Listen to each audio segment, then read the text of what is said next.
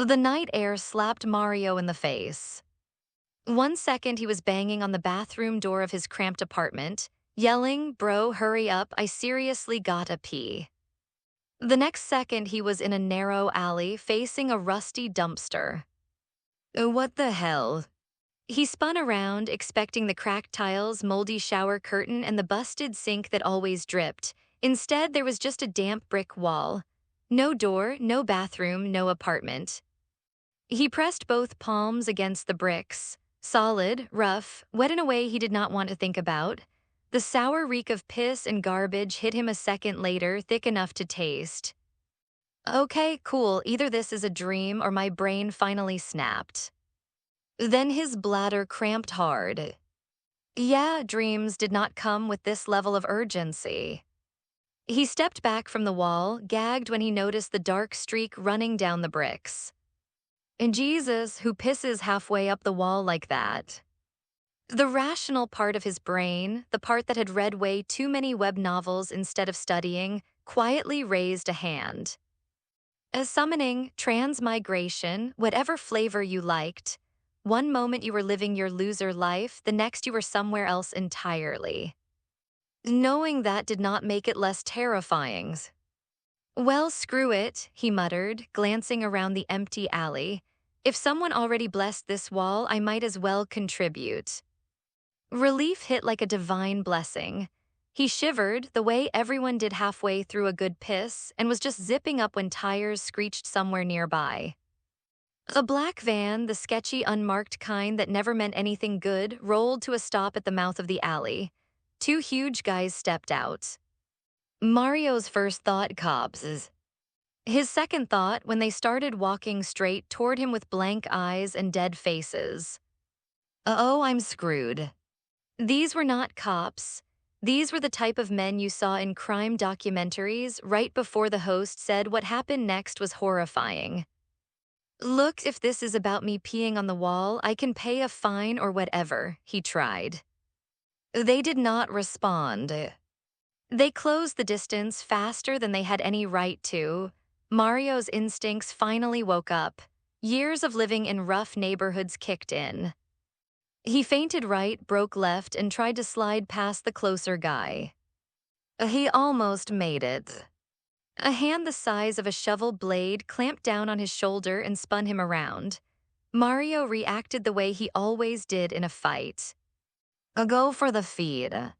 He stomped down hard on the man's instep, putting everything he had into it. There was a solid crunch and a grunt of pain. For half a second, hope sparked. Then a sharp sting hit his neck. The world tilted sideways, something cold flooded his veins, and his muscles turned to wet paper. Son of a, his words slurred, his knees buckled. His last coherent thought before the darkness rolled over him was that this was exactly how horror movies started. Some idiot in an alley who really just needed to pee. The pain hauled him back to consciousness. Mario, his eyes open, and regretted it immediately. Harsh fluorescent light stabbed his skull. He tried to move, rope dug into his wrists. He was hanging. His arms were stretched above his head, lashed to a rail system in the ceiling. Like a meat hook. His vision cleared, his stomach dropped.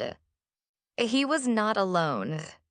Men and women dangled from the same track on either side of him, a line of limp bodies as far as he could see. Some were unconscious, heads hanging at ugly angles. The ones who were awake stared at him with wide eyes, mouths sealed shut with duct tape. He tried to speak, his lips met sticky plastic. Perfect, he had the tape too. This is bad, I am dead, I am actually dead. Footsteps echoed behind him. A figure stepped into view, average height, red hoodie, jeans, sneakers, clothes normal enough to pass unnoticed anywhere. His skin, though, had a washed-out, underground rat color. The man looked up and smiled. Hey, I got a live one, fresh meat. Another man appeared, taller, white, in a black hoodie that made him look like the Grim Reaper on his day offs. Where? Let me see. His voice had that excited edge that only appeared when someone saw a new toy. His eyes landed on Mario and lit up. Check this out, most people are out for 2 days minimum with that dose. This guy is up in what, 6 hours? Oh wait. Mario stared. He could understand them. Before all this, his English had been 3 parts gaming slang, 1 part memes, and 1 part guessing. Now he was following every word, every bit of tone, like he had grown up here. Get him down, said. Straight to the party, we can't waste quality like this. They lifted him off the hook. His body tried to struggle, but his muscles had the texture of cooked noodles. The best he managed was a weak wriggle as they dragged him along the rail corridor. The hallway opened into a huge underground club. Lights flashed in sync with pounding music. People danced, bodies moving in a heaving mass. On the surface, it looked like any wild nightclub. Except for the way everyone stared at him. Not curious. Hungry. Pieces fell into place. The pale skin, the strange teeth that flashed when they smiled, the way they talked about meat, the fact this place looked like it had not seen the sun since the Stone Age. Vampires, underground rave, hidden slaughterhouse. His brain supplied the final image. This is Blade. This is literally the Blade movie intro. If he had landed in almost any other vampire franchise, he might have had options. Interview with the Vampire, Talk, Twilight, Sparkle, Mope, Negotiate, even Buffy vamps sometimes got outsmarted. Blade vampires just treated humans like fast food. A woman sauntered toward them. Her outfit was basically decorative, shoved Mario into her arms. He's yours, call it a special dessert. She ran a finger along his jaw, examining him like a chef judging a cut of meat. You boys really yourselves, fresh and cute, my favorite. Mario had worked his jaw against the tape the whole way and finally managed to loosen it. He spat it out and met her eyes. If I'm dying tonight anyway, he forced a crooked grin, how about you let me go out virgins? If he was hopping for mercy through charm, he was about to be disappointed. Humans did not sleep with their cheeseburgers. Vampires apparently felt the same way, only cared about the blood in his veins. His sexual history was as relevant as what socks he was wearing. The music kicked up another notch. The bass felt like it was punching his organs. Someone dropped him onto a leather couch facing the dance floor. He stared at the crowd. How many of these idiots are like me, he wondered, walking. The smell hit a second later, metallic, thick, and heavy. Blood. Mario looked up. Red liquid sprayed from hidden nozzles in the ceiling, raining down on the dance floor. The humans laughed, cheered, danced harder. They thought it was some wild club effect. They had no idea. The vampires knew. The scent hit them like a drug. Their masks dropped, faces shifted, skin paled, fangs slid into place. Human glamour burned away, leaving monsters. So much for subtlety. His own face changed, her beauty turning hard and feral. Mario stared at her, felt something inside him snap. Maybe it was fear, maybe it was adrenaline. Or maybe he just refused to die quiet. Hey, he yelled over the music, go fuck yourselves. Before she could react, he launched off the couch and slammed his forehead into her face with everything he had. A pain exploded in his skull. Hello? Vampire skulls, as it turned out, were not ideal targets. Even with full desperation behind it, all he accomplished was flattening her nose into a weird style mess. His response was fast and simple. Her foot crashed into his stomach. Air left his lungs, his body left the floor. He hit the far wall and then the ground in a heap. Warm liquid trickled down his forehead. He could not even hear his own grunt over the music and the rising screams from the dance floor. Stalked toward him, nose crooked, eyes burning. You little shit, she hissed. I'm going to drain every drop of blood from your worthless body. Mario tried to sit up, failed, settled for spitting blood on the floor. Just blood, come on, I got other fluids I can offer, really round out the meals. The joke came out on instinct. Years of stand-up clips and comedy podcasts had carved that impulse into his soul. If he could not fight, he would at least be annoying. She rewarded him with another vicious kick, this one cracking against his skull. The world blinked off, then on again, his vision drifted. You really pissed me off now, she said, grabbing his shirt and hauling him upright. His head dropped forward, blood dripped from his chin. Well, hurry up while I'm still warm. He was done, he knew it. Somewhere under the fear, there was a tiny flicker of relief. At least the pain would stop. Sank her fangs into his neck. The feeling was wrong in every way, numbing and burning at the same time. His body turned lighter, weaker, thoughts started to blur. He forced his eyes open for one last look. Golden hair spilled over her shoulders, her skin under the blood was flawless, her ears were small and elegant, she looked almost ethereal. He leaned close, whispering with the last of his strength, you know, for a blood-sucking monster, you're really beautiful. Then he bit her ear. Hard. Human bite force was not great, he knew that. But the adrenaline, the anger, the sheer stupidity of the act gave him just enough power. Cartilage tore. He spat a chunk of her ear into her face. He coughed, blood filling his mouth. You want my life, choke on that. The scream was not human. She flung him away like trash. He hit the floor and stayed there, nerves too numb to register impact. Somewhere above, something crashed, a door maybe, something big. Probably Blade, he thought distantly, perfect timing, typicals. His heartbeat slowed, his vision closed in. All I wanted was to take a piss. Darkness swallowed him. Mario's eyes snapped open. He sucked in air like a man who had been drowning. What the hell? He shot upright, patting himself down. No holes, no blood, no broken bones. His clothes were clean, his neck was intact. He felt fine. Did I just respawn? A voice answered. Mechanical, flat, right in the center of his skull. Vampirism MOD loadings. Load complete. Please select class. Vampire Hunter. Two glowing panels appeared in his vision, floating like a character selection screen. He did not even hesitate. Vampire Hunter, obviously. The idea of joining the menu instead of staying on it made his skin crawl. He would rather die again. Hell, he had just done that. Vampire Hunter class SCLECTD. To change class, collect required materials. Warmth spread through his chest and flushed out along his veins, like liquid fire that somehow did not burn. Every cell in his body seemed to shiver, adjust, settle. Then it stopped. He stood there.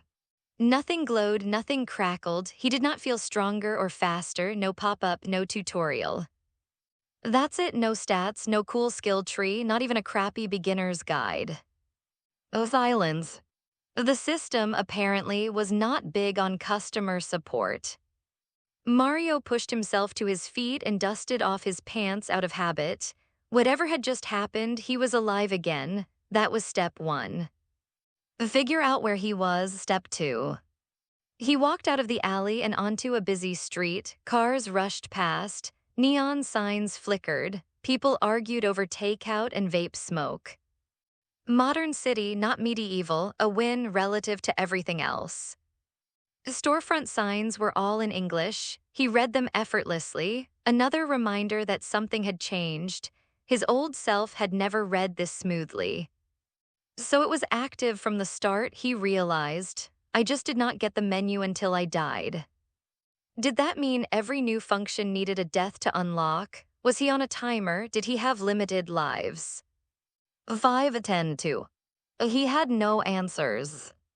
Hands in his pockets, still half-dazed, Mario walked along the sidewalk, lost in thought and watching a world he technically did not belong to anymore. Stark Industries CEO Tony Stark went missing today in Afghanistan. Mama. Mario crushed the cheap newspaper in his hands and stuffed it into his pocket. At least now he knew exactly where he was. And it sucked. Manhattan, New York, 2008.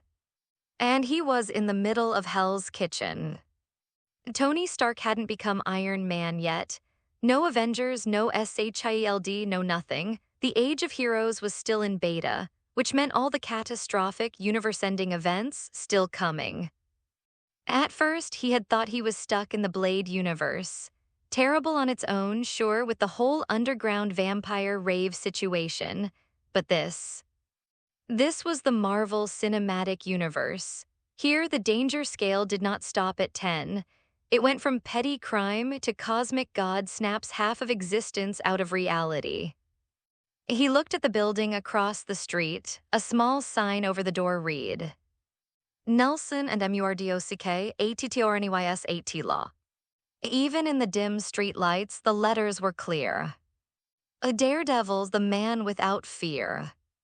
In another life, Mario knew, had saved a blind man from a truck carrying radioactive sludge, lost his sight, and gained supercharged senses. Years of brutal training under Stick turned him into Hell's Kitchen's guardian devil. A tutorial NPC, Mario muttered. It fit. In half the fanfics and stories he had read, transmigrators always ran into Daredevil first. Strong enough to be impressive, weak enough to be survivable. Enhanced senses and martial arts, not genius billionaire or thunder god. Mario turned away. He had zero interest in getting tangled up with the heroes of this world. Blade maybe, Blade was fine, Blade hunted vampires. Mario could work with that. The rest of them, they were magnets for exactly the kind of cosmic nonsense he wanted to stay far away from. Oh wait, something was wrong.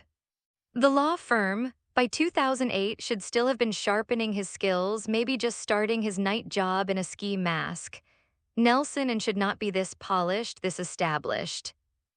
So the movies are not a perfect script, figures. He had been wandering Hell's Kitchen for about 6 hours now, and honestly, it was underwhelming. There were a couple of muggings, some distant gunshots, the usual city background noise, nothing like the war zone vibe the shows had sold him. Just another sketchy neighborhood with good marketing. Still, for him it was ideal. No money, no ID, no legal status at all. A place full of cracks to fall into where one more stray body barely registered. That was when he saw them. 10 floating drumsticks lined up at the edge of his vision like a HUD. The first one was already missing a bite. What the hell? He stopped dead on the sidewalk and stared, blinked hard, rubbed his eyes, turned his head. The drumsticks stayed right where they were, locked into his peripheral vision. No one else reacted. People walked past, muttering into phones, carrying shopping bags, never glancing his way. Is that a hunger bar like Minecraft? The pieces started to slide into place. The resurrection, the system that felt like a mod menu, the class selection screen, the strange durability, the language boost. Holy shit, I'm not just I am basically Steve from Minecraft. Minecraft was a sandbox with no limit. Fight monsters, gather resources, build, explore, add mods, and you could turn it into anything, vampires included. He had sunk a lot of hours into that game. Java, Bedrock, you name it, he knew the mechanics. But if he was Steve now, why did everything still hurt? He pinched his arm. The sharp sting answered that question. Real pains, real bodies. That was when he noticed the looks. Within 20 feet, everyone was staring at him, some with pity, some with concern. A few with the classic don't make eye contact urban look. Mario realized he had been standing in the middle of the sidewalk, eyes closed, muttering to himself, and then randomly pinching his arm. Yeah, from the outside, that probably looked like a public breakdown. His face heated up. Without a word, he shoved his way out of the loose knot of people and bolted down the street. They parted around him like he was contagious. He did not slow down until he reached the alley where he had respawned earlier. It was disgusting, cramped, and smelled like a chemical weapon. And somehow it felt like home. Still got my piss on the wall, he muttered, truly a base of operations. He took a breath and realized something important. I'm not even tired. He had sprinted for 15 straight minutes.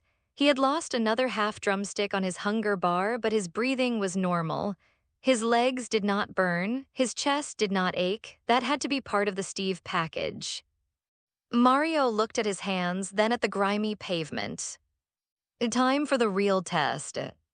He crouched down and rapped his knuckles on the concrete. Thin black cracks formed on the surface. Each light tap spread the crack pattern further, creating the familiar spiderweb texture he had seen thousands of times on his screen. A slow grin stretched across his face. And it works, he whispered. The most important thing is still here. Without block breaking, this Minecraft body would be pointless, but if he could mine. Oh, crack. The slab under his feet broke with a neat sound. A small cubic block popped free, floated for a heartbeat, then zipped forward and slammed into his chest. Oh, Jesus. He flinched and slapped at his shirt, halfway expecting to pull stone shards out of his ribs. Nothing, no wound, no block. Inventory, he muttered. Right on cue, a translucent blue window blinked into existence in front of him. A 4x9 grid, 36 slots. Top row had a 2x2 crafting area. To the left, 4 armor slots. Minecraft's inventory 1-to-1. Sitting in one of the squares was a gray cobblestone block. Where his blocky avatar should have appeared, there were only 2 switches. A full data mode. On off. Equipment display.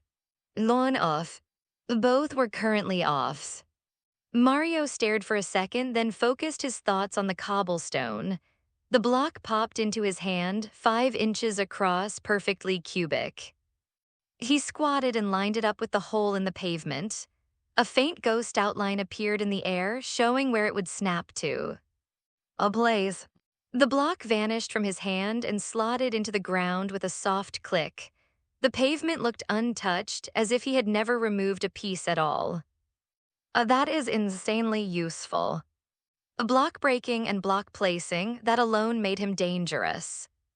But it would not be enough to keep him alive. He needed resources, a lot of them, and in Minecraft, everything started with wood. No wood, no crafting table, no tools, no tools. You're basically screwed, he said. He tried to guess the time by looking up, but the alley barely showed any sky. Judging by the light, maybe mid-morning. I need trees, real trees, somewhere I can punch them without getting arrested.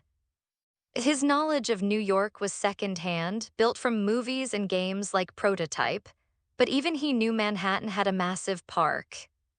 Central Park, the iconic rectangle of trees in the middle of the city. After stopping a few people for directions and getting some side-eye for his accent, he eventually reached the edge of the park. Behind him, steel and glass and noise. In front of him, 800-plus acres of greenery. From now on, this is my base. Central Park was perfect. Huge, public, full of trees, and no one would look twice at one more guy who never seemed to leave. The place was packed, tourists everywhere. Cameras clicking, kids running, people shouting in at least 10 languages. Mario eyed the thicker tree lines and noticed that even inside the wooded areas, there were still joggers and dog walkers drifting through. Even punching a tree is a whole operation here. He found an empty bench and sat. He pulled his worldly possessions from his pocket, €3, a pack of Italian cigarettes, and a cheap lighter. Not much of a starter kit. He lit a cigarette and leaned back. The nicotine steadied his nerves.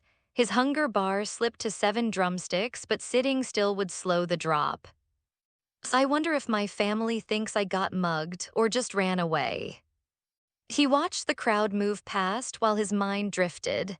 Years of grinding in games had taught him how to wait without going crazy. Eventually, the light began to fade. The tourist flood shrank to a trickle. Finally, showtime.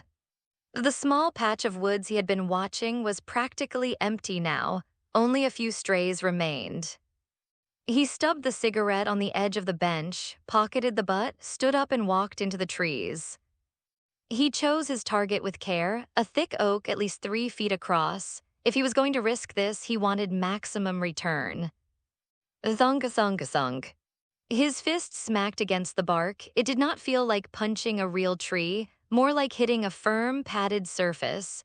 The bark darkened with crack patterns. It took longer than the concrete, much longer. Come on, come on. He threw a glance around. A jogger passed in the distance. An old couple sat feeding squirrels. No one looked at him. Oh, crack. The entire tree shattered into blocks. Mario froze. 1 second, giant oak. The next, a column of floating cube segments that collapsed into individual blocks and scattered across the ground. The jogger kept jogging. The old couple kept feeding squirrels. No screaming, no what the hell, no cops. They had not seen it at all. A move. He scrambled forward and started grabbing blocks. The moment he touched them, they jumped into his inventory. 23 oak wood blocks, 4 saplings, and nothing left where the tree had stood except bare dirt. He had expected something else. Maybe vanilla Minecraft behavior 1 block at a time, or real physics with a tree collapsing in a huge, noisy mess. This instant disintegration mechanic was much better for stealth. He opened the inventory and dragged 1 oak block into the crafting grid. It converted cleanly into 4 planks. 4 planks in a square gave him a crafting table. Step 1 of the tech tree unlocked. He checked the area 1 more time, still clear, then he placed the table. It appeared at his feet, a waist-high cube with carved patterns and tiny tools on its side. Above it, faint white lines floated in the air, marking out a 3x3 grid. When he focused on them, a proper crafting interface opened. And at the side of that interface sat a recipe book. An actual recipe book. Thank God, he muttered. I really thought this was going to be some beta version. He knew most basic recipes by heart. You could not spend hundreds of hours in survival mode and forget the essentials. But the more complex stuff, logic, mod items, food recipes, yeah, those were fuzzier. He crafted a wooden pickaxe, 3 planks, 2 sticks, the classic T-shape. Then he broke the crafting table with a few taps and watched it shrink down and pop back into his inventory. Time to go underground. He looked at the small clearing where the oak had stood. Central Park might be trees and grass, but Manhattan itself was still an island. Leaving meant bridges and tunnels, security, cameras, paperwork. He had none of that. Digging in and building a base under the park was safer. He punched the grass. 10 hits later, a block of dirt popped loose. He dropped into the hole and quickly sealed it above his head with another dirt block. Darkness swallowed him. He flicked his lighter. A tiny flame bloomed, painting the cramped tunnel walls a dull orange. His grandfather's voice surfaced in his head, out of nowhere, rich and warm and full of old-world certainty. Plant your feet deep and your family tree will grow tall. Mario laughed quietly in the dark. Yeah, Nano, pretty sure tunneling under New York was not what you meant, but I'll take the advice anyway. Hey everyone, welcome to FanFic Canon. Thanks for hitting play. I'm thrilled to bring this fan-made story to life for you. If you enjoy the ride and want more narrated fanfics, smash, subscribe, and tap the bell so you never miss an episode. And if you want audiobook of a novel of your choice, join my Patreon. Request any title that's freely available online, and I'll produce a full narration just for you. Now, let's dive into today's adventure. The lighter's pathetic flame was the only thing standing between Mario and complete darkness. He held it steady, studying the earthen walls around him. This is the real world. What if I dig too deep and suffocate myself down here? The thought made him pause. In Minecraft, you could dig straight down to bedrock without worrying about oxygen. But this wasn't a game anymore, this was reality with game mechanics slapped on top. He released the lighter's trigger and stood perfectly still, counting seconds. 1 minute. I'll do 5, 10. No shortness of breath. Well, shit, I don't need air anymore. He flicked the lighter back on and took a deep breath. The earthy scent filled his lungs, but it felt more like a habit than a necessity, like his body was going through the motions without actually needing the oxygen. If he didn't need oxygen, that opened up a lot of possibilities. Underwater exploration, sealed spaces. Hell, he could probably survive in a vacuum if he had to. Not exactly useful in Manhattan, but good to know. Maybe the Minecraft blocks generate their own atmosphere. It wasn't the craziest theory. In the game, you could place a single door underwater and create an air pocket. The physics were already fucked 6 ways from Sunday. With his new confidence in not dying from asphyxiation, he started digging deeper. His fists broke through the soil easily enough, but as he worked, he started hitting weird shit embedded in the dirt. The first bone made him jump. Okay, that's not creepy at all. The bone went straight into his inventory, so he kept digging, more bones. And then embedded in the wall, a human skull stared back at him with empty sockets. He stopped digging and stared at the skull for a long moment. Someone had died here. Someone had been buried beneath what was now Central Park, probably decades or even centuries ago. I don't know who you were or how you ended up buried here, he said to the skull, but thanks for the contribution to my survival efforts. I promise to put these to good use. The bones from the skeleton yielded 8 individual bone items, better drop rate than most Minecraft mobs. He carefully removed the skull, placed it back in its original position in the wall, and sealed it up with a dirt block. Show some respect for the dead, even if they're helping you gear up. As he continued digging, his thoughts wandered. If game resources could be found in reality, what else was possible? Diamonds? Gold? Or was he limited to the basic materials that actually existed in New York soil? Probably shouldn't get my hopes up for finding diamond ore under Manhattan, but iron might be doable. After what felt like hours of digging, though it was impossible to tell time down here, his fist finally struck something that didn't give way immediately. Gray stone. He tapped it, cracks appeared, but they spread much slower than they had with dirt or wood. Hardness level too high for bare hands, time to break out the tools. He pulled out his wooden pickaxe and struck the stone properly. This time, the cracks spread with satisfying speed, and after a few hits, the stone block popped loose and zipped into his inventory as cobblestone. Finally, welcome to the Stone Age, motherfucker. Stone tools were a massive upgrade from wooden ones, more durable, faster mining, and they opened up access to higher-tier materials. He set to work expanding his underground space, carving out a proper room instead of just a hole in the ground. The mining went faster now. Each stone block gave way after 4 or 5 strikes, and he quickly established a rhythm. A strike, crack, collect. A strike, crack, collect. He reinforced the ceiling with cobblestone blocks to prevent cave-ins. Nothing quite like being buried alive under one of the world's most famous parks to ruin your day. The wooden pickaxe lasted exactly as long as it should, 59 uses, just like in the game. He mined stone until the tool was down to its last point of durability, then tucked it away in his inventory. Waste not, want not. That thing would make excellent furnace fuel later. With his crude mining operation complete, he had carved out a space roughly 10 feet by 10 feet with a 7-foot ceiling. It wasn't luxurious, but it was a start. More importantly, it was completely hidden from the surface world. He placed his crafting table in the center and got to work on the essentials. 2 stone pickaxes for mining, a stone sword for protection, and most importantly, a furnace.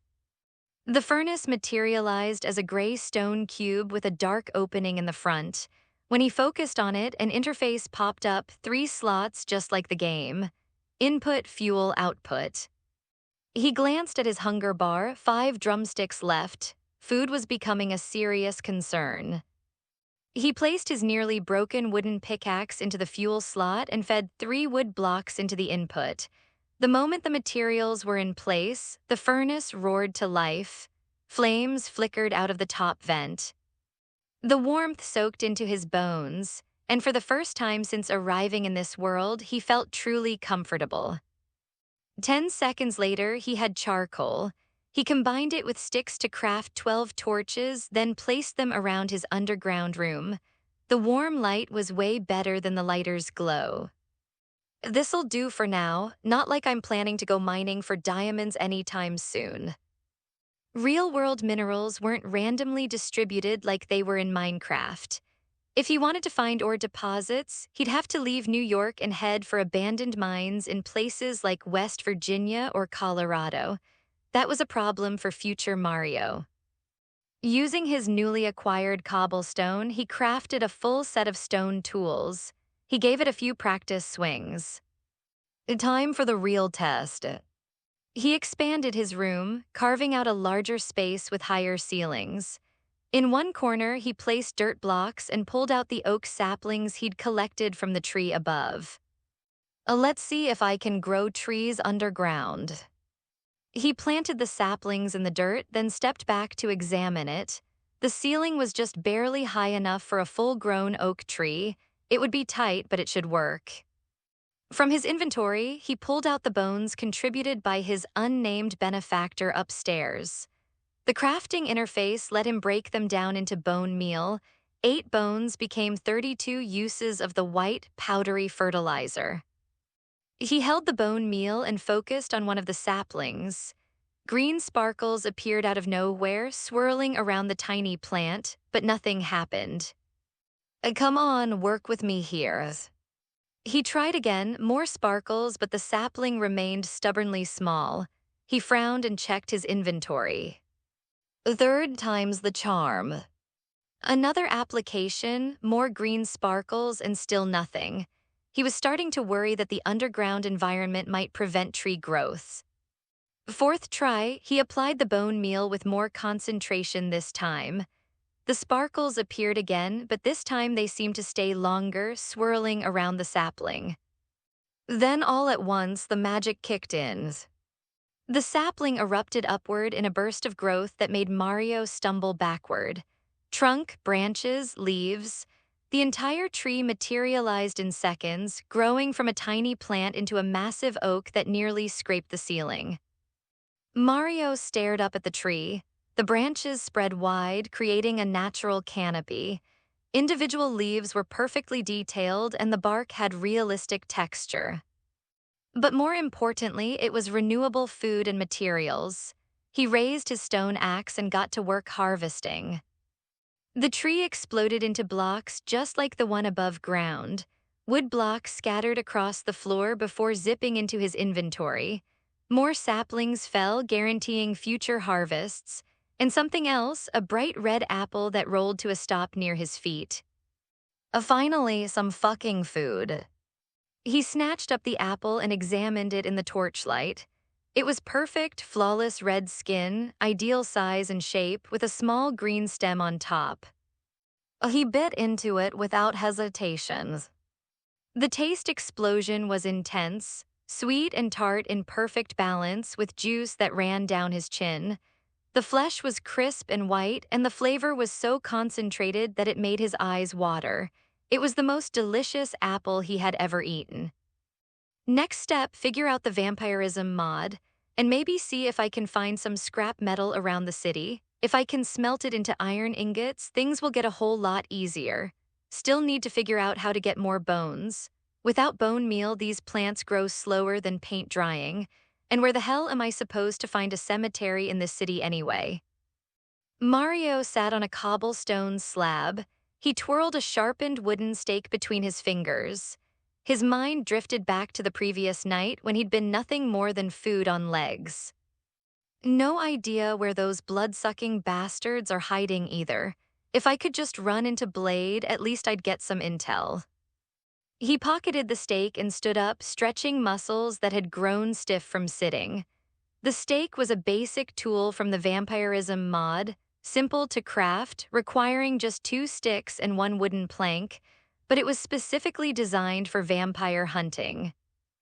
According to the mod's mechanics, killing a vampire with a stake would increase loot drops, making vampire blood obtainable. More importantly, once he unlocked how to use a stake, the stake could instantly execute any vampire below 35% health. And with how to actually use a stake, he could perform stealth kills on any vampire with less than 200 health points. He walked over to his crafting table and used his remaining sticks to craft several wooden ladders. He placed them along the tunnel leading to the surface, creating a proper access route to his underground base. The climb up was easier now, and when he reached the top, he dug away the dirt block sealing the entrance. He poked his head out cautiously, scanning the area. The dense forest was empty of tourists now that full darkness had fallen, but in the distance, he could hear a woman screaming. "Shit, someone's having a real bad night out there." The screams weren't the kind you heard during consensual activities. He felt his jaw clench as memories of his own death came flooding back. Somewhere out there, another human being was probably experiencing exactly what he had, being treated like livestock by monsters. Part of him wanted to investigate, maybe help if he could, but the rational part of his brain reminded him that he was barely equipped to handle a single vampire, let alone whatever situation was producing those screams. His hunger bar showed only 4 drumsticks. If he had to run for his life, he might not have the energy to make it. He sealed the tunnel entrance behind him and started walking in the opposite direction from the screaming. After 15 minutes, he finally emerged back into civilization. Manhattan at night was a completely different beast than during the day. Neon signs painted the streets in electric colors, and the sidewalks were filled with nightlife, with people heading to bars, restaurants, and clubs. That's when the smell hit him. The stench was so overpowering that he actually staggered backward, one hand flying to cover his nose and mouth. Vampire nearby. The knowledge appeared in his mind, followed by a flood of sensory information. He squinted through the crowd and spotted him, a young white guy in a brown t-shirt, walking casually down the sidewalk about 30 feet away. The vampire wasn't even looking in Mario's direction, just another face in the crowd. But around his body, visible only to Mario, was a faint golden outline. What the hell? The outline was perfectly clear even when other pedestrians walked between them. It was like having X-ray vision, but specifically tuned to detect vampires. He blinked hard, wondering if he was hallucinating from stress. But the golden glow remained, and with it came absolute certainty that was a vampire. This is vampire awareness. In the Vampirism mod, vampire awareness was a level 4 hunter skill that allowed players to detect nearby vampires through walls and crowds. He was only a level 0 newbie who just changed classes. He shouldn't have access to any advanced abilities. A open vampirism mod skill tree, he thought. The interface materialized in front of him like a video game menu. The skill tree was laid out exactly as he remembered.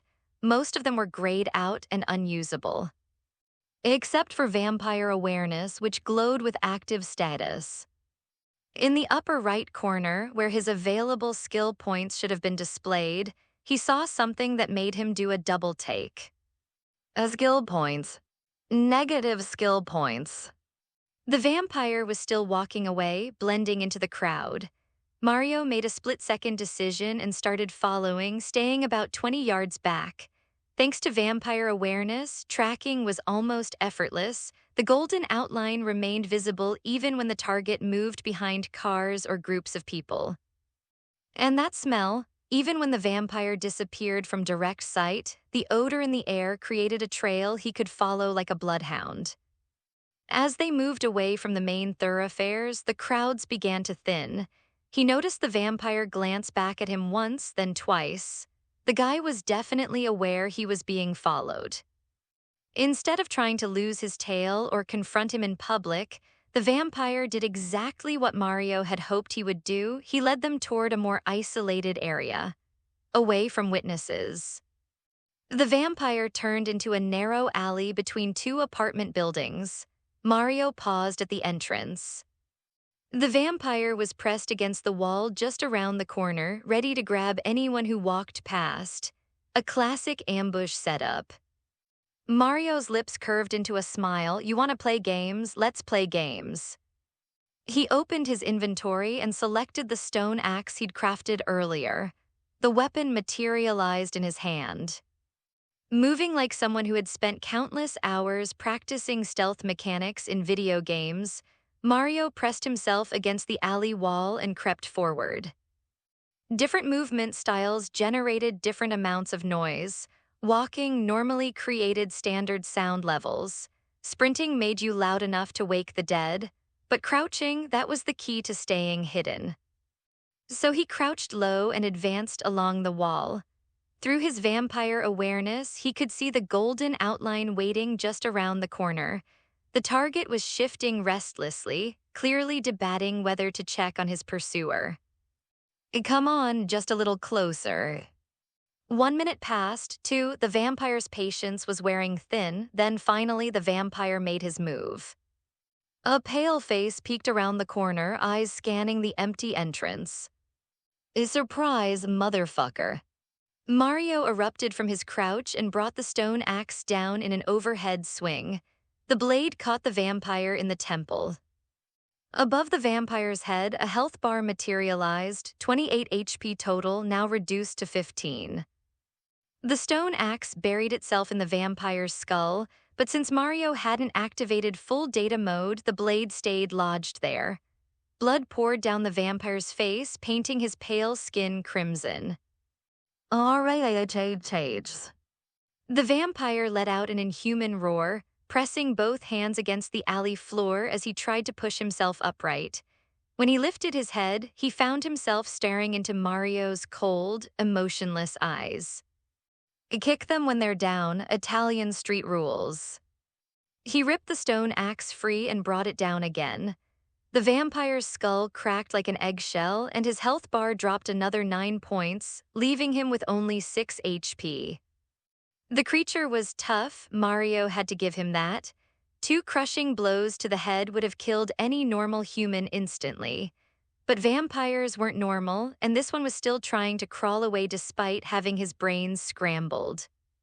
He dismissed the stone axe and switched to his wooden stake.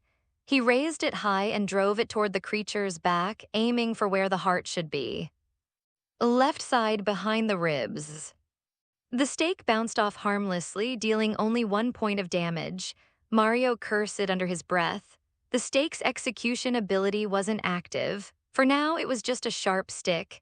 He hadn't unlocked how to use a stake yet, so the threshold remained at 15%. The stake was faster than the axe, though.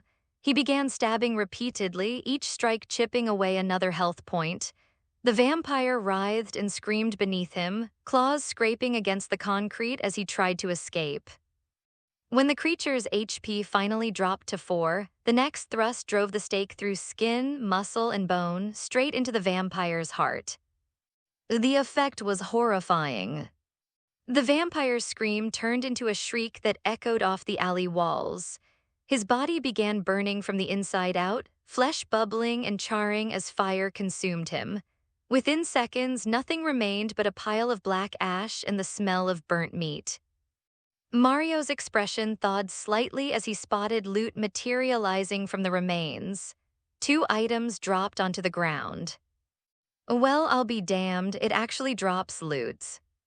He was about to collect his prizes when windows began lighting up in the surrounding buildings. The vampire's death scream had been loud enough to wake half the neighborhood. He quickly scooped up the drops, then kicked at the pile of ash to scatter it. Something metallic clinked against his boot. When he looked down, he found a gold chain necklace. On second thought, it made sense. The heat released when a vampire died could burn clothes to ash. That was already impressive enough. If it could also vaporize metal like in the movies, then they wouldn't be vampires but walking time bombs. He pocketed the jewelry and left. After winding through several side streets to avoid any curious residents, he finally emerged back onto a main thoroughfare. His hands were still trembling slightly from adrenaline. Killing the vampire had felt good, really good, like scratching an itch he didn't know he'd had. He found an empty bench and sat down to examine his loot properly. The interface showed Vampire Fang X1, Vampire Blood X1. Not bad for my first kill, vampire blood's pretty rare. According to the vampirism mechanics, vampire blood was a key ingredient for brewing blood potions, powerful consumables that granted random status effects. The potions were unpredictable, but humans always had mysterious confidence when it came to luck. He was no exception. He stood up and started walking again, scanning the crowds for golden outlines.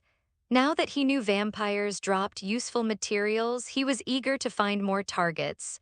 Call it payback for nearly being drained like cattle. As for vampire lairs and organized nests, he wasn't worried about those yet. At his current level, he couldn't survive a fight against multiple vampires. Even if he knew where their main base was, storming it would be suicide. Better to pick off stragglers and build up his skills. After about 10 minutes of hunting, that familiar stench hit his nostrils again. He turned toward the source.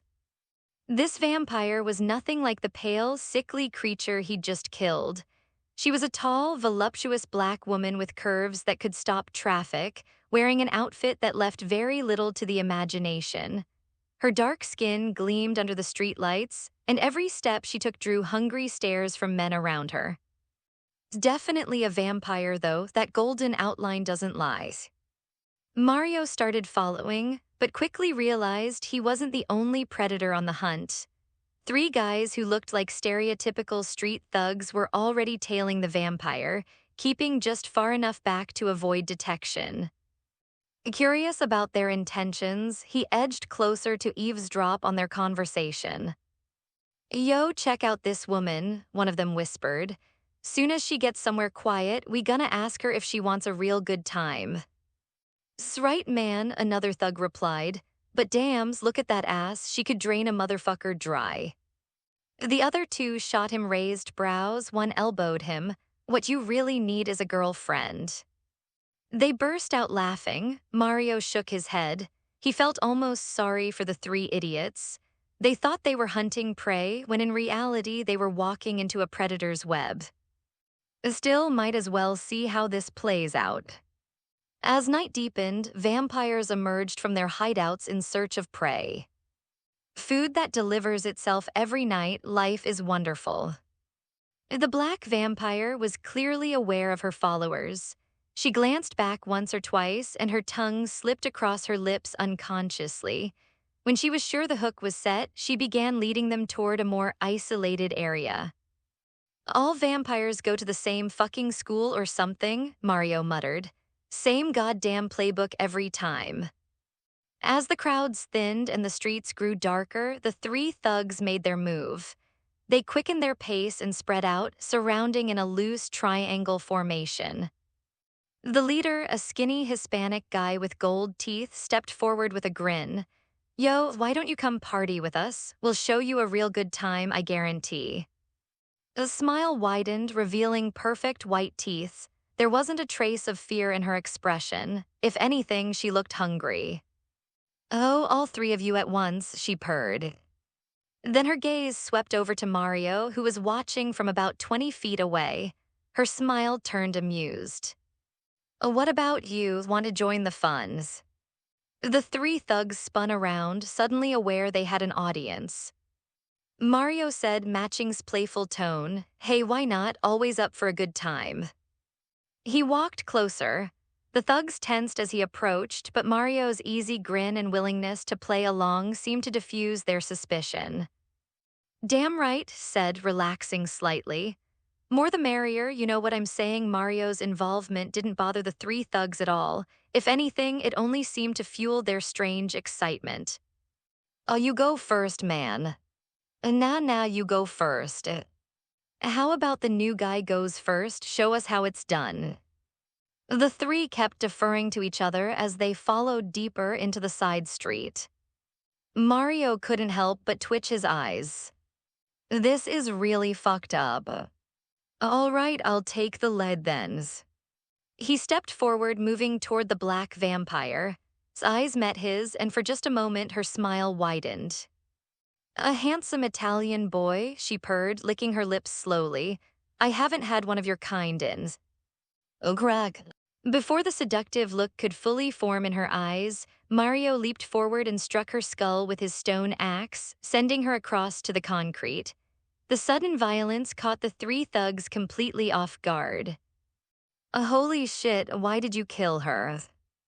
All three men whipped pistols from their waistbands, aiming them at Mario with shaking hands. The nervous Mexican leader stammered, Yo, man, don't fucking move or I'll put a bullet in your... An inhuman roar cut him off mid-sentence. Scrambled to her feet, her human disguise dropping away. Her eyes blazed red, fangs extended, and she launched herself at Carrie, the thug who was still gaping in shock instead of keeping his gun on the threat. Help me, he screamed as claws raked across his chest and fangs sank into his neck. The other two thugs swung their pistols toward the vampire, but hesitated. Carrie was directly in their line of fire. What the fuck is this thing? Shouted. Mario didn't hesitate. He brought his axe around in a horizontal sweep, sending flying backward. She tumbled away from Carrie, landing in a crouch like a cat. But it was already too late for Carrie. He clutched his bleeding neck with both hands, blood seeping between his fingers as he babbled incoherently. She's crazy, she fucking bit me, the bitch bit me. Still in shock, he raised his pistol with trembling hands and pulled the trigger. The gunshot echoed off the alley walls as the bullet hit his shoulder. Carrie, you fucking idiot, screamed. You just fired a gun in Manhattan. As she tried to kill me, look what she did to my neck. This roar filled the narrow space as she prepared to pounce again, crouched low on all fours like a wild animal preparing to strike. Mario wasn't about to give her the chance. Incoming. He lunged forward, stone axe raised high. This vampire was clearly stronger than the previous one. Her health bar showed 53 HP, nearly double what he'd faced before. She was faster too, partially dodging his strike so that the axe only grazed her ribs instead of crushing them. What kind of monster can take a bullet and keep fighting? Gore muttered, raising his own pistols. The three thugs had clearly never dealt with supernatural threats before. Seeing someone shrug off gunfire like it was nothing had shattered their understanding of how the world worked. This time they didn't hold back. All three opened fire simultaneously. Bang, bang, bang. Each bullet chipped away its health, but it was obvious that small-caliber rounds barely slowed her down. The damage numbers floating above her head showed mostly 2s and 3s, annoying but not immediately lethal. Silver bullets would be a different story. Hissed and spat as the bullets tore through her flesh, black blood spattering the alley walls. But she kept fighting, claws slashing at Mario as he pressed his attack with the stone axe. The fight was brutal and chaotic. Mario would land a solid hit, driving back with the effect, only for her to leap forward again with inhuman speed. The thugs kept firing, their muzzle flashes lighting up the narrow space. It was who finally landed the killing blow. While was focused on Mario's axe, he put his pistol right against her temple and pulled the trigger 3 times in rapid succession. His shriek was cut short as her health bar dropped to 0. Her body began burning from the inside out, flesh bubbling and charring as fire consumed her. Within seconds, she was nothing but a pile of ash.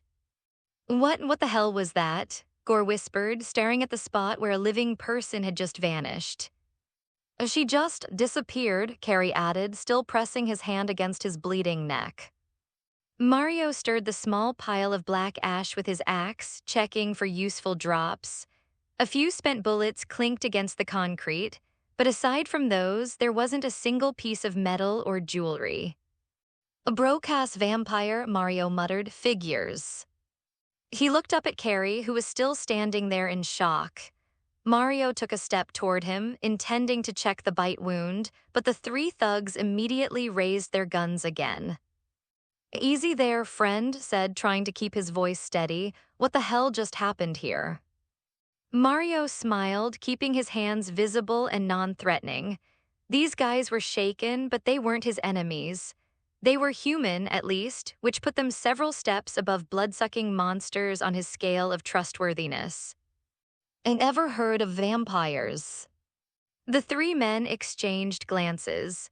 Given what they'd just witnessed, a woman taking multiple gunshots and shrugging them off before literally burning to ash, this explanation was starting to seem plausible.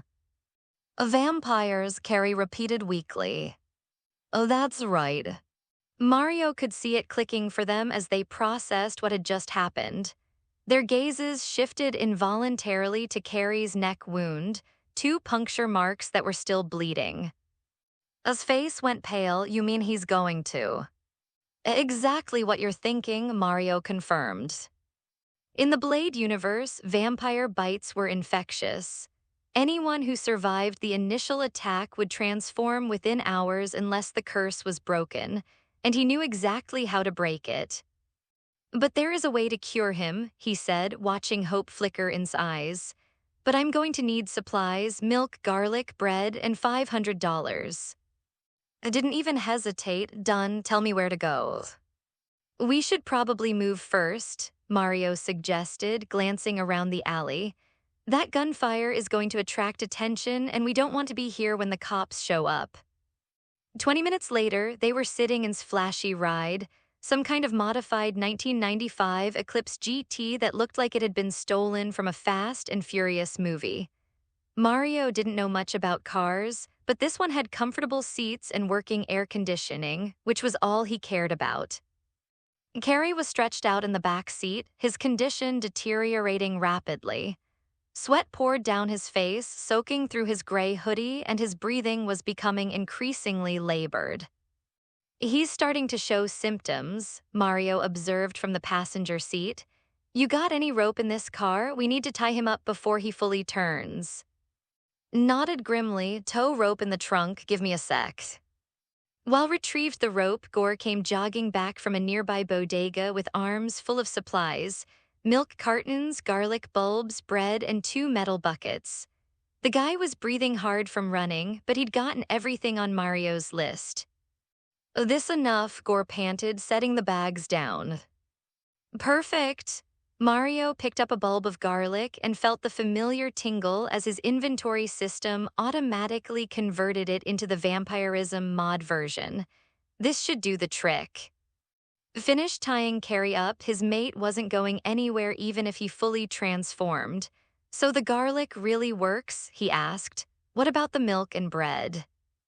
The bread's my dinner, Mario replied, already pouring milk into one of the metal buckets. I stared at him seriously. Hey, vampire hunting works up an appetite. As Mario filled the bucket, the ordinary metal container transformed into its pixelated equivalent. Most importantly, the milk inside became perfectly still, as if it were solid rather than liquid. And Gore watched the transformation with wide eyes, but neither commented.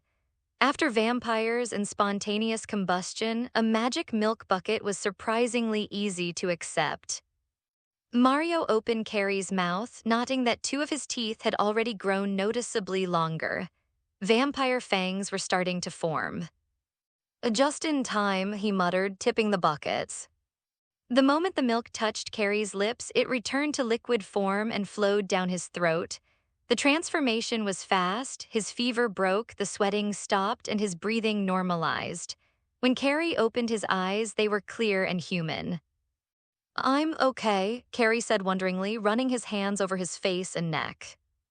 Good as new, Mario confirmed, pulling the bread from his inventory and taking a bite. Though you owe me $500. Carrie nodded eagerly. Anything, mans, thank you. Mario chewed thoughtfully, studying the 3 gang members. They'd seen things tonight that would give most people nightmares for years. But instead of running away screaming, they were adapting, learning, getting ready for the next fight. Are you guys interested in another arrangement? He asked finally. The three thugs looked at each other. You mean hunting those things? Asked. Exactly. I could use some backup, and you've seen what we're up against. This isn't going away. There are more vampires out there, and they're not going to stop feeding just because we killed one of them. It was quiet for a long moment, then nodded slowly. What do you need us to do? An hour later, they were cruising through the quieter sections of Manhattan in his car. Mario had his window down, constantly scanning the sidewalks for vampires. Walking alone near the financial district was a man in his 30s wearing an expensive black business suit, gold watch on his wrist, polished shoes, the whole successful executive package. If Mario hadn't known better, he would have taken the guy for a Wall Street type heading home after a late night at the office. But the vampire's golden outline was unmistakable. Black shirt up ahead, Mario said quietly. All three thugs tensed, following his gaze. Even now, knowing what to look for, they had trouble believing this normal-looking businessman was actually a blood-sucking monster. This one looks different, Gore said, more upscale. Vampires have their own hierarchy, Mario explained. This one's probably higher up the food chain than the street-level hunters. And Carrie climbed out of the car. They'd done muggings before. The approach was exactly the same, even if the target was supernatural. Mario and Gore slipped into the shadows nearby, positioning themselves for the ambush. Pulled a folding knife from his jacket and pressed it against the vampire's ribs. Don't want any trouble, just come with us, he said in a low, threatening voice. The vampire stopped dead. In all his years of existence, he'd never been robbed by his own food. These pathetic mortals think they can threaten me. His lips curved in a cold smile, very well laid the way. I'll drain them slowly, make them suffer for this. As they moved into the darker side street, the vampire's patience finally ran out. His eyes flared red, fangs extending as he prepared to tear his throat out. He never got the chance. Mario's stone axe caught him full in the face, sending him crashing to the ground. Before the vampire could recover, all three thugs were on him with silver-plated kitchen knives they'd picked up at the bodega. The silver burned vampire flesh like acid. Wherever the blades touched, skin blackened and withered as if infected with necrosis. The creature's health bar, which had started at over 100 points, dropped by half in seconds. Mario brought his axe down again, this time targeting the vampire's mouth to cut off his screams. Then he switched to his wooden stake, using the effect to keep the monster pinned against the alley wall while the thugs finished him off. Keep stabbing, he shouted, don't let up. 2 minutes later, they stood watching as the vampire's body consumed itself in fire. Well, Mario said, brushing dust off his hands, here's to a profitable partnership. Grinned, adrenaline still pumping through his system. Damn right, when's the next hunt? A new day had begun in the city that never slept. Mario sat in his car with a cigarette hanging from his mouth, blowing smoke out the cracked window. His clothes still smelled like gunpowder and blood from the night's work. All right, boys, he said, flicking ash onto the street. Take me to Central Park. These blood-sucking bastards won't come out during daylight hours. The ordinary vampires in the Marvel universe still couldn't handle direct sunlight, a weakness he fully intended to exploit. During the day, they'd retreat to their dark corners like the cockroaches they were. After spending the entire night hunting, they'd only managed to take down 7 vampires. Far fewer than he had hoped for, but it was a start. The 3 thugs perked up when they heard his words. They hadn't slept all night, and while their spirits were still high from the adrenaline, exhaustion was starting to creep into their bones. All they wanted now was to go home and crash. Mario took a final drag from his cigarette and flicked the butt out the window. The car pulled onto the road towards Central Park, weaving through early morning delivery trucks and commuters heading to work. 10 minutes later, they pulled up at the park entrance, turned around in his seat.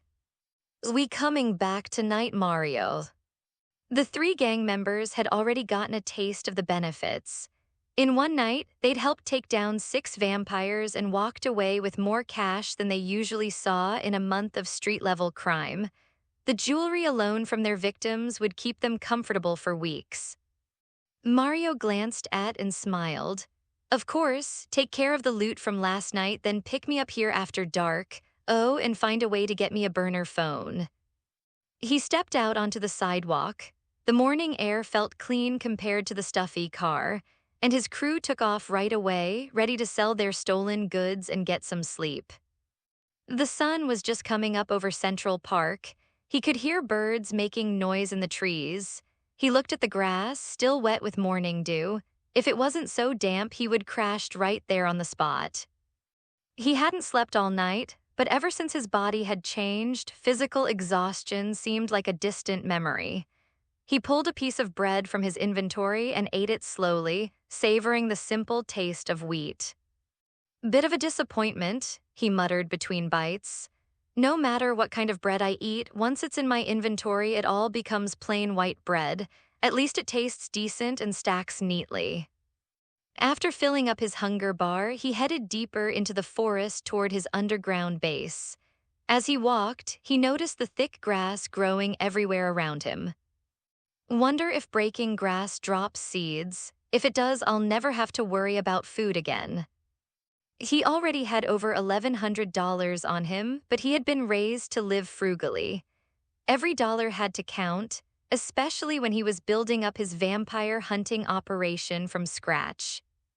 He raised his fist and punched a patch of grass. Within a square meter, the tall blades instantly shrank down to just a few centimeters, as if they'd been mowed clean by an invisible. No seeds dropped. He continued clearing the weeds around him. Soon, a wide, flat patch of ground had been cleared. Just as he'd hoped, destroying the wild grass did indeed drop seeds. After clearing several hundred square meters, he'd gotten a full stack of wheat seeds.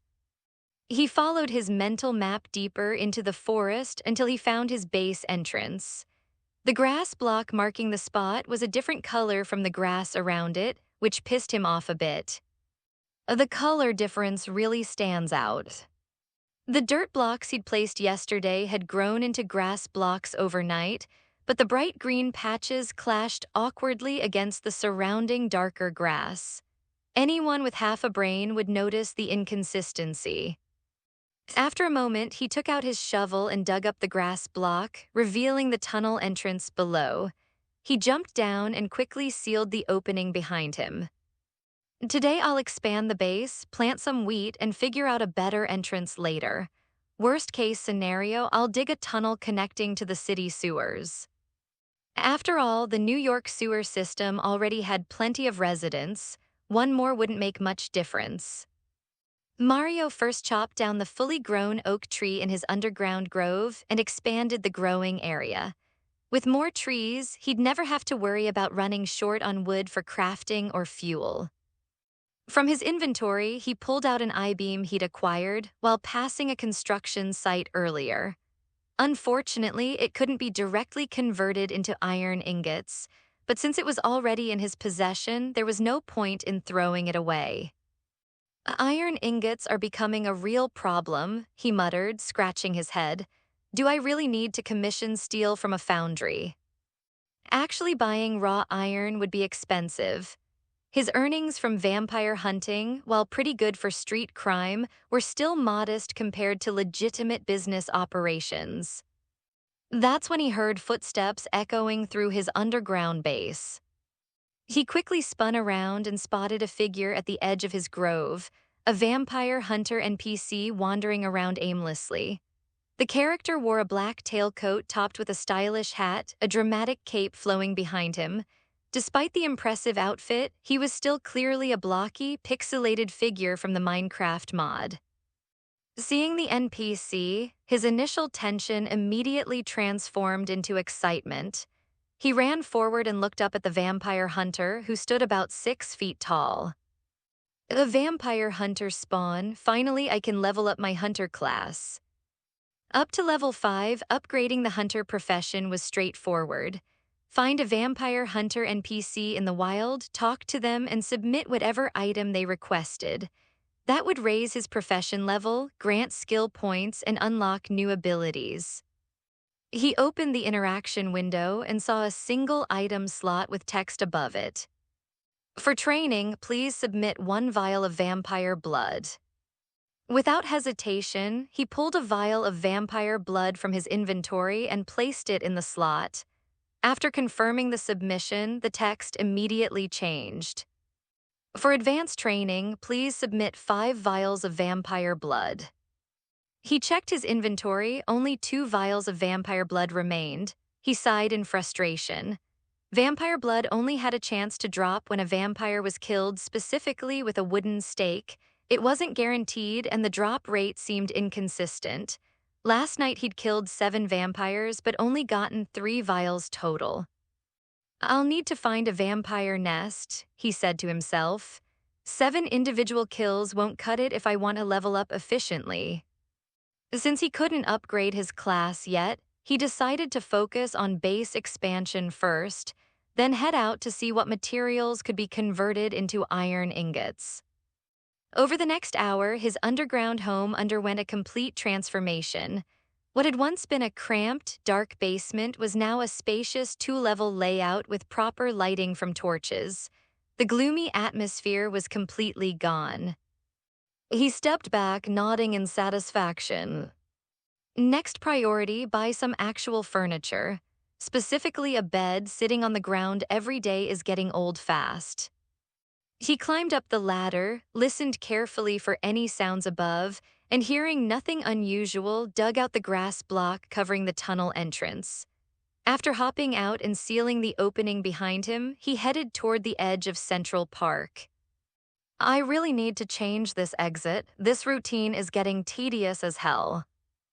Coming out of the overpriced furniture store in Midtown, Mario's face was twisted in disgust as he muttered under his breath. $2,000 for a fucking bed? You're making money faster than I could by robbing people. Originally, he had thought his $1,000+ would be enough to buy some basic furniture. But after stepping into the store, he realized it was basically legalized robbery. They were stealing money and throwing in some furniture as an afterthought. For a moment, he couldn't decide whether vampires or capitalists deserved his stake first. Different species, sure, but their hearts were the same shade of black. Walking along the busy street, Mario soon found himself in the chaos of Times Square. Giant billboards, luxury shops, and bustling crowds of tourists assaulted his senses from every direction. Madonna, he exclaimed. He'd never experienced this level of urban spectacle. Hell, he'd never even been to Vegas or Miami, let alone traveled internationally. It was summer, and the scenery around Times Square was striking. Women in minimal clothing posed for photos while street performers competed for attention and tip money. Christ, that woman's asking for trouble, he observed as a passing tourist's summer dress caught an updraft from a subway grate. America really doesn't believe in modesty, does it? Back home, family and church rules were always in your face. Here, nobody cared. No obligations, no pressure, no old habits to keep you tied down, just raw capitalism and personal freedom taken to their extremes. Mario found an empty bench and sat down, pulling out a bottle of milk left over from the previous night. As he drank, his senses suddenly picked up something familiar. That distinctive, nauseating scent of vampire. What the hell, a vampire sunbathing in broad daylight? Following the smell, he spotted a young black man whose stealth skills were clearly maxed out. The guy was dressed entirely in black leather coat, dark pants, combat boots, with wraparound sunglasses covering his eyes. If it were nighttime, he could stand in the shadows and be completely invisible unless he spoke. The moment Mario saw him, he immediately stood up. A blade. Sometimes the best opportunities came when you weren't actively looking for them. Brooks, better known as Blade, was a legend in vampire hunting circles. His mother had been bitten by the vampire Deacon Frost while pregnant, dying after giving birth and leaving her son with a unique half-vampire, half-human bloodline. When he grew up, he'd become the most effective vampire hunter in existence. In Mario's mind, the equation was simple. Blade, infinite vampires, infinite vampire blood, massive wealth, and unlimited upgrade materials. Not caring whether his approach might seem suspicious, he quickly walked over to the legendary hunter. Hey there, handsome. At his words, a dozen overly confident men on the street turned their heads simultaneously. He ignored them completely and approached Blade directly. I'd like to get to know you and discuss those monsters we both hate. Behind his sunglasses, Blade's eyes narrowed as he sized Mario up. This man clearly knew something about him, but the question was how, and more importantly, what he wanted. Who are you? The fact that Blade was willing to talk was a good sign. Mario smiled slightly and gestured at the crowds around them. Not the best place for this kind of conversation. How about we find a coffee shop? The tourists and street vendors around them were already starting to stare, drawn by the unusual pairing and Mario's confident approach. Seeing this, Blade nodded slightly. His curiosity was piqued. He wanted to know exactly what this stranger was after. America might lack many things, but it certainly wasn't short on coffee shops. Within minutes, they'd found a nearby and settled into a relatively secluded corner booth. Name's Mario, he said, extending his hand across the table. Pleasure to meet you. Brooks, Blade's handshake was firm and brief. After giving his name, Blade settled back into the booth and waited for Mario's explanation. He could already sense that this wasn't a casual encounter. The Italian stranger clearly wanted something from him. Mario looked at Blade seriously, drummed his fingers lightly on the table, and organized his thoughts before speaking. I need information about those monsters' hideouts. I want to join you in wiping them out. Why, in Blade's perception, Mario was just an ordinary human, nothing obviously unusual about him at all. As for how Mario knew about his identity, that didn't surprise him. Anyone who understood the vampire threat would eventually learn about him through underground networks or survivor testimony. Hearing Blade's question, Mario's casual expression faded. He stared directly at the legendary hunter. Why, you'll never know what it feels like to be strung up in a processing facility like a pig waiting for slaughter. From that moment on, I made myself a promise: every vampire must die. No matter where they hide, no matter who they think they are. Even though Mario was saying this to Blade's face and Blade himself was technically half vampire, the hunter didn't get angry at all. On the contrary, he respected Mario's conviction, but he was still curious about one detail. How did you escape? In Blade's experience, no one had ever managed to break free from a vampire slaughterhouse on their own. Mario's fingers continued drumming. I didn't escape. The me sitting here now is nothing more than a hunter returned from hell, a vampire hunter who crawled back from death itself. This is our first meeting. I don't expect you to trust me immediately. That's completely normal. I'm not asking you to risk your life for me. Just tell me where they are. That's enough. Blade fell silent, studying Mario's face.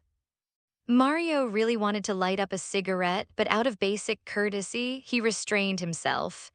At that moment, the barista brought over 2 cups of coffee and set them on the table. He picked up his cup and took a small sip, then immediately his face twisted. The bitterness was overwhelming. Grabbing the sugar dispenser, he dumped a large amount into his coffee, ignoring the faint smile playing at the corners of Blade's mouth. Perhaps it was this unfiltered authenticity that convinced him, but Blade removed his sunglasses, set them on the table, and looked directly at Mario. All right, as it happens, I was just about to hit one of their hideouts tonight. Thanks, but could I ask one favor? Mario leaned forward slightly. If there aren't too many of them, could you let me handle the killing? This was crucial.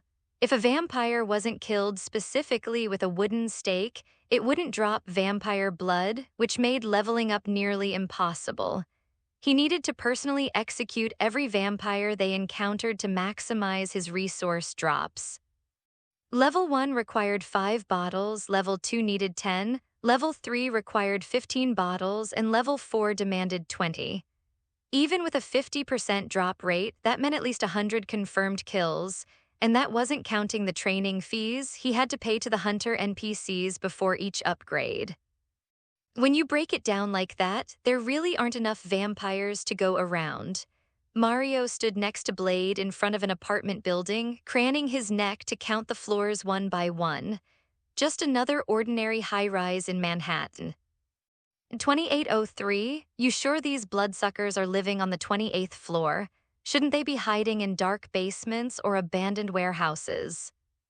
The fact that these monsters had better living conditions than he did left a bitter taste in Mario's mouth. Here he was, sleeping on cobblestone slabs in an underground cave, while vampires were living in luxury apartments with city views. Blade caught the resentment in Mario's voice, though he wasn't sure where all that anger was coming from. He nodded slightly. You can follow behind me and observe first. With that, he strode confidently into the building. Mario hurried after him, grabbing Blade's arms. No, let me handle this. There weren't any security guards in the lobby, so the two easily made their way to the elevator bank. Clearly, Blade had already done his reconnaissance beforehand. Just wait by the door when we get up there, Mario said as they stepped into the elevator. I can take down a few vampires myself. Blade said nothing, simply reaching out and pressing the button for the 28th floor. The elevator hummed quietly as it began its ascent, the floor numbers climbing steadily on the digital display. Ding. The elevator doors slid open onto the 28th floor hallway. Before Blade could even step out, Mario rushed past him, scanning the corridor until he locked onto apartment 2803. Blade frowned slightly at Mario's impatience but didn't comment. He'd seen plenty of hunters get overeager on their first real mission. Mario stared at the closed door, then turned back to Blade and put a finger to his lips in a shushing gesture. Suddenly, a stone pickaxe materialized in his hand from thin air. The sight made Blade's expression grow serious. That kind of ability wasn't normal, even by his standards. He wanted to ask about Mario's strange powers, but now clearly wasn't the time. Instead, he stood at a distance and watched as Mario crouched down and began tapping the reinforced security door with his pickaxe. Thunk-a-thunk. With each strike, hairline cracks began spreading across the door's surface like a spider web. Then, with a sharp crystalline sound, the heavy steel door simply vanished into thin air. At the same moment, Blade noticed Mario's entire demeanor change. The face that usually carried an easy smile was now cold and merciless, like a switch had been flipped. Without hesitation, Mario stepped through the doorway. Blade quickly followed, drawing a silver katana from beneath his leather coat. Using his vampire sense ability, Mario could immediately detect where the bloodsuckers were hiding inside the apartment. Only 4, kind of disappointing. The apartment was shrouded in darkness, thick blackout curtains blocking any trace of sunlight. Thanks to the light spilling in from the now open doorway, he could make out the living room's layout. To his surprise, the place was clean and organized. Apparently, these vampires didn't like living in squalor either. He walked over to the windows and yanked the heavy curtains open. Warm, piercing sunlight flooded into the living space that probably hadn't seen daylight in months. The vampires had definitely been alerted to their presence. In Mario's vision, he could see 2 of them standing just behind the bedroom door, whispering urgently to each other about what to do. He ignored them for the moment. Gripping his stone pickaxe tightly, he began collecting every piece of furniture and appliance in the living room, watching each item vanish into his inventory with satisfying pops. Free furniture, he muttered to himself. Christmas came early. When the living room was completely bare, Mario put away the pickaxe and switched to his combat, stone axe in his right hand, wooden stake in his left.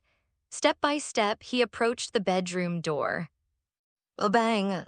He kicked the door with enough force to send it flying off its hinges. The flimsy wood couldn't withstand the impact and instantly gave way, crushing the vampire who'd been hiding behind it against the wall. Inside the bedroom stood a man and a woman.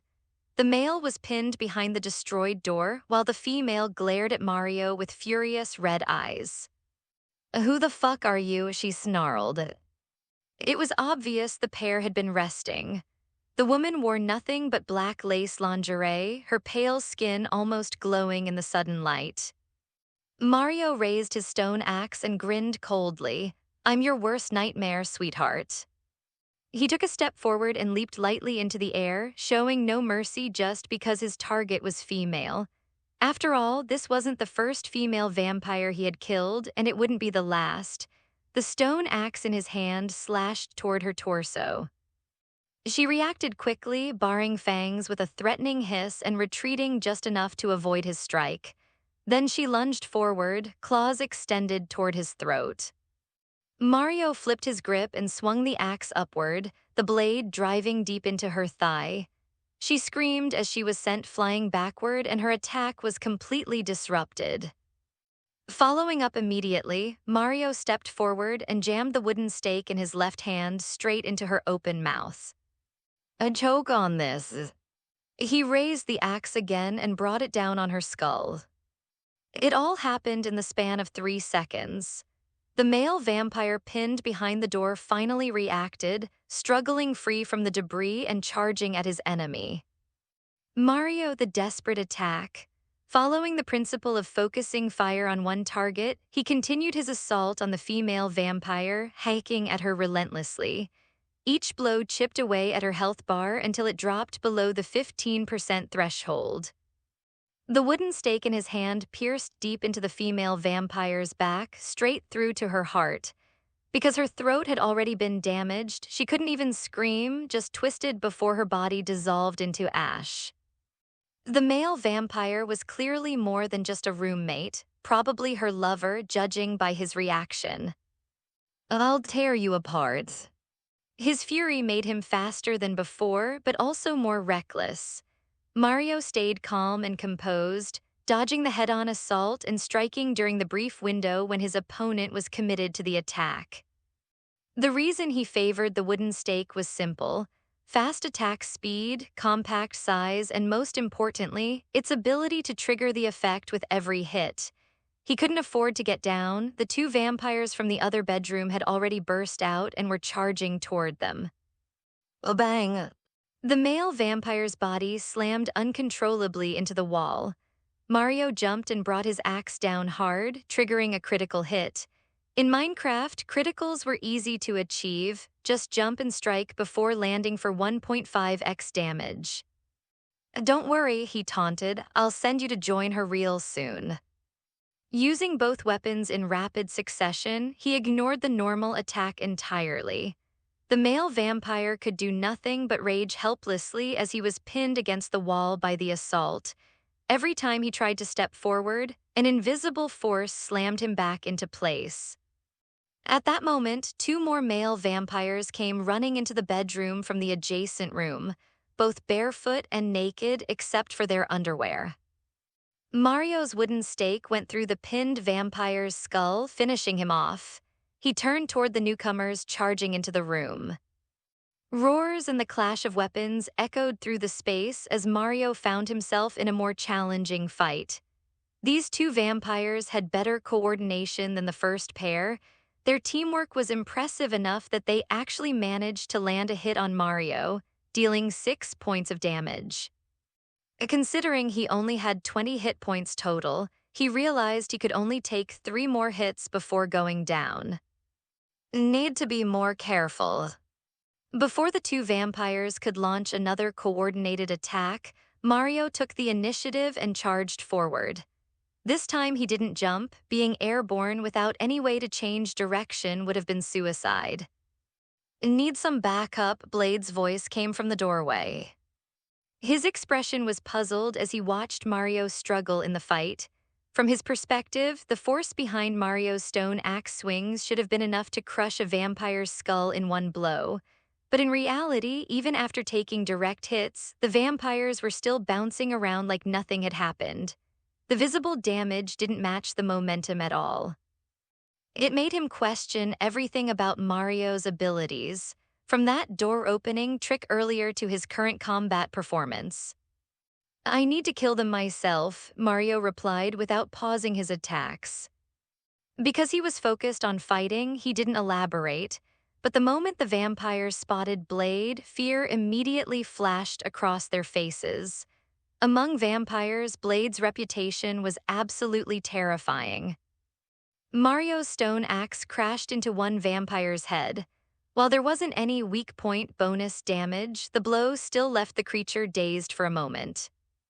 With Blade's presence intimidating the enemies, he managed to finish off both vampires while only taking one more hit.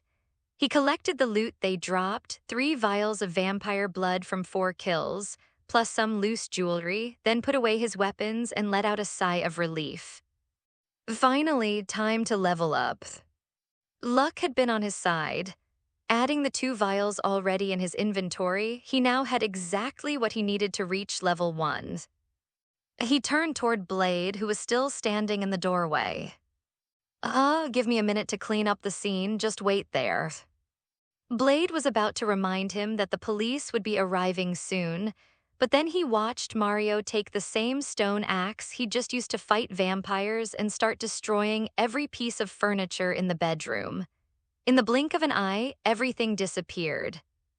Blade's mouth fell open. When he'd first entered the apartment, he'd wondered why the living room looked so empty. Now he finally understood. Looking at the various furniture items stored in his inventory, Mario walked over to the doorway and grinned at Blade. All right, let's go. You got any other vampire intel? Since I've got time today, I can work pro. Even for someone as experienced as Blade, after everything he'd witnessed, hearing those words while looking at the now completely empty apartment made him shake his head. This guy's got some serious balls. I don't have any new vampire intel right now, he said. Usually, as soon as I get information on them, I go straight there and eliminate them. For Blade, the principle was simple: eliminate vampires completely. The only good vampire was a dead vampire. Mario wasn't surprised or disappointed by this response. He simply nodded and glanced at the bright sunshine streaming through the window. Could you give me your phone number? I'd like to stay in touch. Sure. Blade agreed without hesitation. He didn't dislike Mario, they shared the same goal after all, and he was curious about Mario's unusual abilities. Still, they'd only just met, so he didn't press for answers. Everyone had their secrets. After Blade recited his number, Mario committed it to memory. Once he'd reinstalled the security door using, the 2 men left the apartment building. Just as they stepped onto the sidewalk, a police car with sirens blaring pulled up in front of the building. Clearly, the noise from their battle upstairs had attracted the neighbors' attention. Walking beside Blade, Mario chuckled. Good thing this is America. Back in Italy with all that racket, people would been crowding to see what was happening. Blade paused. You're Italians. Mario nodded, nothing to hide there, born and raised Sicilian. Anyway, I need to head home first. Can't stick with you right now. After I have a new phone tonight, I'll give you a call. We can stay in touch that way. Right now, all he wanted was to level up his hunter class and organize the chaos in his inventory. He was completely out of storage space. He pulled out a loaf of bread and took a bite. Want some? Fresh baked this morning. No thanks. Mario's hunger bar had taken a serious hit during the fight. That was just how Minecraft mechanics worked. The more active you were, the faster your hunger depleted. He ate 2 pieces of bread to restore his hunger to maximum. Spotting a taxi approaching, Mario waved it down. All right, I'm heading out, catch you tonight. 20 minutes later, Mario was back in his underground base, eagerly unloading his haul. The first thing he did was pull all the random items from his inventory and organize everything properly. Holy shit, these guys were loaded. He stared wide-eyed at the thick wad of cash he'd found in one of the nightstands. At least $7,000 or $8,000 in bills. Considering how Americans usually relied on credit cards instead of carrying cash, finding that much money was like hitting the lottery. There were also jewelry pieces scattered throughout the bedroom furniture. After sorting through everything, Mario frowned at the piles of clothes, bed sheets, and personal items now cluttering his base. If only I had some lava, I could just toss all this junk in and be done with it. Or at least an iron ingot, I could craft flint and steel and burn it all. Speaking of burning, Mario's eyes drifted toward his furnace.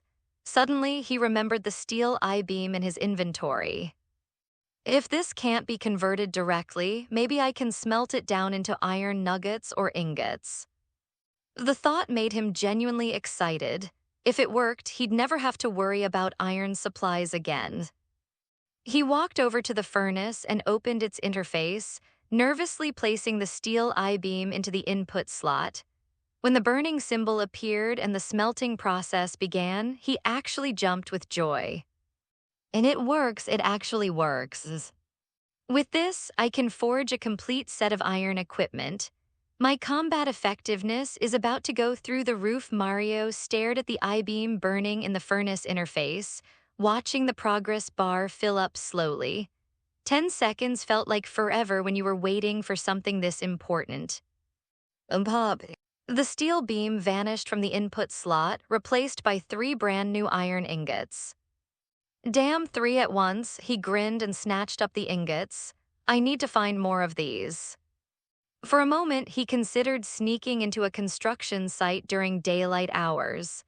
But that was stupid. Those places had security guards, and if he took too much, it would definitely attract unwanted attention. Then inspiration struck. Doesn't New York have abandoned subway stations? I could borrow some rails. He made a mental note to ask and his crew when they showed up tonight. Those guys are locals, they'll know where to find the good stuff. He wasn't worried about whether the 3 thugs would return. People were motivated by profit, simple as that, and those 3 clearly weren't rich. After getting a taste of last night's earnings, they'd be back for more guaranteed. Having locals to guide him through the city would make everything easier. Plus, anything that could be solved with money wasn't really a problem. He chopped down the fully grown oak trees in his underground grove and replanted saplings in their place. In the farming area, wheat shoots had started sprouting, though they weren't mature yet. He gave them a quick glance before jogging over to the vampire hunter NPC. Time to level up. He opened the hunter's upgrade interface and placed 5 vials of vampire blood from his inventory into the slot, then clicked the train button. Oh, that's it. Mario had been prepared for something anticlimactic, but after clicking train, he didn't feel any change in his body at all. It was honestly disappointing. Come on, at least give me some special effects. I'm not asking for earthquakes, but maybe a flash of golden light. He grumbled as he opened the hunter skill tree to check his progress. In the upper right corner, his skill points had changed from -1 to 1. He rubbed his eyes, not believing what he was seeing. 2 skill points per level, that's fucking broken. Normally, hunters only gained 1 skill point per level up, with a maximum level of 15, meaning 15 points total. Since the hunter skill tree required 25 points to unlock everything, players usually had to choose just 1 or 2 specialization paths. By the time he reached level 13, he could unlock every skill in the tree, becoming the ultimate triple-spec hunter. The first hunter skill was how to use a stake, which allowed the user to instantly execute vampire creatures with less than 35% health remaining. After spending a skill point to unlock it, he nodded in satisfaction. Killing vampires just got a lot easier, but the next upgrade needs 10 bottles of vampire blood. Looks like I've got work to do. Now that he had iron ingots, he pulled out the flint he'd collected while expanding his base and crafted flint and steel. He walked over to the pile of trash from the vampire apartment, clothes, bedding, and other worthless crap, and aimed the tool at the ground. A click. A burst of flames appeared out of nowhere, and everything the fire touched instantly disappeared into nothing. Mario was very satisfied with the effect. In Minecraft, both fire and lava could clean up useless junk without leaving any trace behind. Very environmentally friendly. After organizing his belongings, he pulled out a New York map he'd bought from and found his current location. Nearest subway line is to the north. No idea how far that actually is. Guess I'll start digging and see what happens. He decided to use his free time to excavate a tunnel leading to the subway system. Smart hunters always had multiple escape routes. If some crazy superhero or supervillain ever trapped him in his base, he'd be screwed. Better to prepare ahead of time. He pulled out his pickaxe, aimed at the northern wall, and began digging rapidly. To prevent cave-ins, he also replaced the ceiling blocks as he worked, creating a proper tunnel instead of just a hole in the ground. Time to head up. Wonder if the boys made it yet. Mario stretched as he got up from his comfortable new sofa. After an afternoon of hard work, his underground base could finally be called a proper network of passages. Not only had he completed the northern tunnel leading to the subway system, he'd also created an exit beneath the lake in Central Park. Thanks to the presence of wooden doors, the water was held back by Minecraft's physics rules and couldn't flow into his base. Using one of the new tunnels, he climbed to the surface in a patch of messy shrubs where hardly anyone ever came. Compared to his previous entrance, this spot was much safer and better concealed. After leaving his base, he checked his watch, already 8 p.m. He slowly walked toward the spot where he'd parted ways with the gang that morning. After more than 10 minutes of walking, he spotted a car parked at the park entrance. Its flashy, gaudy appearance was definitely ride, the kind of vehicle that screamed criminal from a mile away. Who'd been keeping watch, immediately saw Mario approaching and jumped out of the car to greet him. "Oh, you made it." Mario smiled. "How was your rest today? You guys ready for another night?" Following into the car, his casual tone made the gang leader visibly excited. Becoming partners with someone like Mario, who possessed special abilities, was more than enough to thrill him secretly. We three rested all day, absolutely no problem.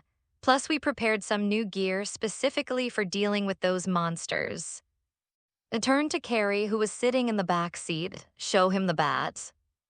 Carrie immediately pulled out a wooden baseball bat from under his feet. Wrapped around it were several silvery chains. On closer inspection, they were clearly silver necklaces linked together. The bat also had nails driven into it to keep the chains from slipping off.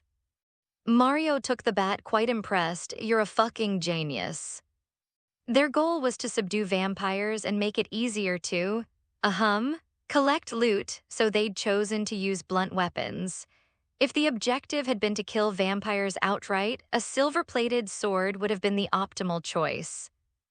Grinned, "We can't afford custom silver bullets, but I did order some silver crossbow bolts. They'll take a few more days to arrive, though."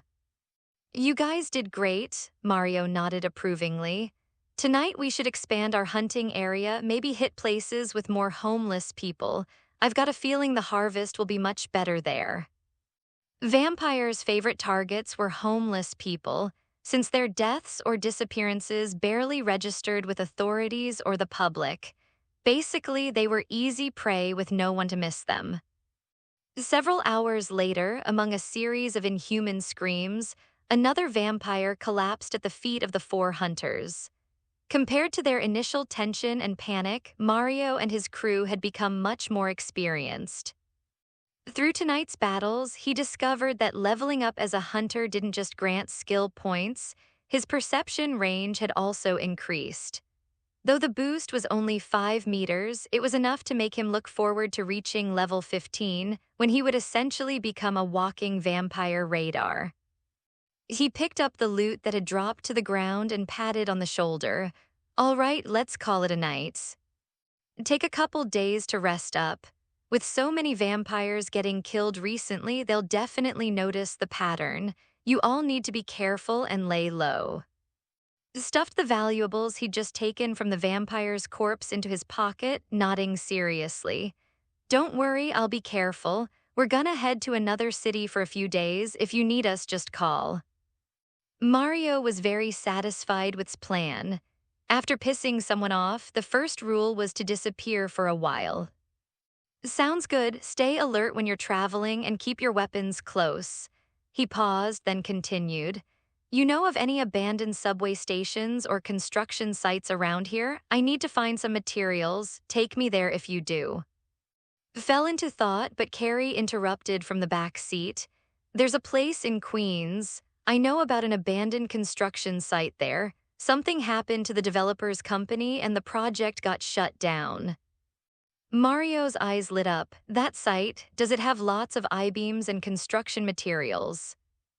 Carrie was surprised by the specific question but nodded.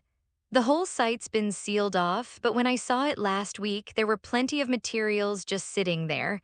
Not sure what it's like now, though. Take me there. No one asked what Mario intended to do with construction materials. Was smart enough to know that if Mario wanted them to know, he'd explain it himself. They returned to the car and Mario settled into the passenger seat.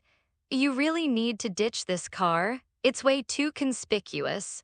Buy something you can abandon without regret if things go sideways like some old beater. Got it, I'll handle it. Following Carrie's directions, the group drove toward the abandoned construction site in Queens. It was already 3 a.m., but there were still a few pedestrians on the sidewalks, night shift workers, insomniacs, and the occasional drunk stumbling home. That's when a black Mercedes passed them going the opposite direction. Mario's attention was immediately drawn to the vehicle. Through vampire awareness, he could detect 3 bloodsuckers inside. And he could never forget that car's style, if he wasn't mistaken. It was one of those vehicles specifically designed for hunting prey. Careful, follow that car. Press the accelerator, slowly tailing the Mercedes while maintaining distance. Could it be that the underground nightclub wasn't actually the beginning of the Blade storyline? Even after that slaughterhouse got wiped out, they still have the balls to come out hunting. He said seriously, there are 3 vampires in that car. Find a secluded spot and force them to stop. End this quickly and don't hold back. Forget about looting their bodies this time. Oh, got it. We know what to do. A few minutes later, the Mercedes turned onto a quiet side street. Suddenly floored the accelerator, pulled alongside the other vehicle, and rolled down his window to make a provocative gesture. The vampires inside showed no sign of anger, maintaining their cold expressions as they continued driving. Quickly swerved ahead of them and shouted to his crew. Hold on tight. He slammed the brakes hard, then immediately gunned it again to avoid being rear-ended. After 3 consecutive brake check maneuvers, the car behind them had slowed to a complete stop. Both vehicles came to a halt. Carrie, gripping his silver-wrapped baseball bat, stepped out and walked toward the Mercedes. He raised the bat and smashed it against the car. Hey, get the fuck out. Tonight I feel like borrowing some money from you assholes. He slammed the bat against the car again. The vampires in the Mercedes, though initially patient, couldn't endure the repeated provocation. 3 towering men in expensive suits stepped out of the vehicle. Compared to them, Mario's group seemed instantly outmatched in terms of physical presence. Jesus Christ, did these guys eat steroids for breakfast? They're all fucking giants. Mario craned his neck to look up at them. He'd always felt that his 6'1" height was pretty decent, but even the shortest of the three stood at least 4 inches taller than him. Their black suits stretched tight over bulging muscles. They looked like professional enforcers straight out of central casting. The three bloodsuckers strode rapidly toward Mario's group. "You're looking for death," snarled the one in front. He couldn't restrain his fury any longer. Claws extended from his fingertips as he lunged toward Carrie, whose cocky attitude had provoked him the most. Bang! A gunshot rang out. Had already drawn his pistol and pulled the trigger, the bullet slamming straight into the vampire's forehead. The bloodsucker hadn't expected these street punks to actually open fire without hesitation. One perfect headshot left a gaping hole in his skull. Even with their supernatural resilience, vampires couldn't survive having their brains blown out. The creature collapsed to the asphalt, his body immediately bursting into flames. Bangs, bangs, bang. A flurry of gunshots followed as all three gang members opened fire simultaneously. The remaining vampires had reacted quickly, raising their arms to shield their heads and vital organs. Their inhuman durability showed itself here. Bullets tore into their arms and torsos, wounds that would have incapacitated a human, yet both vampires kept charging forward. Mario didn't hesitate. He materialized his stone axe and leaped into the air, bringing the weapon down in a crushing overhead strike. A critical hit landed, and a health bar appeared above the vampire's head. Out of a maximum 100 hit points, only 72 remained. Regular bullets did little damage to these monsters. You three take that one, this bastard's mine." Mario shouted as he struck again and again, making the vampire scream in agony. On the other side, kept the second vampire suppressed with covering fire while Carrie and Gore stepped in with their silver-wrapped baseball bats, slamming them down hard. After more than 15 seconds, all three vampires had been reduced to ash and scattered bone fragments. Mario stared at the abandoned Mercedes. He pulled out his pickaxe and began striking the vehicle repeatedly. The car shook and trembled under the impacts, then suddenly shrank down into a miniature item that was absorbed into his inventory. "If I can bring this car back to base and smelt it into iron ingots, that would be fucking amazing." This was the first time had ever seen Mario's strange abilities in action. At first, he'd thought Mario could only make weapons disappear from his hands, but now it was clear that Mario's powers were far greater than he had imagined. Showing off his abilities in front of was on Mario's part. Leading these guys on vampire hunts was bound to attract attention. Hell, the bloodsuckers were probably already watching them. Displaying some muscle at the right moment would help, and his crew understand exactly who they were dealing with.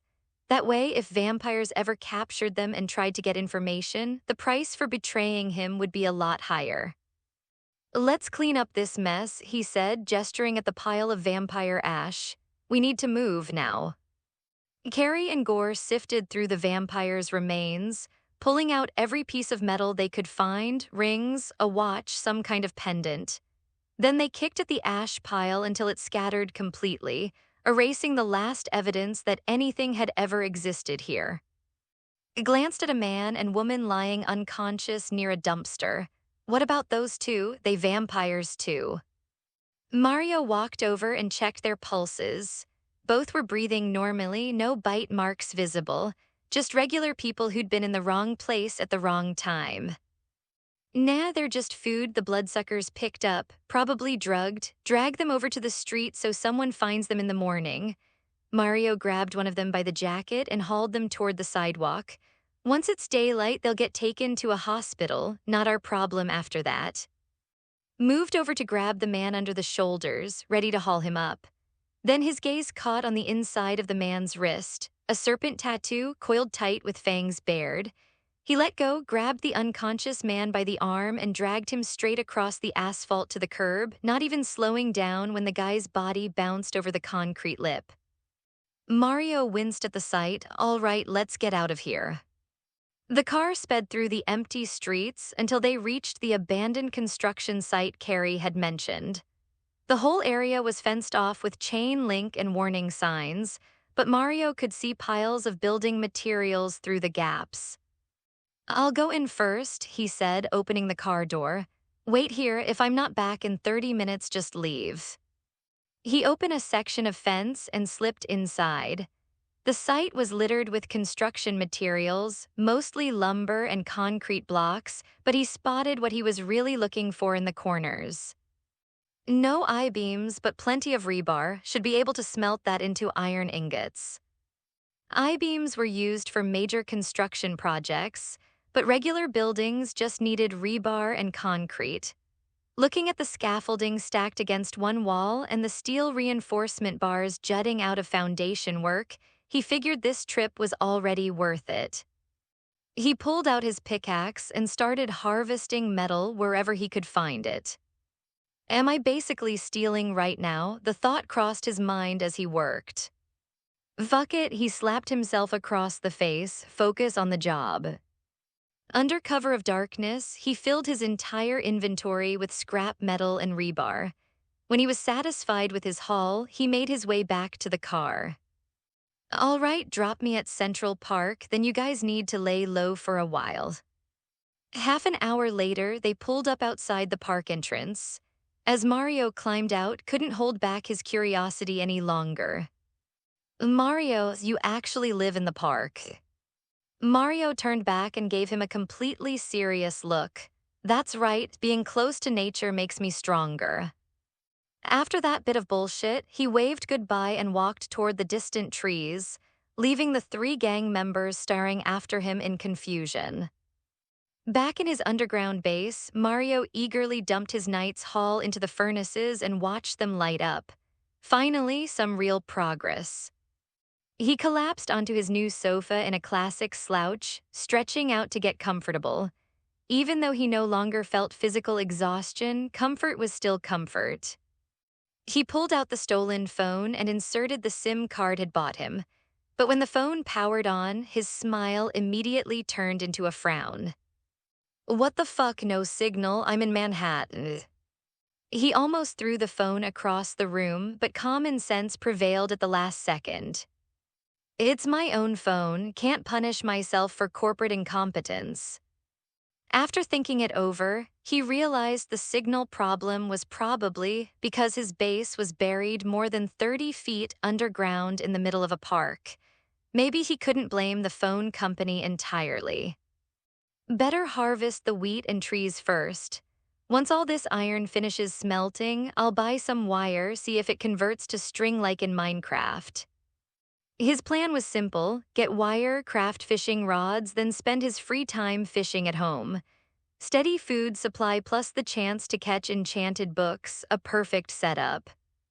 He crafted 9 more furnaces out of cobblestone and placed them next to his original smelter. The iron production speed shot up dramatically. As time passed, he didn't stay idle. He began boldly renovating his underground space, expanding rooms and organizing storage areas. But when he looked at the stolen appliances, he felt a headache coming on. "Shit, I was so focused on grabbing stuff that I forgot I don't even have electricity down here. That's gonna be another problem." From his inventory, he pulled out the Mercedes he'd confiscated and carefully searched through the interior. In the glove compartment, he found a pistol. Mario raised his eyebrows as he examined the weapon.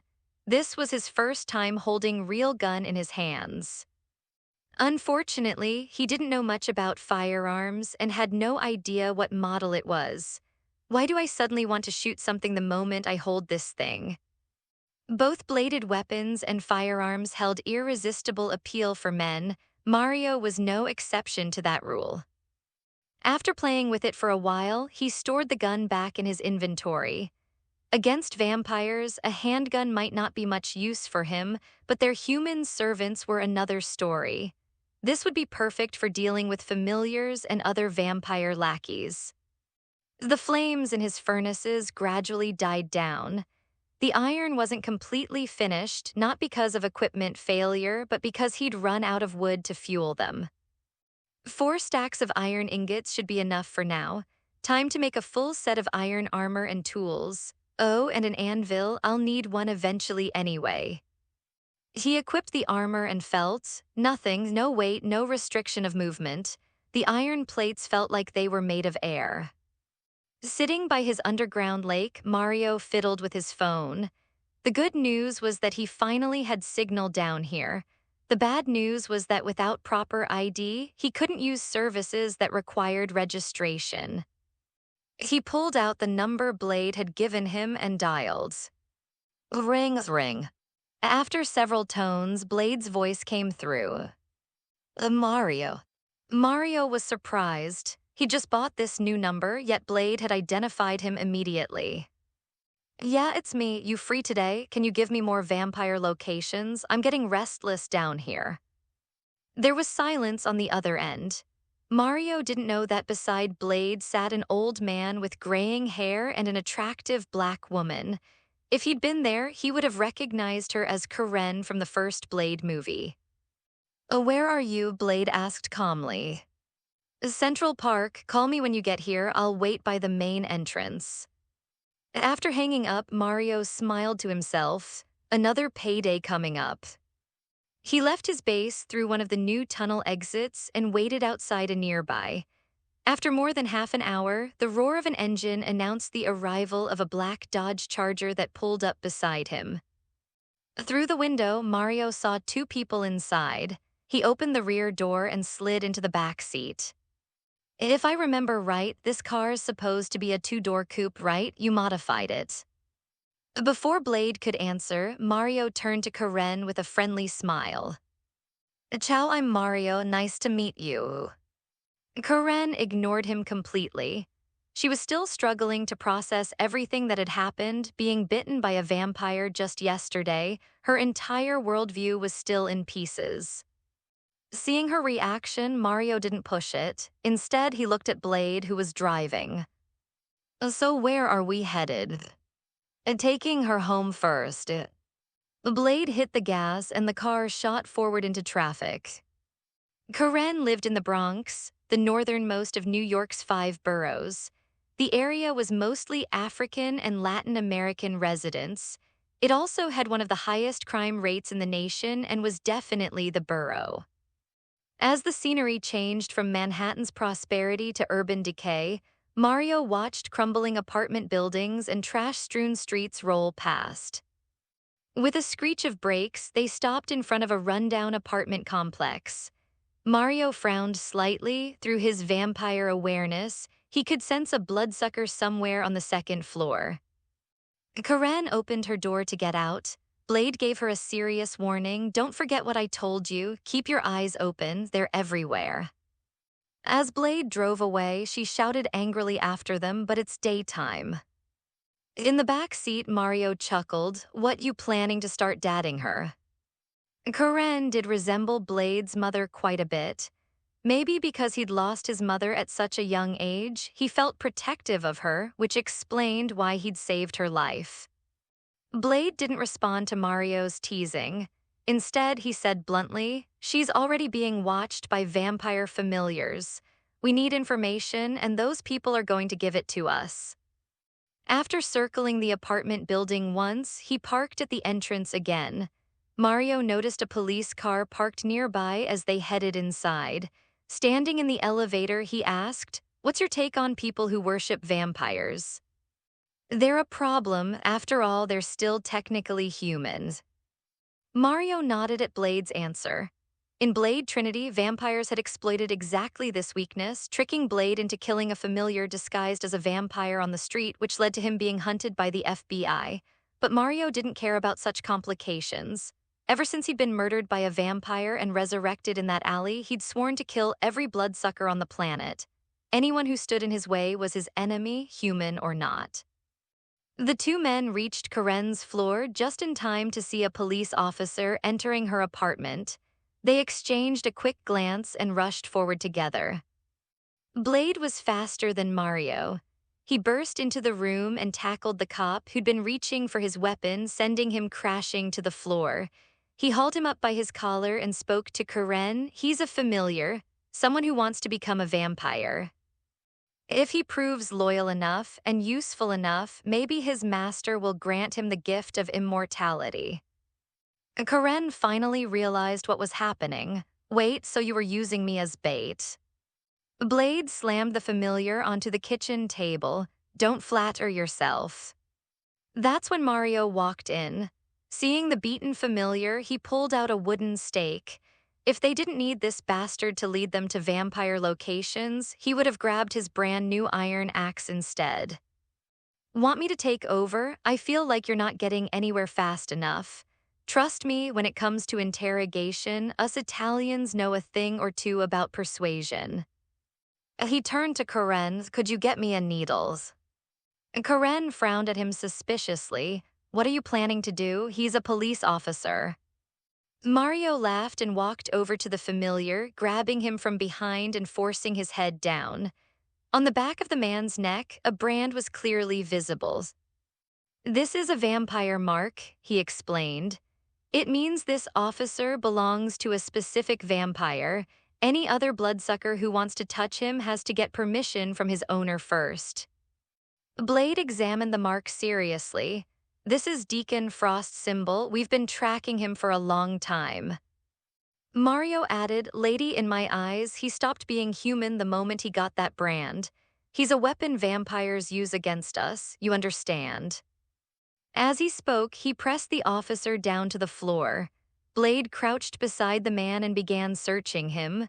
Then he slipped the officer's wristwatch off his wrist and pocketed it. Watching Blade's smooth technique, Mario couldn't help but comment, Your Blade, the fucking, do you really need to be this good at robbery? Blade showed no embarrassment. Instead, he replied, What do you think I live on? Government funding, corporate sponsorship. After finishing his search, Blade dragged the man upright and stared him down coldly. Officer, you going to keep playing servant for bloodsuckers? Mario stepped forward to help search the cop, shoving the guy's weapon into his own jacket. Just because Blade didn't want it didn't mean he was going to let a perfectly good gun go to waste. Police issue or not, a gun was a gun.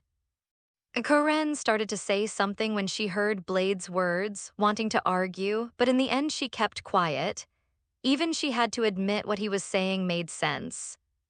Blade grabbed the corrupt cop by the collar and dragged him toward the elevator, with Karen following close behind. When they got in the elevator, Mario reached out and pressed the button for the second floor. Blade looked at him suspiciously. What are you up to? There's a vampire on the second floor. I'm gonna take care of it. Dang. The elevator doors slowly opened. Mario stepped out, and thanks to his vampire hunter perception, he could sense through the walls exactly where the bloodsucker was hiding. Hearing Mario's words, Blade dragged out of the elevator too, frowning. How do you know there's a vampire here? Mario pulled out his newly forged iron axe. The damage was the same as his stone axe, 9 points, but the durability was much higher. To avoid his weapon breaking mid-fight, he'd switched to using iron tools. Without even glancing back at Blade, his eyes locked onto the vampire hiding in one of the rooms. The stench these things give off is like a fucking beacon to me. He lifted his foot and kicked hard at the wooden door. This building was in much worse shape than Karen's place. The flimsy door couldn't withstand the blow. With a loud crash, it burst open. A familiar scene unfolded before his eyes. Heavy curtains blocked out every trace of sunlight. The furniture had that old-fashioned feel that screamed, I've been around way too long. Who knew how many decades this vampire had been squatting here? Who the hell are you people? A guy in his 40s, dressed in gray pajamas, rose angrily from the sofa when he heard his door get kicked in. He glared at Mario, the uninvited intruder. Mario ignored his question and charged straight at him.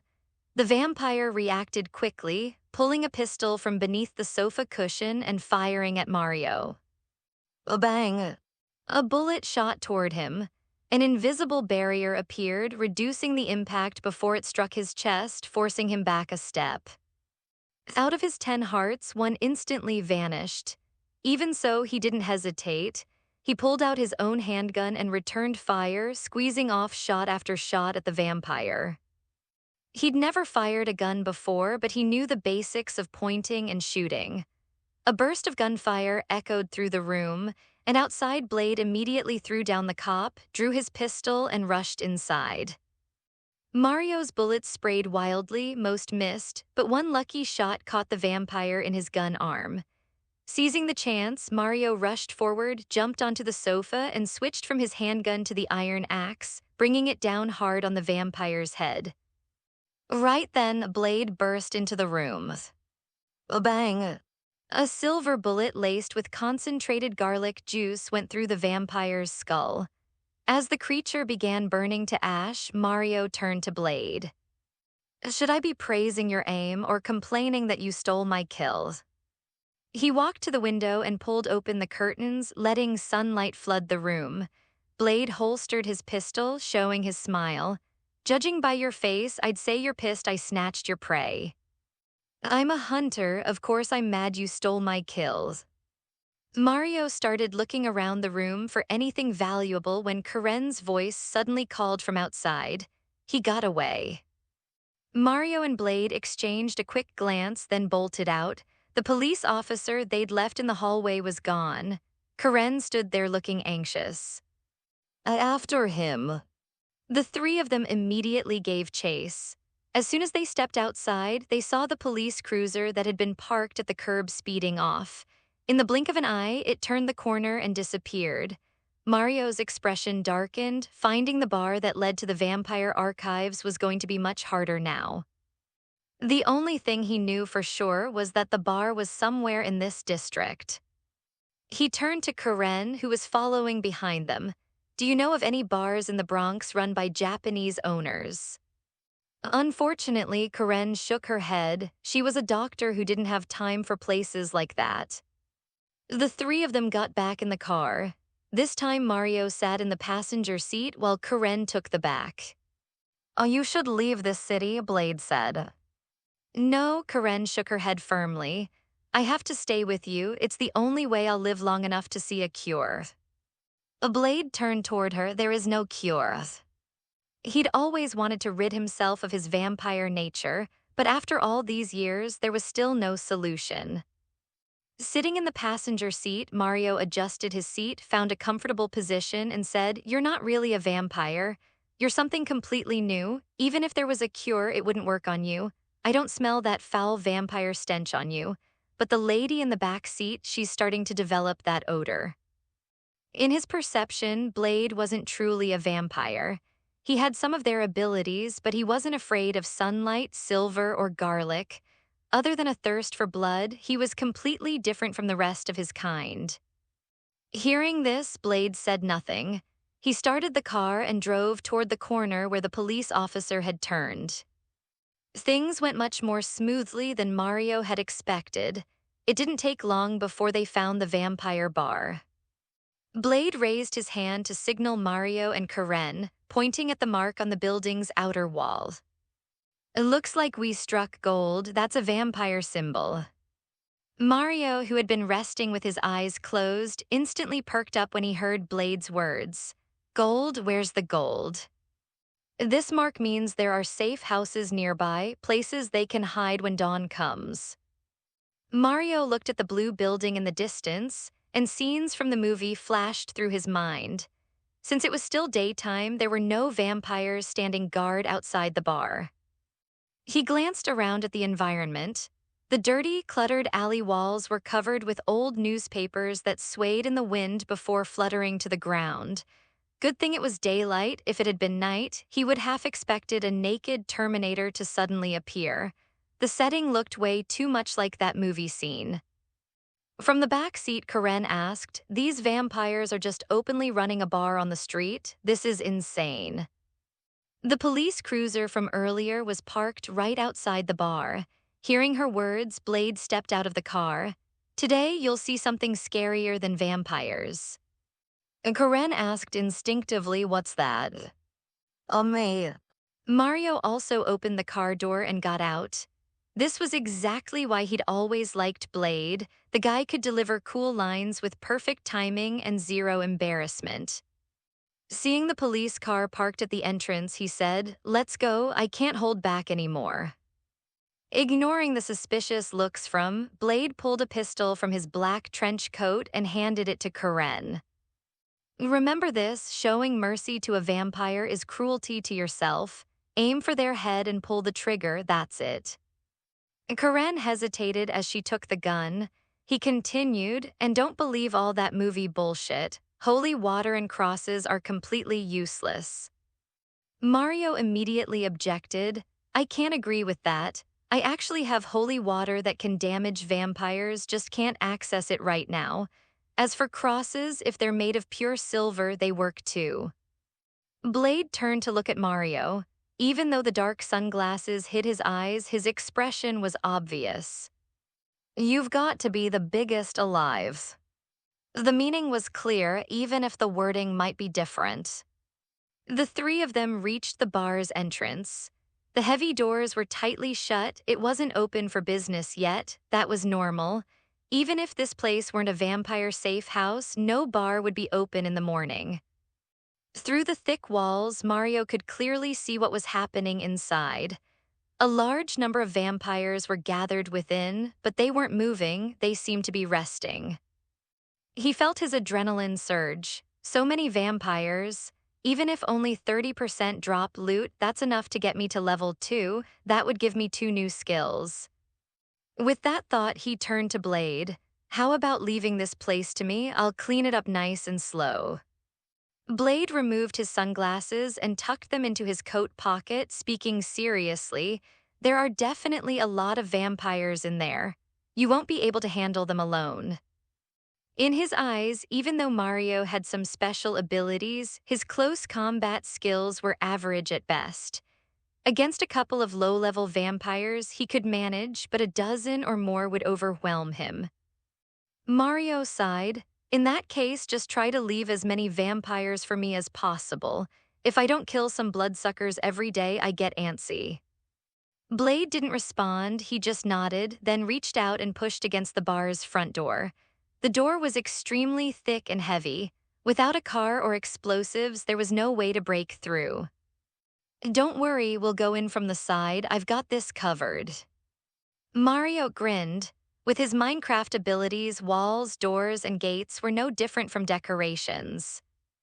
After checking the vampire positions inside, he led the other two to a spot where no bloodsuckers were nearby. He pulled out his pickaxe and swung it against the bar's blue exterior wall.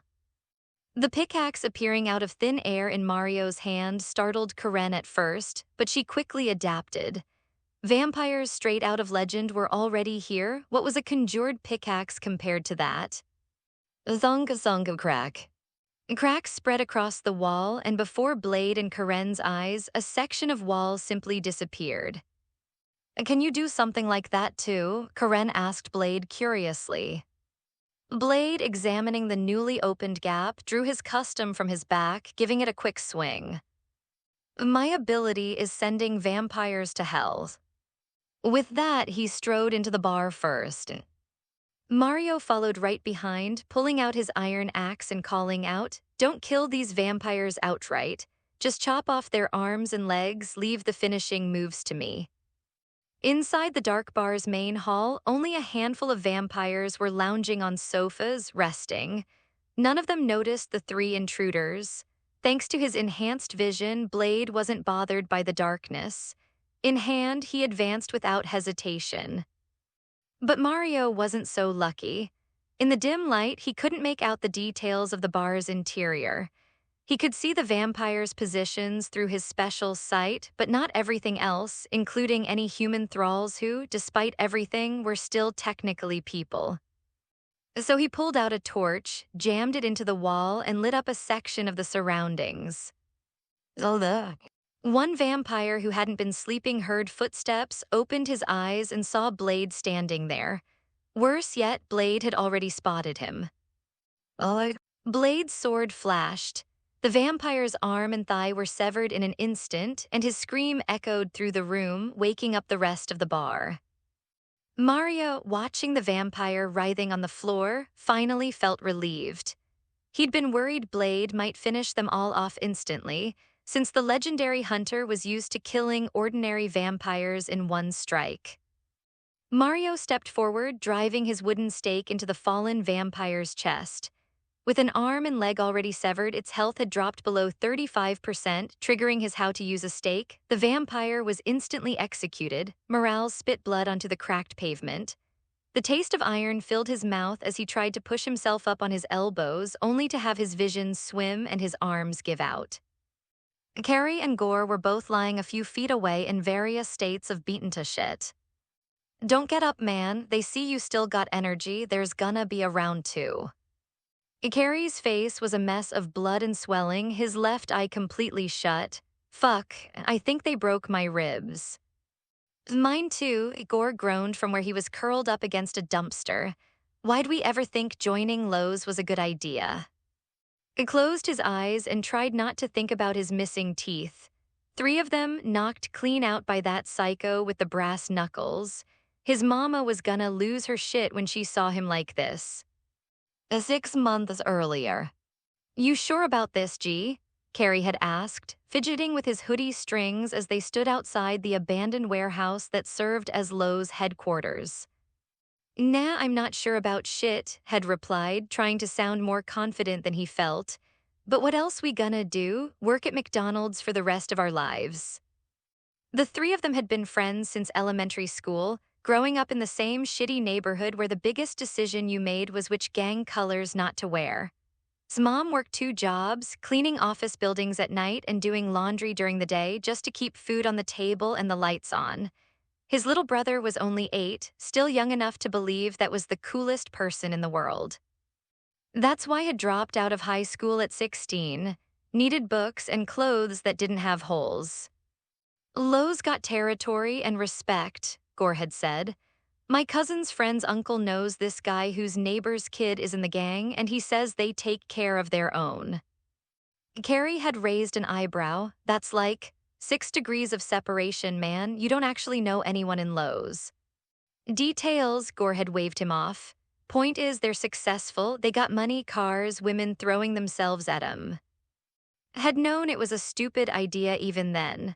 But stupid ideas were sometimes the only options available when you were 17, broke, and watching your mom fall asleep standing up because she was working herself to death. The initiation had gone about as well as you'd expect. Now, lying on the blood-stained concrete outside that same warehouse, he was starting to think maybe McDonald's wouldn't have been so bad after all. "They're gone," Gore whispered. "I don't hear no more voices."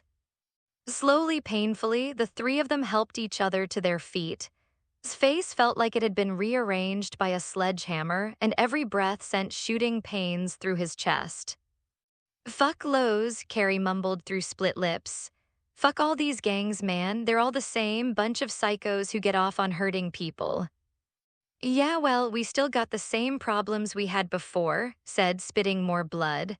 "Bills don't pay themselves, and my brother still needs to eat." They limped their way out of the industrial district, 3 teenagers who looked like they'd been hit by a truck. The walk back to their neighborhood took over an hour, partly because they kept having to stop to catch his breath, and partly because they were trying to avoid the main streets where cops might ask uncomfortable questions. 5 years later. "Myra car is beautiful, no?" Ran his hand along the hood of the modified Eclipse they'd just finished working on. They were in Gore's uncle's garage, the only family member who hadn't completely written Gore off as a lost cause. The car had been stolen from a parking lot in Jersey, but had spent months changing the VIN numbers, swapping out parts, and giving it a paint job that would make it invisible to any cops looking for the original. "It's tight," Carrie agreed, admiring their handiwork. "But why'd you go with the gold teeth, man? You look like a fucking pimp." Grinned, flashing the dental work he'd gotten after losing his real teeth to Lowe's idea of an initiation. "Love gold, shows I got money, got style." "It shows you got poor impulse control," Gore snorted. "Could fix your teeth for half the price with regular ones." Where's the flash in that? Shrugged. We gonna be running our own crew, we gotta look the part, can't be looking like some broke-ass wannabes. The truth was, he had gotten the gold teeth partly because he thought they looked cool, and partly because regular dental work was expensive and he'd rather spend the money on school supplies. Gold teeth were a one-time investment. Regular teeth required maintenance he couldn't afford. Speaking of running our own crew, Carrie said, popping open a beer he'd grabbed from the mini fridge, how exactly we gonna do that? We don't got territory, don't got connections, don't got, well, anything really. We got each other, said, and we got principles. None of that rape shit, none of that beating up kids, none of that selling drugs to pregnant women. We only take from people who can afford to lose it. Rich business types, tourists with too much flash, people who won't miss a couple $100. It wasn't much of a philosophy, but it was something. He had seen what the other gangs did, the random violence, the way they treated their own neighborhoods like enemy territory. He wanted to build something better, even if he wasn't entirely sure what better looked like. Plus, he added with a grin, we're gonna have fun with it. Life's too short to be all serious all the time. Their first few attempts at having fun hadn't gone exactly as planned. Yo had called out to a woman walking alone near the club district. Why don't you come party with us? We'll show you a real good time, I guarantee. The woman had taken one look at gold teeth, Gore's oversized clothing, and Carrie's nervous energy, and immediately started backing away. I'm not interested, she'd said, clutching her purse. Aw, come on, had pressed, not understanding why she looked so scared. We just want to hit up this club, maybe get some food. They got great nachos. I said no. The woman had pulled out her phone and started dialing. Stay away from me or I'm calling the police. Had held up his hands and backed off immediately. Shit, okay, no need for cops, lady, we're cool. After she'd hurried away, the three of them had stood there confused. What the hell was that about? Carrie had asked. We were being polite. Maybe it's the gold teeth, Gore had suggested. Makes you look like a, you know. Like a what? Like a criminal type. Had frowned, I am a criminal type, that's the point. No, I mean like us, you know, the kind of criminal that does bad things to women.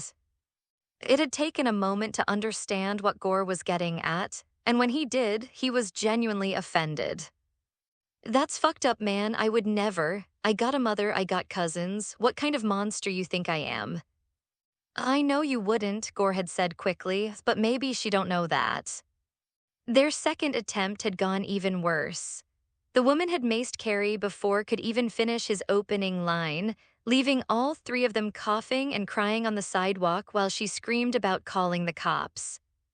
This is bullshit, Carrie had wheezed, rubbing his burning eyes. Why do we keep getting the crazy ones? Maybe it's our approach, Gore had suggested weakly. The third woman, though she'd been different, had started his usual routine expecting another rejection or another face full of pepper spray. Instead, she'd laughed. You boys are adorable, she'd said, and had felt his chest puff up with pride. But I'm working tonight. Working, Carrie had asked, confused. She'd handed a business card with a picture of herself in significantly less clothing than she was currently wearing. Diamond Dolls Gentlemen's Club, you want a party? Come see me there, I'm Candy.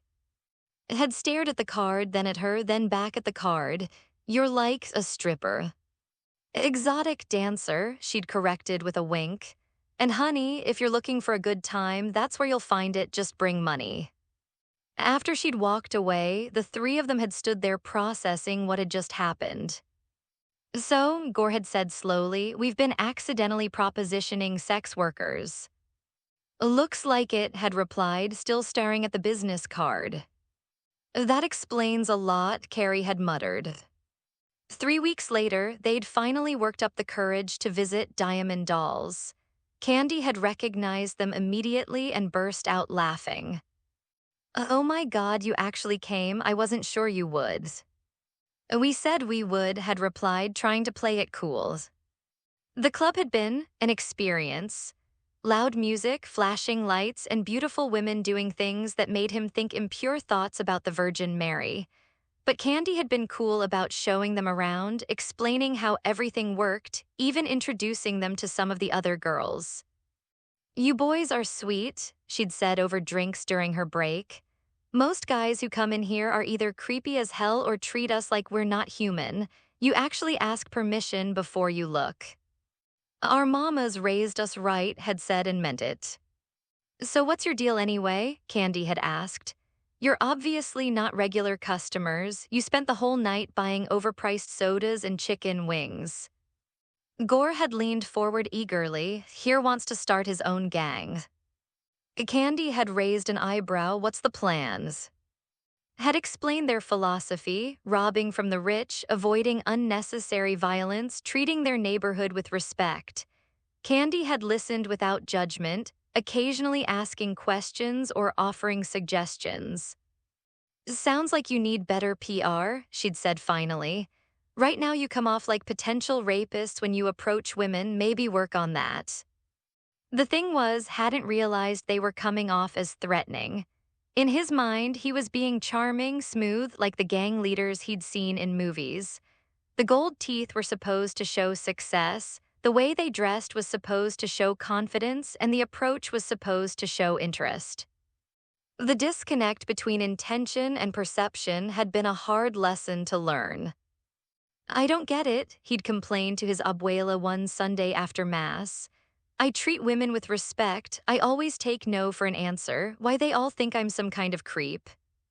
His grandmother had looked at him over her sewing, taking in the gold teeth, the baggy clothes, the way he carried himself like he was ready for a fight.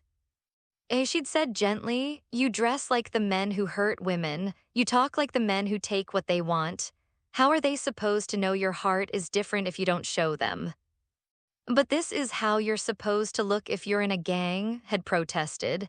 "If I don't look hard, nobody's gonna respect me."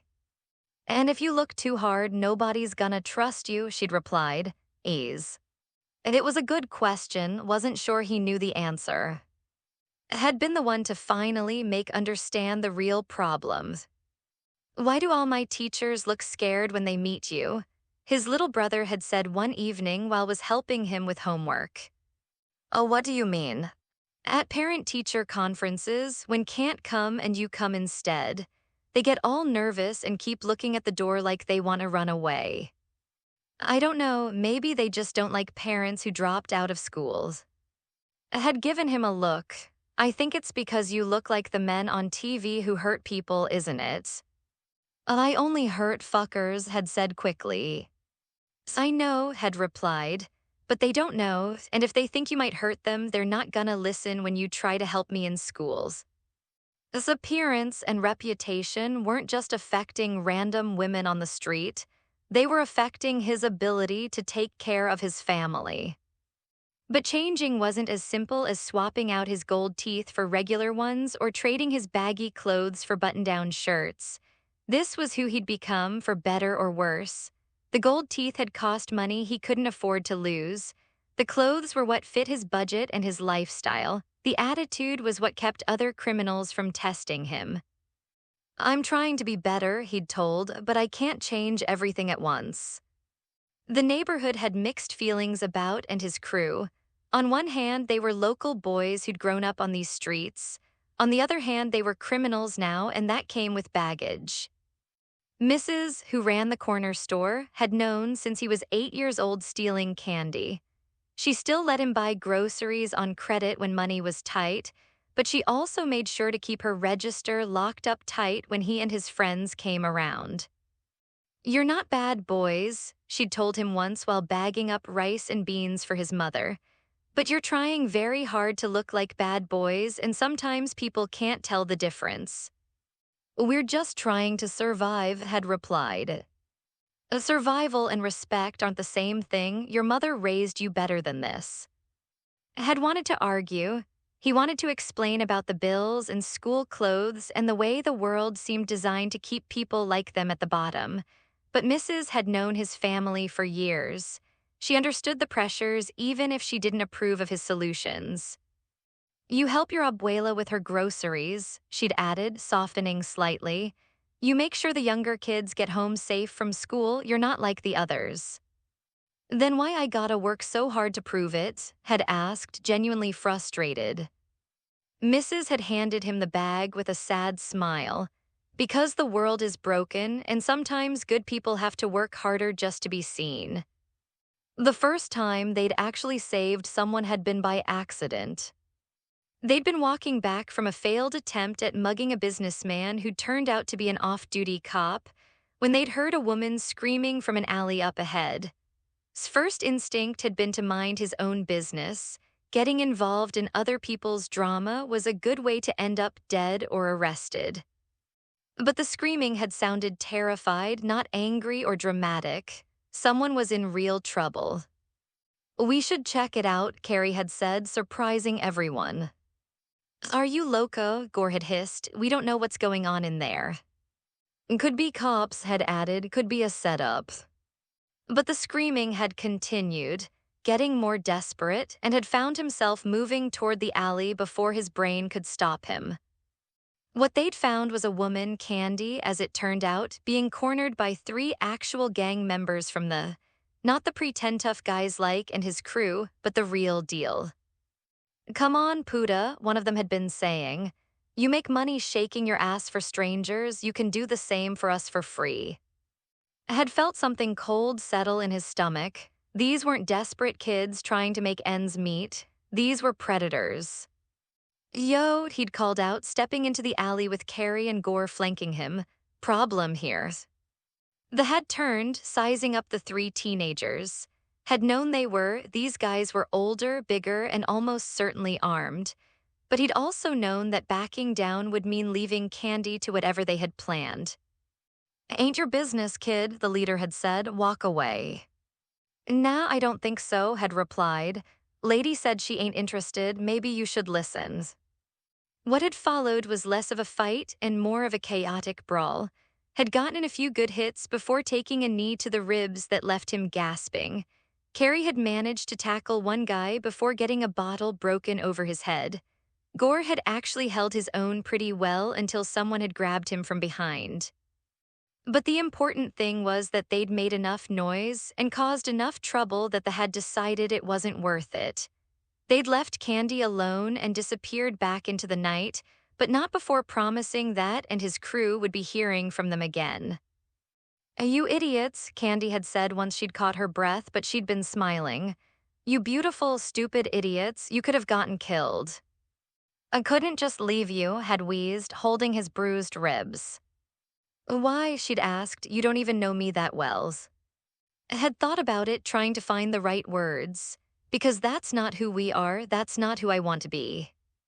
Candy had looked at him for a long moment, then at Carrie and Gore, both of whom were bleeding but grinning like they'd just won the lottery. Okay, she'd said finally. I'll hang out with you guys, but not because I'm scared or because you saved me, because you're decent people even if you're too stupid to realize it.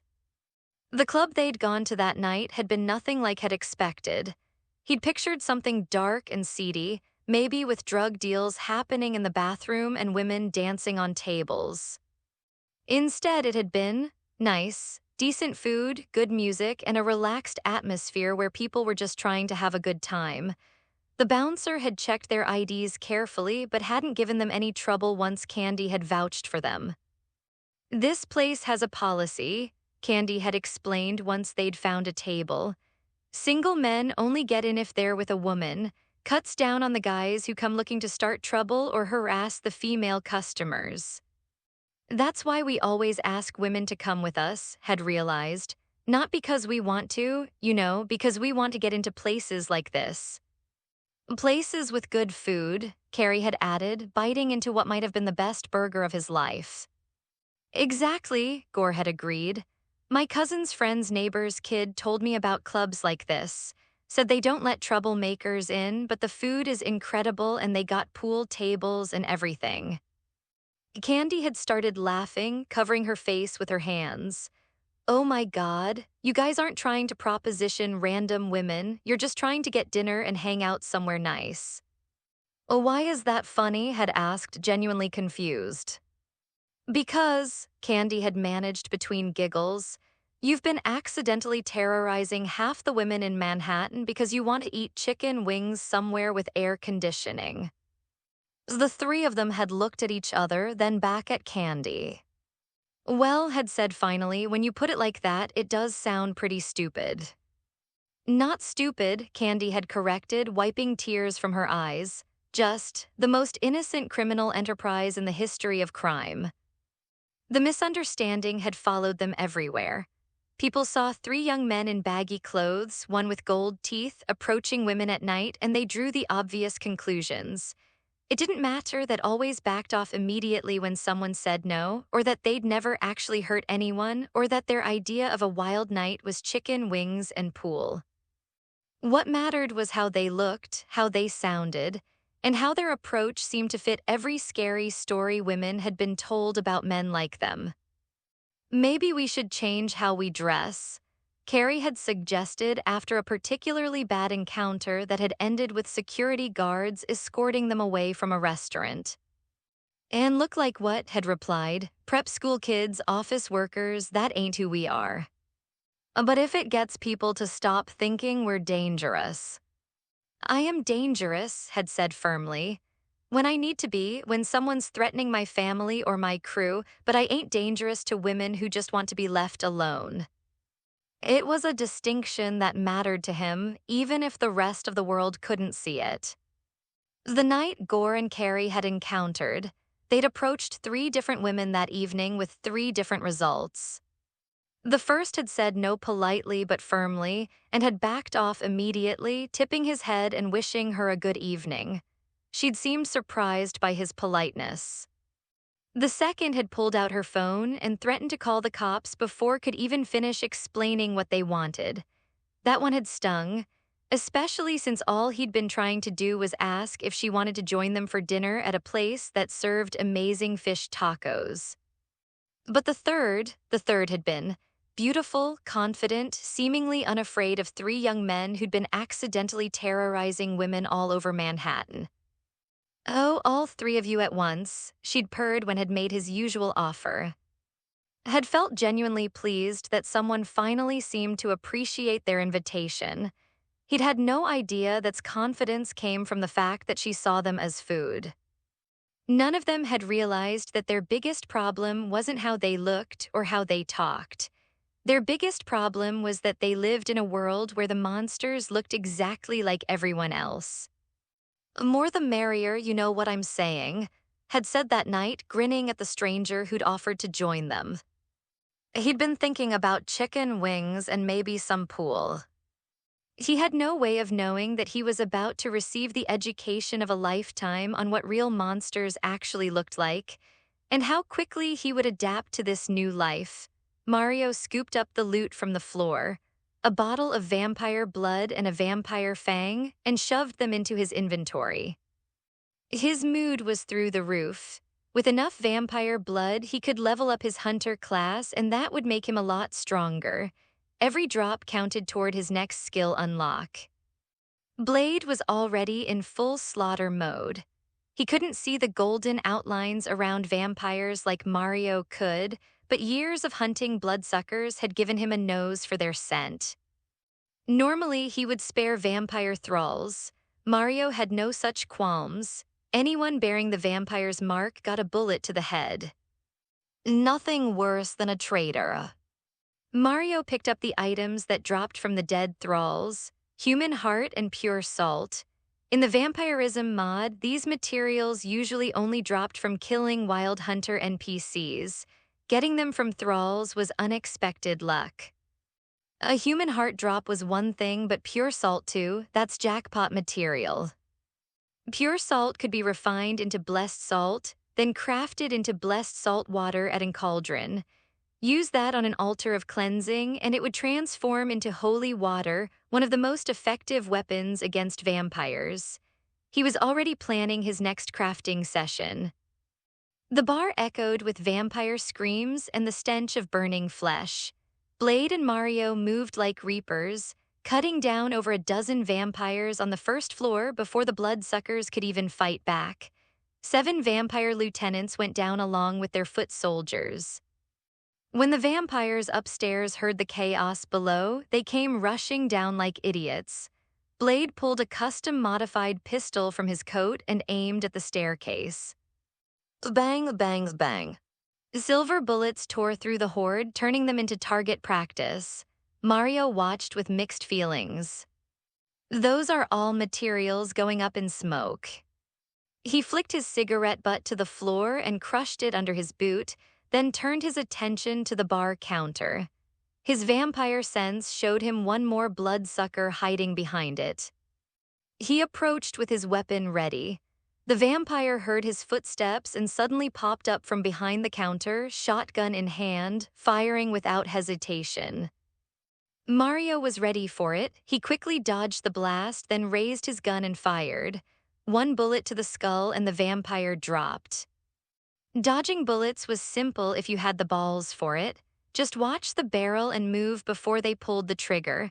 It required nothing more than steady nerves and zero fear of death. He had both in spades. He vaulted onto the bar counter, raised his iron axe, and brought it crashing down on the vampire that looked like some kind of bartender or waiter. Then he switched to a wooden stake and drove it straight into the creature's throat. The vampire's mouth opened in a silent scream as flames consumed its body.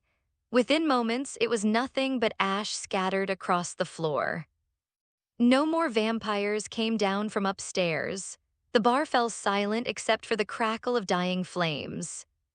Blade glanced around but didn't see the corrupt cop anywhere. Looks like there's a secret passage somewhere around here. Mario was busy looting the liquor cabinet, stuffing bottles of expensive-looking alcohol into his inventory. Without looking up, he said, "The secret passage is behind the kitchen fridge." Blade gave him a look that clearly said, "You've got to be kidding me. Who the hell puts a secret passage inside a fridge?" That's what he was thinking, but his feet were already moving toward the kitchen. At the doorway, Mario called out, "The upstairs isn't cleared yet. Some of them are still hiding up there." "I'll check it out first. Can you wait a minute?" Blade paused at the kitchen entrance. "I'll check the back first." Mario shrugged, put away his torch, and headed for the stairs to the second floor. Since the bar's walls were completely sealed, there wasn't a single window upstairs. Fortunately, the hallway was lit by a few lamps, so it wasn't pitch black. The long corridor was lined with guest rooms on both sides. The walls were covered with artistic photographs that made his mouth go dry. Figures, since this is a Japanese-owned bar, their idea of art is definitely specialized. He kicked open one of the room doors. His eyes immediately fell on a huge round bed where 3 young women and a vampire were huddled together, all completely naked, clutching a sheet. Quite the party you've got going here." The vampire saw Mario enter and leaped from the bed, diving at him. Mario quickly holstered his gun and pulled out the silver-studded baseball bat that had left behind. With a heavy swing, he smashed it into the vampire's bare stomach. The silver acted like acid, corroding the creature's flesh into charred black wounds. He then tore the silver chain from the bat, wrapped it around his fist. Left hook, right hook, jab. The vampire's body emitted a foul stench as the silver corroded his flesh. Meanwhile, Blade had found the passage leading underground, but worried about Mario's safety, he came upstairs with Karen. Following the sounds of violence, they found Mario standing over a naked man. The vampire's corroded body made it obvious what the creature was. After checking the vampire's health bar, Mario unwrapped the silver chain from his hand and pulled out a wooden stake. He drove it into the creature's chest, and it burst into flames. Looking up at the 3 trembling women on the bed, he said, "You 3 can go. Get out of here and don't come back." The women didn't need to be told twice.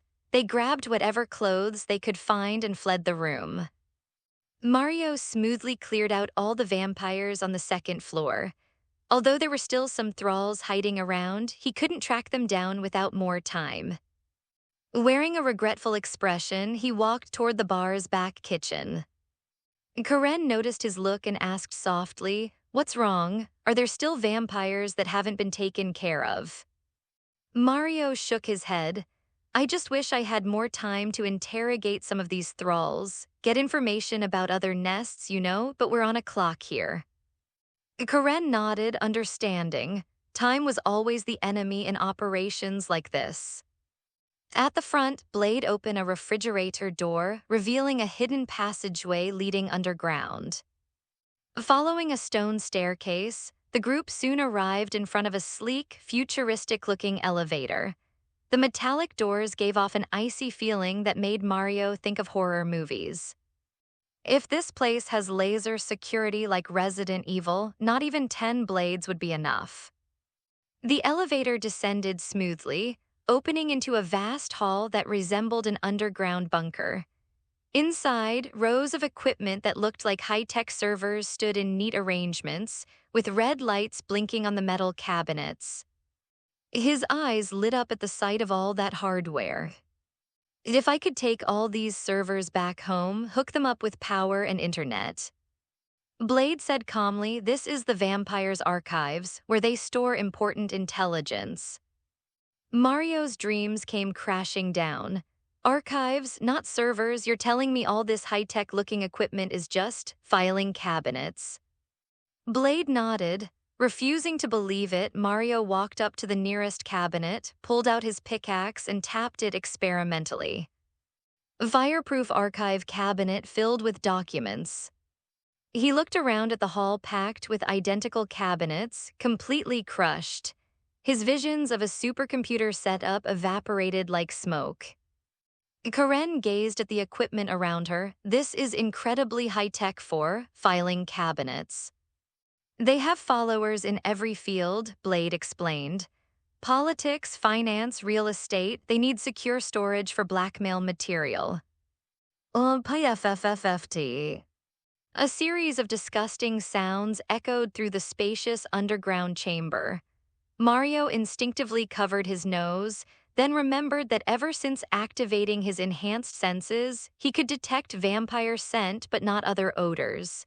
He lowered his hand. "What the hell is that sound?" Karen frowned, clearly already suffering from the biochemical attack. After turning a corner, they found who'd escaped earlier.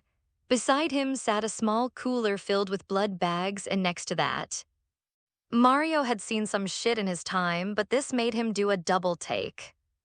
The thing was feeding could barely be called a vampire anymore. It was more like a blob of flesh that happened to have fangs. The creature had to weigh at least 600 pounds, its rolls of fat so massive that Mario couldn't tell if it was sitting on the floor or on some kind of reinforced furniture. Apart from its head and tiny hands, which could still move slightly, the rest of its body had lost all mobility. "Mama," Mario said, staring at the grotesque sight. "How the fuck does something like this become a vampire? Which sick bastard turned this thing? Could you even get blood out of one bite?" Completely absorbed in his feeding duties, was startled by the voice behind him. He spun around quickly, seeing the three of them standing there. How did you find this place?" Blade stepped forward. In panic, dropped the blood bag he was holding. It fell onto the obese vampire, who completely ignored the intruders, stretching out his small hands in an attempt to grab the spilled blood. My food, give me my food quickly," the massive vampire wheezed. His mouth opened, revealing two sharp fangs. Mario actually found this vampire kind of cute in a horrifying way. "No rush, you can eat in a minute." Mario was already considering taking this creature back with him. He could be useful for vampire transformation experiments, and there was no need to worry about him escaping.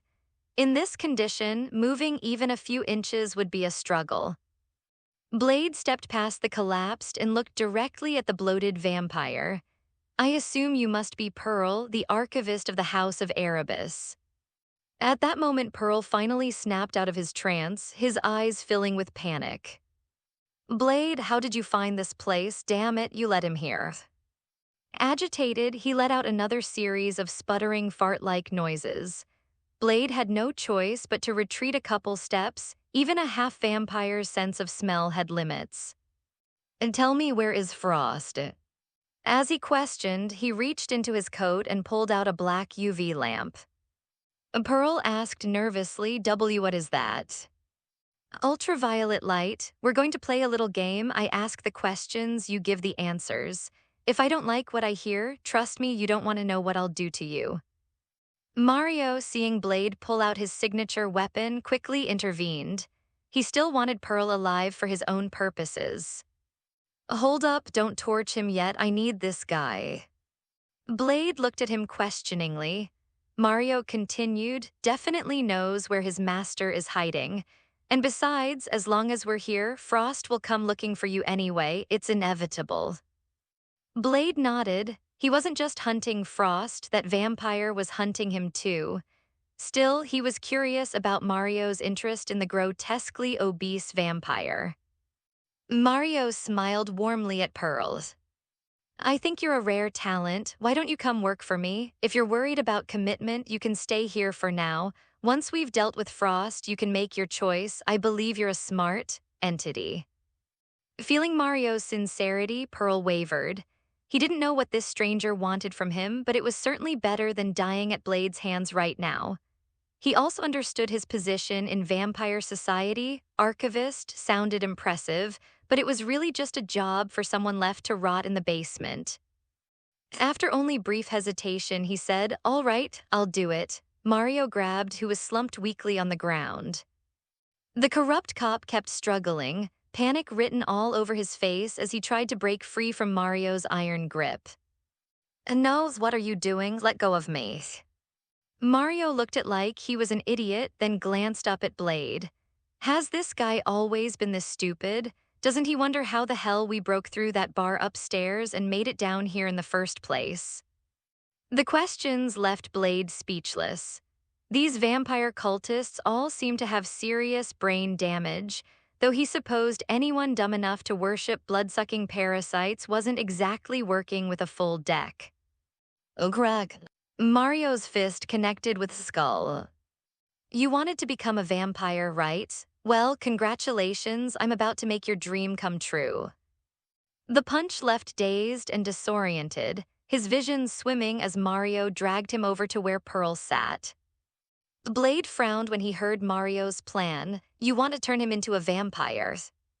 "Why not? It's what he wanted, isn't it? I'm just being helpful." Mario grinned. He grabbed by the hair and yanked hard, exposing the man's neck. "Hey, Pearl, time to earn your keep." Pearl stared at that tempting, vulnerable throat, saliva flooding his mouth uncontrollably. He hadn't eaten his fill earlier, but his terror of Frost had kept his hunger in check. Now, faced with fresh blood just inches away, his body was betraying him. "No," he said nervously. "He's one of Frost's followers. If I turn him into a vampire, Frost will never forgive." Before Pearl could finish his protest, Mario cut him. "You don't seem to understand your situation here. Maybe I was too nice to you before, and now you think you can bargain with me." His eyes narrowed as he spoke. "Either you turn him into a vampire, or I kill you right here and now." "Oh, 10. Oh, 9. Oh, 3.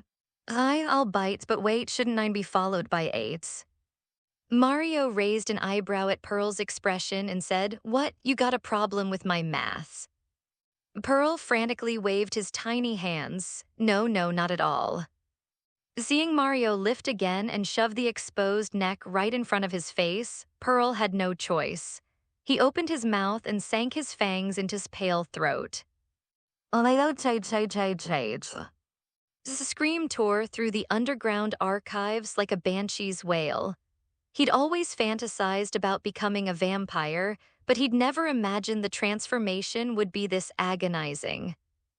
After more than 10 seconds, Pearl finally released his grip, licking his lips.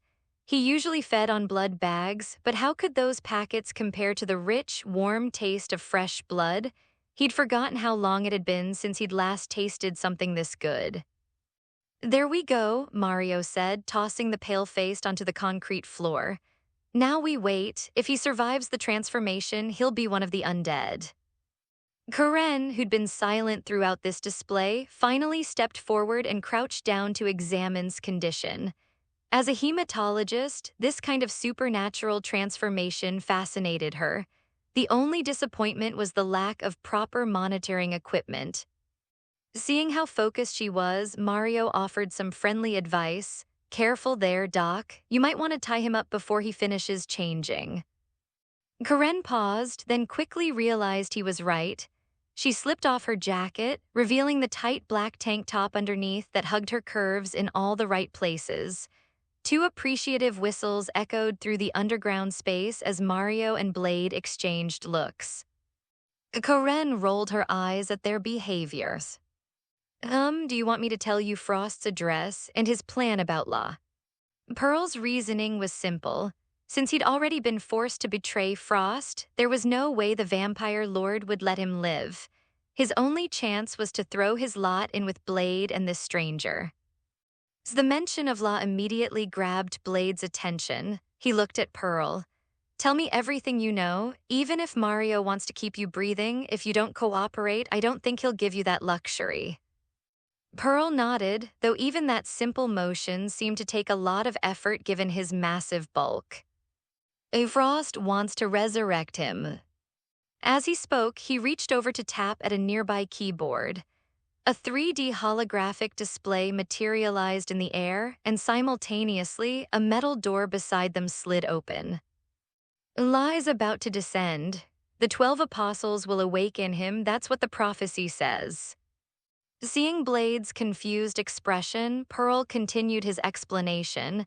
It's written in the Book of Erebus, and the pages of the book are kept right through there. He pointed one of his pudgy hands toward the now open metal door. Blade's eyes sharpened at the mention of the Book of Erebus, the legendary vampire Bible. He'd heard of it in the underground, but never seen the actual text. As Blade processed this information, Pearl dropped another bombshell. To resurrect La, your blood is the most important sacrifice. Frost will stop at nothing to capture you alive. Mario couldn't help but voice his confusion. To resurrect the vampire ancestor, why does it have to be Blade's blood? Aren't the 12 vampire elders' bloodlines pure enough? Ever since watching the movie years ago, he had never understood why resurrecting La specifically required Blade's blood, just because he was the protagonist. Besides, weren't exactly unique. Bite enough pregnant women close to their due date, and eventually you'd create more half-breeds. Pearl looked helpless as he replied, I don't know the reasoning either. That's just what the prophecy demands. As far as we know, he's the only in existence. Maybe it's because his reputation among vampires is legendary. That explanation Mario could accept. Watching Blade turn toward the chamber containing the book pages, Mario called out to Pearl, I can't take you with me right now, you understand why, given your physical situation. His eyes swept over Pearl's grotesque, immobile form before continuing, give me Frost's location. Once I've dealt with him, I'll come back for you. He's at the Edgewood Towers, not far from here. But since you came down through the bar, he definitely knows you're here by now. He's probably already on his way. Mario nodded. I think we can handle him. I'm heading out. He waved, grabbed the unconscious police officer from the floor, and followed Blade toward the archive chamber.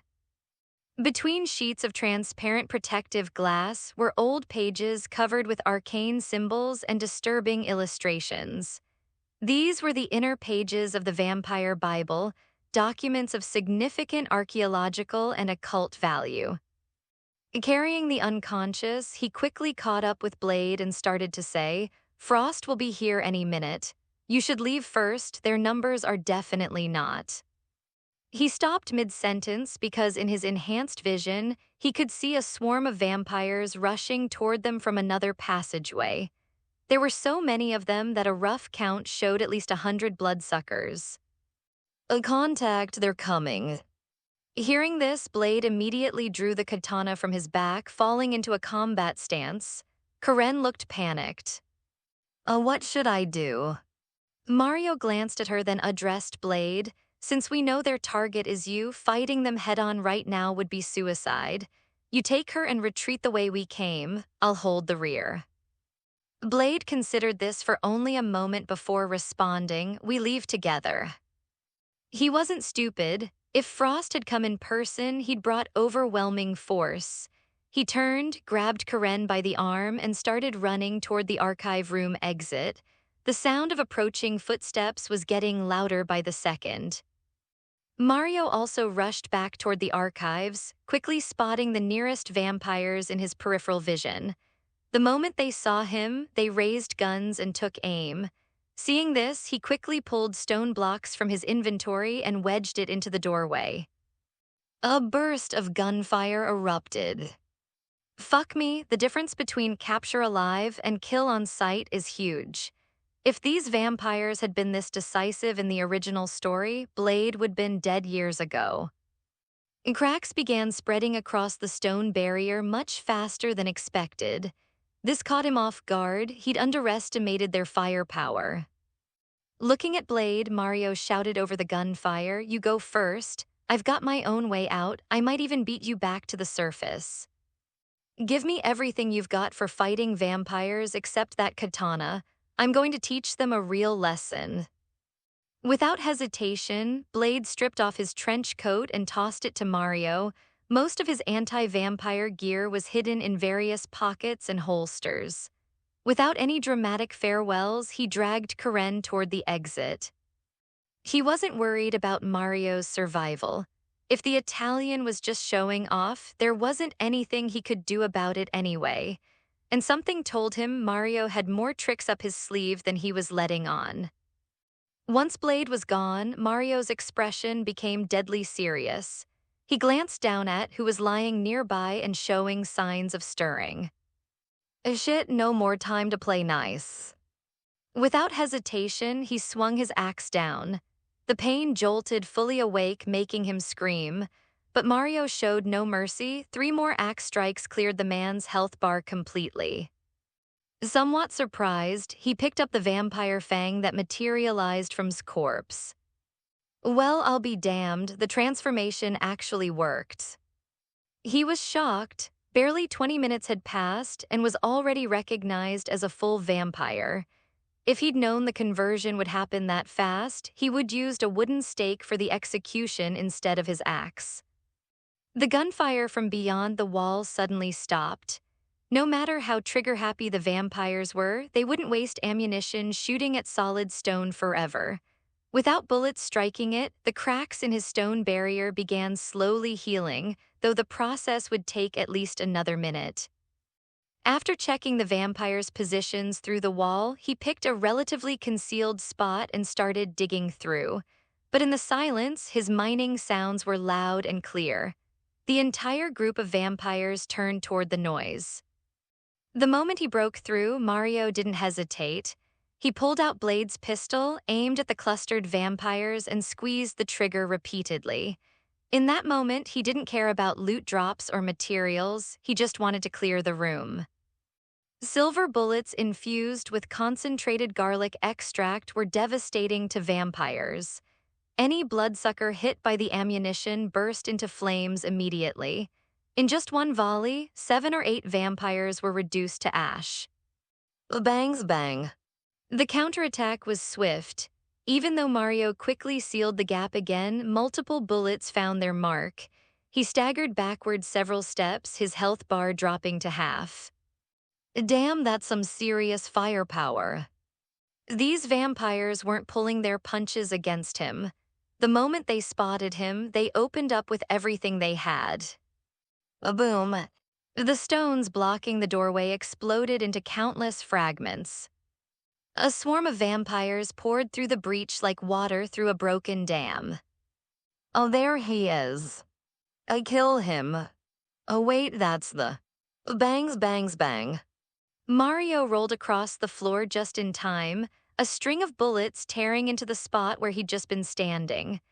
These vampires moved, advancing under covering fire, not giving him even a second to dig another escape route. This is not going according to plan. Oh, fuck it. He burst from cover with a sidestep, squeezing the trigger as fast as he could pull it. The rounds tore through the leading vampires.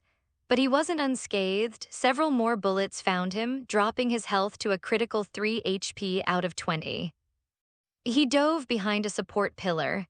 He'd seriously underestimated both the firepower and discipline of Frost's forces. Should pick them off one by one. When they cluster up like this, they're way too dangerous, and they're not even dropping any loot. Suddenly, a green sphere appeared in his vision. In that instant, everything around him seemed to slow. His pupils contracted sharply. He could see every detail of the object with perfect clarity. Damn, they've got grenades now. A boom.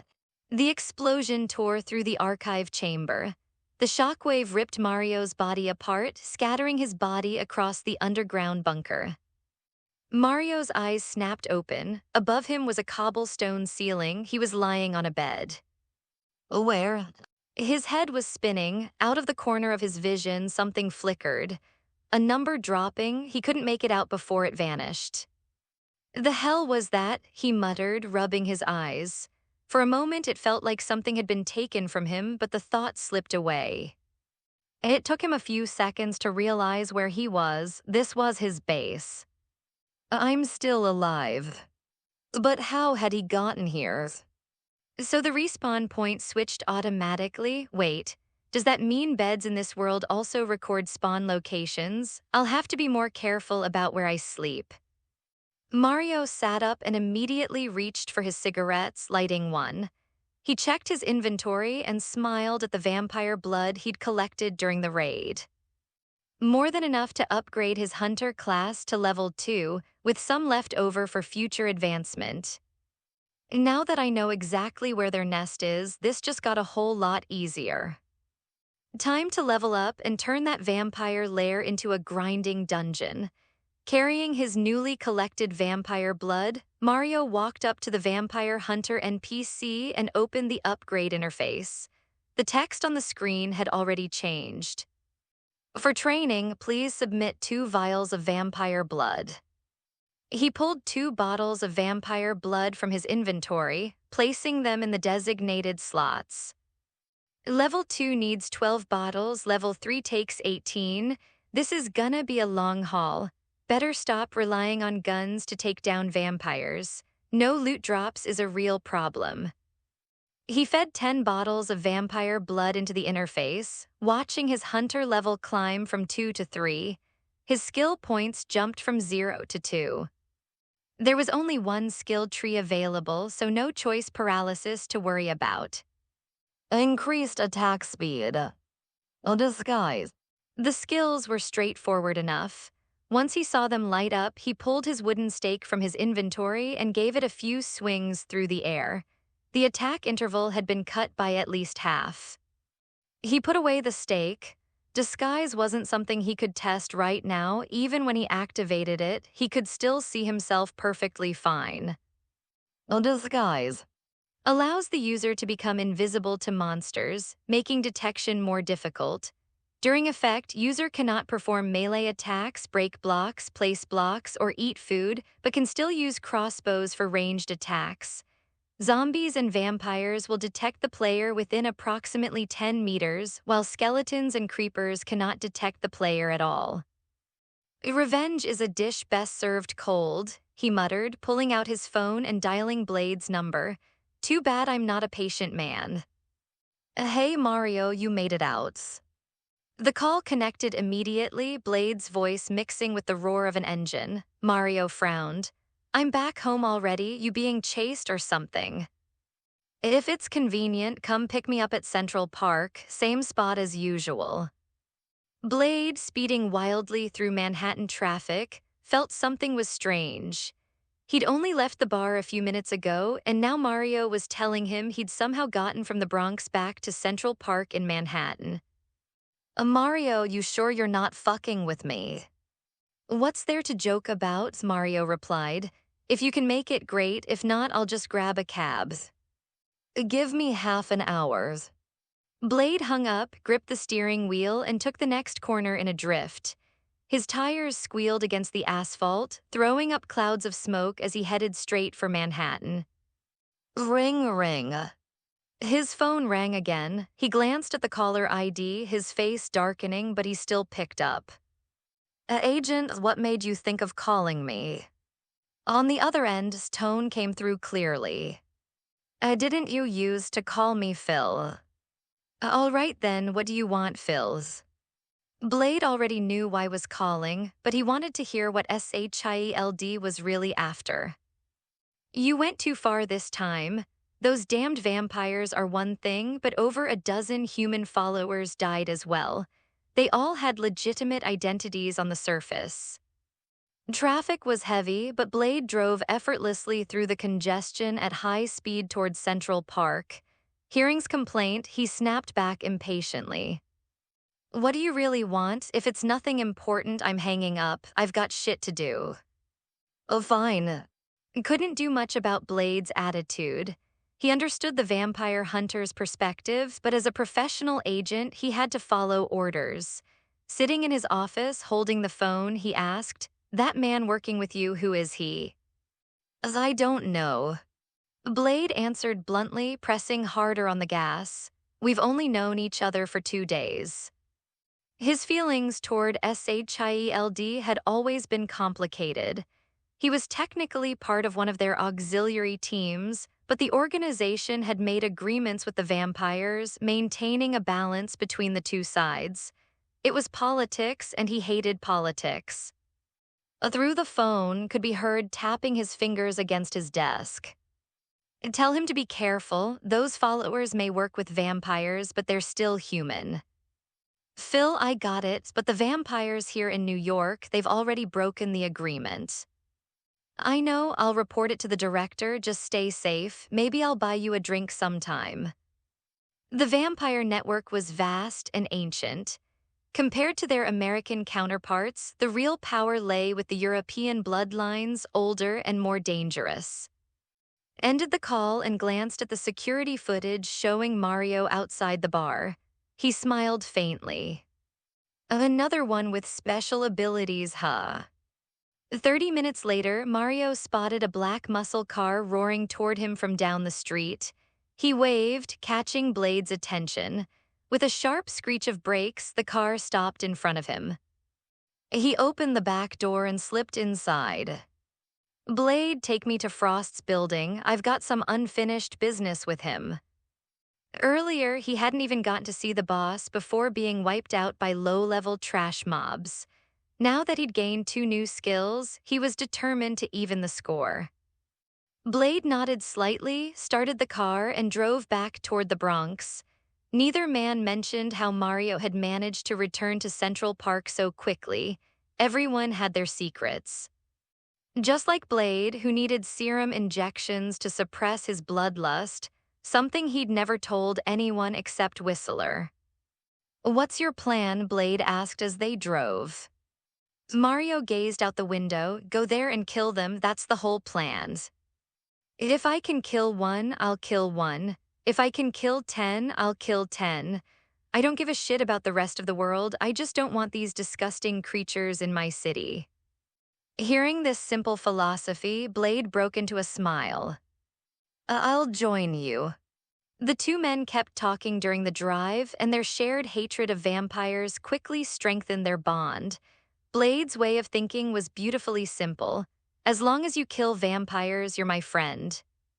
At an abandoned factory on the outskirts of the city, Mario pressed his face to the car window, greedily eyeing the rusted steel pipes and discarded equipment scattered around the complex. Is all this abandoned stuff really unwanted? The car drove into a workshop that served as Blade and Whistler's, though it had already been too easily discovered by vampires for Mario's liking. I'm not sure, but I've been here for months, and no one's ever come to clear any of it away. Blade pushed open the car door and walked toward an old man with graying hair who was hunched over a workbench. I'm back. Whistler glanced at the car and saw Mario and Karen getting out. His expression made no effort to hide what he was thinking, like someone owed him a lot of money and had just defaulted on the loan. Why did you bring strangers here again? Blade began removing his weapons and gear, sitting down in a familiar chair as the familiar thirst for blood started gnawing at his reason again. He's the one I told you about yesterday. If it weren't for him today, I wouldn't have gotten out so easily. Whistler saw Blade settling into the chair and went over to bind his hands. Then he opened a nearby metal case, revealing neatly arranged rows of red serum vials. Mario, who had been examining the old equipment around the workshop, noticed Blade strapped to the chair and walked over. Why don't you just buy blood bags from a hospital? You know your power comes from blood. If you actually fed properly, your strength would be way greater than it is now. Humans don't drink blood, Blade said firmly. But Mario just shrugged. Humans don't drink blood, but we do eat dolce. A dolce. Blade froze. It was the first time he'd heard the term used so casually. Blood sausage, it's made mostly from pig's blood mixed with fat and fillers. You can find it in places like Italy and Germany, though it's not all that common. My nana used to make it when I was a kid. As he spoke about the Italian dish, he couldn't help licking his lips. After eating nothing but bread for the past few days, his mouth was craving real flavor. This time Blade was surprised. He'd never imagined there were actually dishes made with blood. Then I'll have to try it sometime. Even if animal blood was useless for his condition, it might still taste decent to someone with vampire physiology. Mario pulled out a bucket of milk and was about to say something when Whistler had already prepared the syringe and plunged it into Blade's neck. The serum's becoming less effective each time. The meaning was clear. Once the serum stopped working entirely, Blade would only be able to rely on sheer willpower to resist the bloodlust. But no one had ever succeeded at that. The moment desire shattered reason, the person who'd been bitten was already dead. What survived was just a monster enslaved by its cravings. Strapped to the chair, veins bulging across his face, Blade let out low, pained growls as he fought the internal war between human and monster. Mario felt pained watching him. He was grateful he'd been drained completely when turned, otherwise, facing agony like this, he would have completely broken down. As Blade writhed in the chair, Whistler tossed the empty syringe onto a table, pulled out a cigarette, and stuck it between his lips. He glanced at Mario and nodded toward his lighter. Mario stepped forward, pulled out his own cigarette, lit it, then held the flame for Whistler. The two men began smoking. You're all right, kid. Mario chuckled through the smoke. You're not bad yourself. By the way, all this broken down machinery around here, is it still useful? If not, can I salvage some scrap metal? Not knowing Mario's thoughts, Whistler answered, None of this stuff belongs to me. If you need it, help yourself. That's exactly what I wanted to hear. Mario was about to grab a pickaxe and help Blade and Whistler clean up the cluttered workshop when Blade, drenched in sweat, finally recovered from the serum's effects. He undid the leather straps binding his wrists, stood up, and flexed his hands before turning to Mario. What do you even want with scrap metal? And didn't you just pull out some kind of bucket? In my hands, this isn't scrap. Mario grinned at Blade and pulled the milk container from his inventory. This is a bucket of milk, but it has special properties. To demonstrate, he turned the milk bucket completely upside down. See, even upside down, not a single drop spills out. Pretty amazing, right? A Blade. A Whistler. Fortunately, Karen had buried herself in researching vampire blood samples as soon as they'd returned, or there would have been one more person struck speechless. In no sense of humor, Mario muttered. This milk can cleanse all status effects. Blade, you ever play video games? Never mind, judging from your idea of fun, relaxation for you is just chopping up vampires. I wanted to let you try it earlier, see if it works on your condition, but your partner's hands were way too fast with that needle. When it came to conceptual, rule-breaking items like this, Neither Blade nor even the well-traveled Whistler understood what Mario meant by cleansing all status effects. Both men wore confused expressions. Seeing their looks, Mario decided to give them a concrete example. Pointing at Karen, who was still completely absorbed in her research, he said, "Take her, for instance. She's been bitten by a vampire and is slowly turning into one, but in my eyes, she's just been poisoned by a very specific type of toxin. If she drank this milk, it would cure the poison immediately." "And can I take a look at this?" Honestly, Whistler didn't believe a word about the milk's supposed powers. Mario handed the bucket over without hesitation. Up close, Whistler noticed the container seemed to be made of countless tiny square blocks somehow fused together. He carried it over to a microscope, wanting to take a sample for analysis. But no matter what method he tried, droppers, needles, even dipping his finger directly into the bucket, he couldn't extract even a single drop of milk. When he reached his hand inside, he couldn't feel any liquid at all. Blade, watching the now completely silent Whistler at the lab bench, couldn't help but ask, "Could this thing turn me from a half-vampire back into a full human?" Honesty was Mario's sharpest weapon. He shook his head, hiding nothing. "You're a half-vampire by birth. The milk won't change your nature, but it might help with your bloodlust. I'm not sure exactly how. To be completely honest, I was hoping to use you as a test subject." Right now, Blade didn't give a shit about being someone's lab rat. All he wanted to know was whether this milk could actually suppress his. If it really worked, then apart from being stronger, having better hearing and smell and faster healing, he wouldn't be much different from a regular human being. "Can I try it? What do you need from me?" From the very beginning, Mario had wanted to find out if the milk in his hands was as stupidly overpowered as it was in the game. And Blade's behavior right now was like a lamb seasoning itself and jumping in front of a wolf, even striking poses and saying, "Go ahead, eat me, all-you-can-eat buffet." But then he thought again. Blade didn't actually have jack shit. His daily expenses came from killing vampires, looting their corpses, and selling watches. Other than that, he didn't want much else. After thinking it over, a smile appeared on his face. "If you come across any lone vampires in the future, could you hand them over to me? Don't worry, unless something unusual happens, any vampire you bring me won't survive a day." This didn't conflict with Blade's interests at all. Apart from being a bit of extra work, it was nothing to him. He agreed readily. "No problems, but lone vampires aren't very common. If I catch too many, they'll definitely start sticking together." Mario waved his hand. "That's a small problem. However many you can get will be fine. Oh, before you drink the milk, I've got something good here. See if you want it." As he spoke, he pulled out a pixelated-looking human heart. In the game, this item was vampire food, just like bread was for Mario. Vampires could eat it to replenish their blood levels. If you had empty bottles and your blood was maxed out, eating the heart would automatically fill a bottle with blood. It could also be used at an altar for upgrades. But when Blade saw the pixelated heart, he stared at it for a long time without recognizing what it was. "What is this? Why do I feel such a strong pull toward it?" "This is a human heart. Don't ask me why it looks like this, I don't know either." Blade chuckled and shook his head slightly. "Now that you mention it, it really does look the part.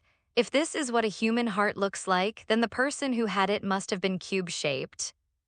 Mario's eyes went wide as he stared at Blade. Inside his head, he was shouting, "Holy shit, the prophet has spoken." Unaware that he'd accidentally hit the nail on the head, Blade reached out and took the human heart from Mario's hand. He sniffed it lightly and frowned. No matter how he looked at it, it couldn't possibly be a human heart, but the scent it gave off stirred something deep inside him. If he hadn't just injected the serum, he would have lost control and eaten it already. Can you tell me where you got this thing?"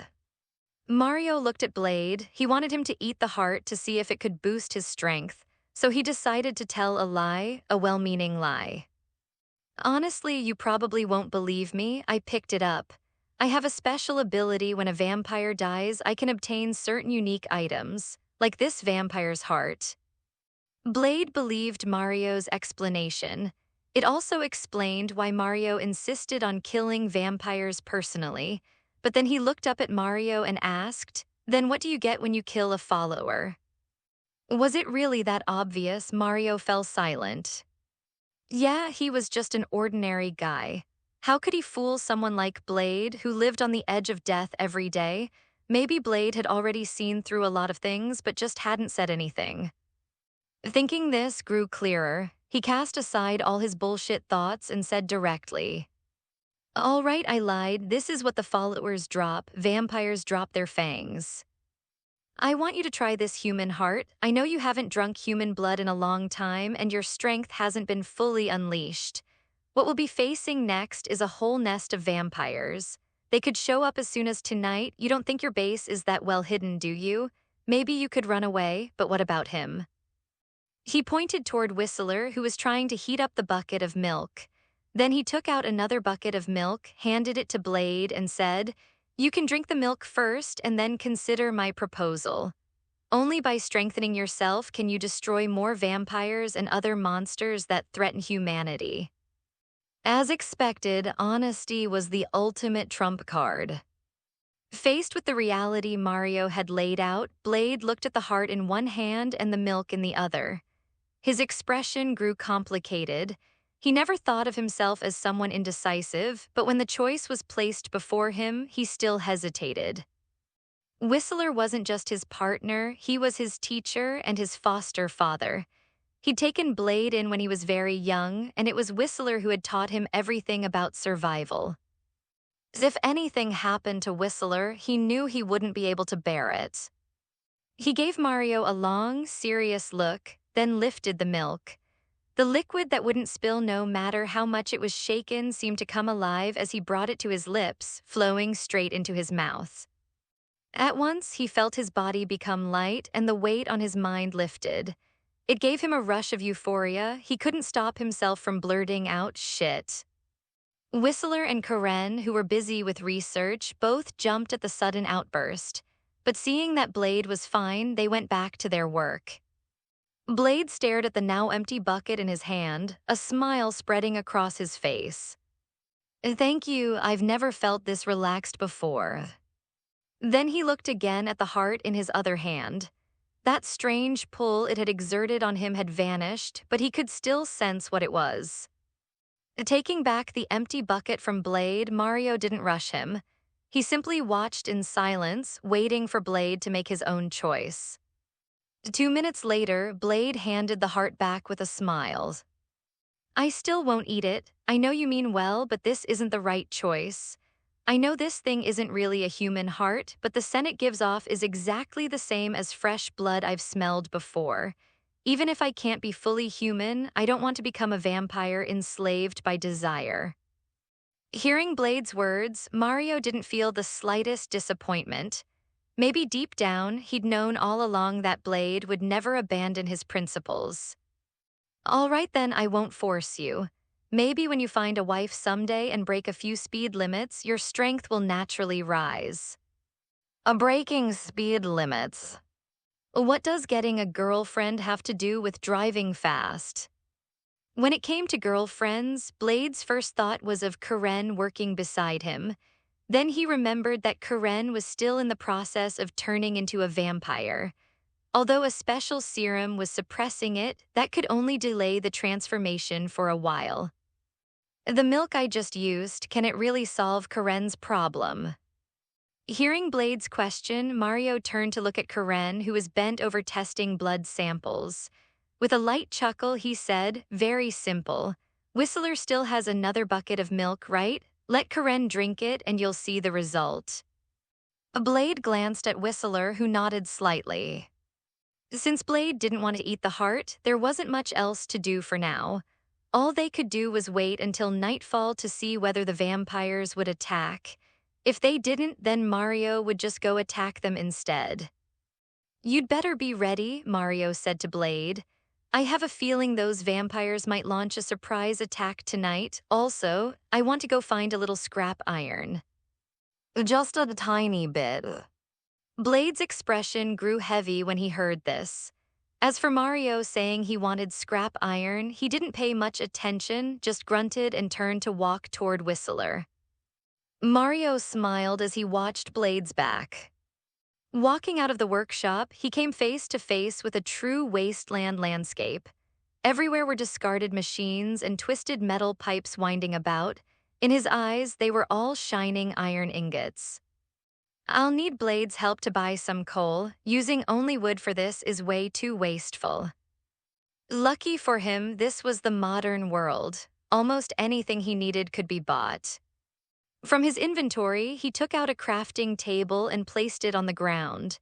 Then he took out cobblestone and crafted 3 furnaces, placing them side by side. Picking up his iron pickaxe, he began dismantling the equipment around him. Soon the constant clang-clang-clang of metal filled the air. Happy times always passed quickly. The sky gradually darkened, and Mario sat in front of the furnaces, grinning as he looked at the chest beside him, now filled with iron ingots. By now, he'd modified the furnaces with hoppers to make them fully automatic. All he had to do was place iron items into the top chest, and they would continuously turn into iron ingots. Just as he was about to head farther away to chop some trees, Blade's voice came from the workshop doorway. Mario din. The word dinner hadn't even left his mouth when Blade took one look outside and completely lost it. What the hell did you do? The once crowded mess of pipes and broken equipment was now as clean as if it had been power washed. Not only the pipes, even the decorative trees around the perimeter were gone. All that remained was barren dirt. For a moment, he wondered if he'd somehow been teleported to the Wild West. Hearing Blade's voice, Mario put on his most innocent smile. I just helped tidy up the surroundings for you. With everything so messy, it wasn't convenient for you to live here. Oh, since you're here, could you help me buy some coal? The more the better. A Blade. He walked over to Mario's side and looked at the still burning furnaces. But no matter how he stared, he couldn't see what was being burned inside. Even though he was standing barely a meter away, he couldn't feel any heat at all, only the faint crackle of flames. Oh, what's this? A furnace for smelting things. Mario didn't explain further. It was too much trouble, and he knew that if he tried to explain, Blade would just ask even more questions. Oh, you came to get me for dinner. Blade nodded. Seeing that Mario didn't want to elaborate, he didn't press the issue. He glanced around at the completely barren landscape. Just as Mario was about to return to the workshop with Blade, the roar of engines came from the distance. Mario instinctively looked over to see several cars speeding their way, headlights cutting through the darkness. Smiling, he said, "Looks like we won't be getting that meal tonight." Blade could only look helplessly at Mario, who was munching on bread. Mario looked at the approaching headlights and said, "Since they've come, we should help them settle in permanently." What do you mean by that? Mario chuckled and explained, I mean, since they had the balls to come here, we'll give them a proper burial. With that, he turned and strode back into the workshop. Inside were Karen and Whistler. Though Whistler was Blade's mentor, time spared no one. He was too old now for frontline combat. Mario planned to build a steel bunker and put the 2 of them inside. No questions asked, he had plenty of iron blocks in his inventory. With walls a full meter thick, he didn't believe any vampire claws could dig their way through. A Whistler, Karen, the enemies here, get over here. Under their disbelieving gazes, he rapidly constructed a room using iron blocks, leaving only a 2-meter-high entrance. The moment Whistler heard enemy, he went straight to the workbench and grabbed a double-barreled shotgun and Blade's sword.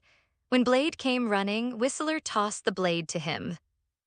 Catching his weapon, Blade flashed a smile. The roar of engines was now right outside. Karen had already run into the safe room, looking back at Mario. Thank you for the milk. Mario waved it off. No need to thank me, I might need your help someday. When that time comes, don't refuse. Karen was no mere pretty face. This woman had a bug-like talent for blood genetics. The special serums she developed could easily deal with vampires, stronger than concentrated garlic extract, silver, or even ultraviolet light. Even the final boss from Blade 1 would be blown to pieces by just a few of her injections. After saying that, Mario waved at Whistler, "Hurry up. Leave this to me and Blade. You're too old, just sit back and give us tactical advice." Whistler glared at Mario, but he knew the truth about his own condition. If he stayed outside, he'd only hold Blade back. Besides, he was quite intrigued by the room Mario had just built. Pulling out an iron door, Mario sealed the entrance shut. By then, the vampires had already stormed into the workshop. Looking at the horde of them flooding in from outside, Mario's lips curled into a smile. "A disguise." The moment the words left his mouth, he vanished into thin air. Bang. The gunshot echoed through the workshop, followed immediately by screams of pain. Frost, who'd been directing the vampire assault from the middle of the pack, jumped and spun around to see Mario somehow behind them, pumping silver rounds into his followers. Bangs, bangs, bang. A rapid succession of shots rang out as several vampires collapsed, their bodies bursting into ash before they even hit the ground. The smell of burning flesh filled the air. The vampires, caught completely off guard by the surprise attack, finally snapped out of their shock and returned fire. He caught Frost's eye across the chaos and flashed him a cold smile before vanishing again right in front of them. Frost couldn't help but shout, "Find him, kill that bastard." At that moment, it all clicked for him. This was the same man who disappeared from the archive room. There was no doubt about it. For the first time tonight, Frost felt real fear creeping up his spine. What he didn't know was that Mario's disguise skill had serious limitations. He couldn't attack with anything other than crossbows while invisible. The effect automatically failed within 10 meters of enemies, and even basic electronic sensors could detect him. But for Frost, an enemy who could vanish at will was far more dangerous than Blade himself. How do you fight someone who could slit your throat while you sleep? Fighting down his rage, he fired toward where Mario had vanished, even though he knew the sneaky bastard wouldn't still be there. Mario watched Frost cower behind cover and grinned. This vampire was different from the street-level bloodsuckers he'd been hunting. Above Frost's head, barely visible to Mario's enhanced vision, floated the title he'd been hopping to see. Vampire Baron. This guy might actually qualify as a level 1 Baron. I have to finish him off with a stake. Vampire Barons were remnants of ancient bloodlines, filled with hatred for everything that lived. In the Vampirism mod, they spawned in vampire forests and dropped pure blood when killed. The purity level depended on the Baron's rank.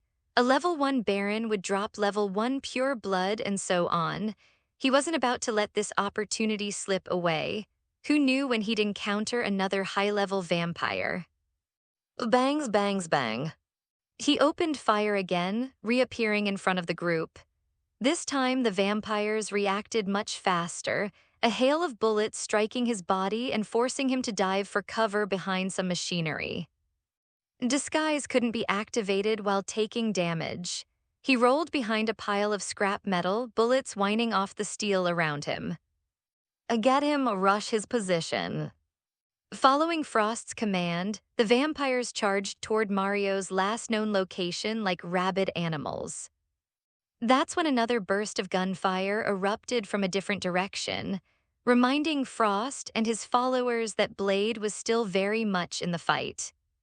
A Blade moved through the workshop, pistols bucking in his hands. The gunfire drew every vampire's attention, giving Mario the opening he needed. He burst from cover wielding a silver he'd borrowed from Blade's arsenal. With a single slash, he severed a vampire's arm and leg.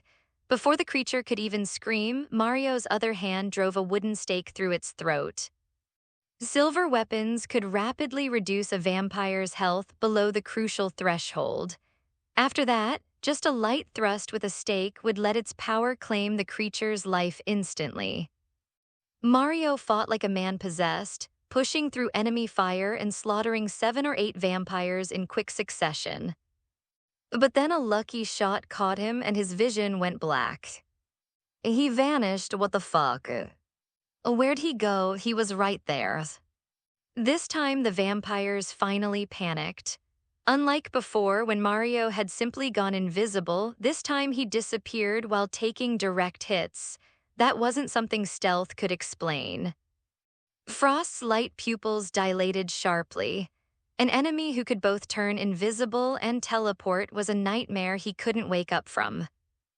"Forget everything else," he screamed. "Capture thee at all costs, we need him alive." Right now, his only chance of surviving against Mario was to complete the ritual and become La. But that required Blade's blood, and he wasn't exactly cooperating. "Oh, this is the third time. Is there a limit? What happens if my bed gets destroyed?"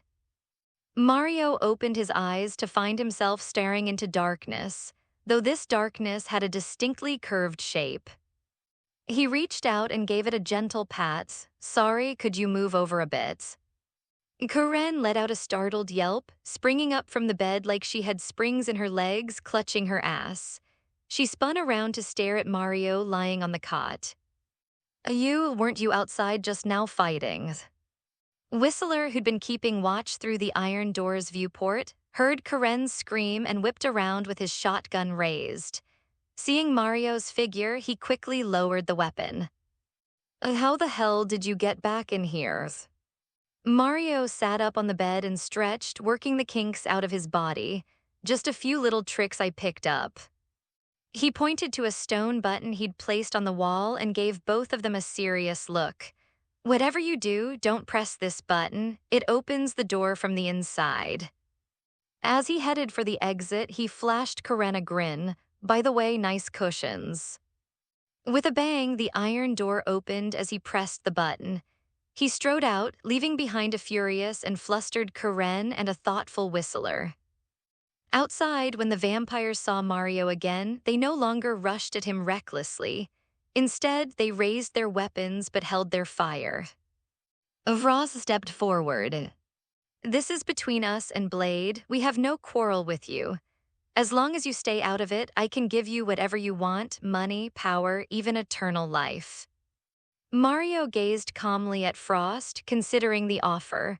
Honestly, vampires weren't such a bad species. Aside from their weakness to sunlight, blood-sucking wasn't really different from humans needing food. The most tempting aspect was their extended. If they used that longevity to study and fix their genetic flaws, to become a truly immortal race, that wasn't impossible. But what they should never have done was treat him like food. The silver traced a light line across the concrete floor. "Of eternal life." He chuckled. "Better enjoy the last moments of your miserable existence, Frost." Ignoring Frost's expression, his figure vanished once more.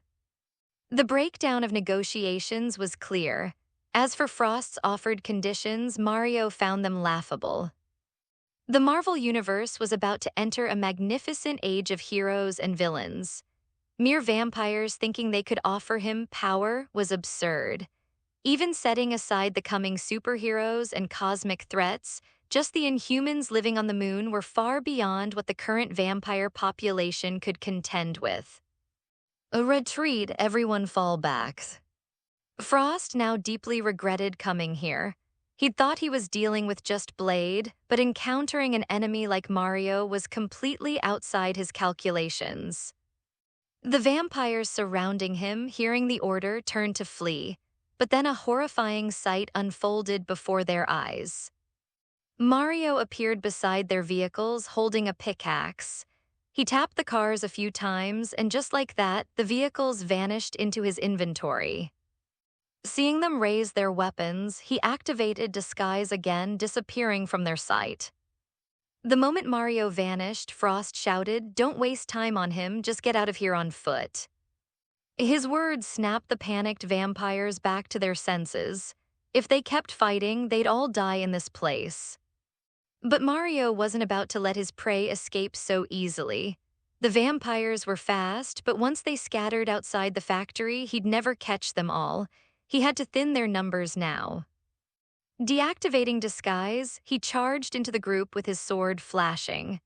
He aimed for non-vital areas. Silver was so effective against vampires that a careless strike could kill them instantly, and he needed them alive long enough to finish with a stake. Meanwhile, the vampires who'd been chasing Blade noticed the commotion. Seeing Frost fleeing, they were completely baffled. Spotting Mario in hot pursuit, they immediately shifted targets and charged at him instead. He frowned, and a hail of bullets, watching Frost's figure disappear into the distance. Damn it, ordinary vampires were just a matter of time, but Frost was different. That Baron title made him extremely valuable. Bang, bangs, clang. Bullets struck the debris around him. By sheer bad luck, a ricochet caught him in the head, shaving off a few hit points.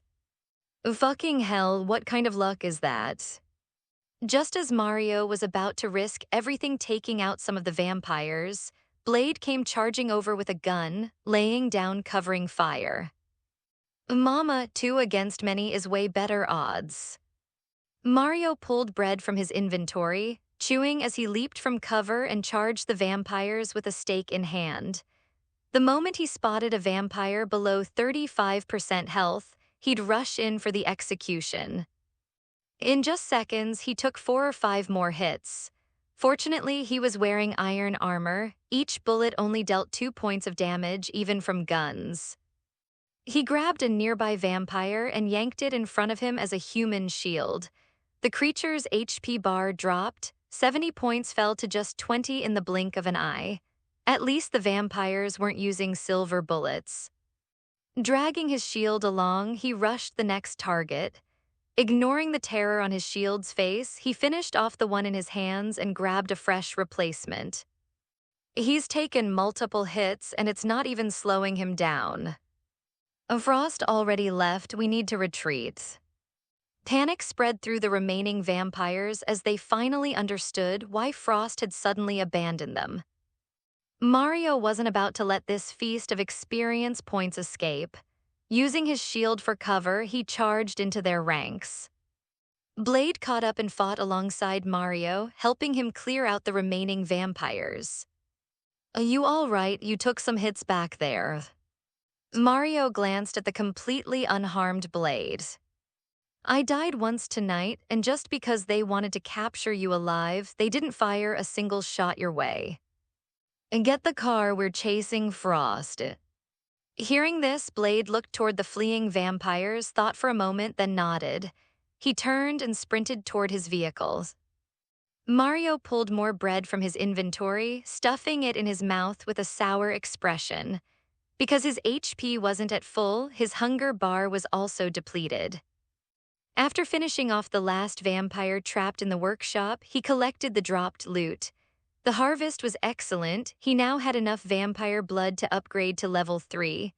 Once he found another vampire hunter NPC, he could level up, gain skill points, and unlock the hunter's weapon table to craft crossbows.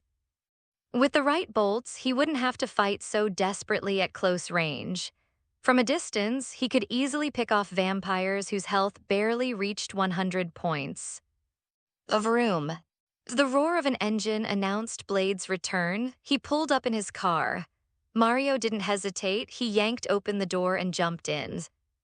Blade was clearly just as fired up. Fighting alongside Mario had made this the most satisfying hunt he'd had in years. With a screech of tires and a powerful acceleration that pressed them back into their seats, the car shot forward. Vampires were fast, but compared to a V8 engine, they were pedestrians. Soon, Mario spotted the fleeing group ahead. Forget these guys, just find Frost. We can clean them up later. I got it, no problems. The car didn't slow down, tearing through the industrial district's winding roads. It wasn't long before Mario spotted the glowing text floating above one figure among the scattered vampires. Vampire Baron. That's him up ahead, floor it rammed straight through. The roar of the engine drew Frost's attention. At first, he thought it was his own reinforcements, but before he could celebrate, the car surged into his vision, growing larger by the second. A bang!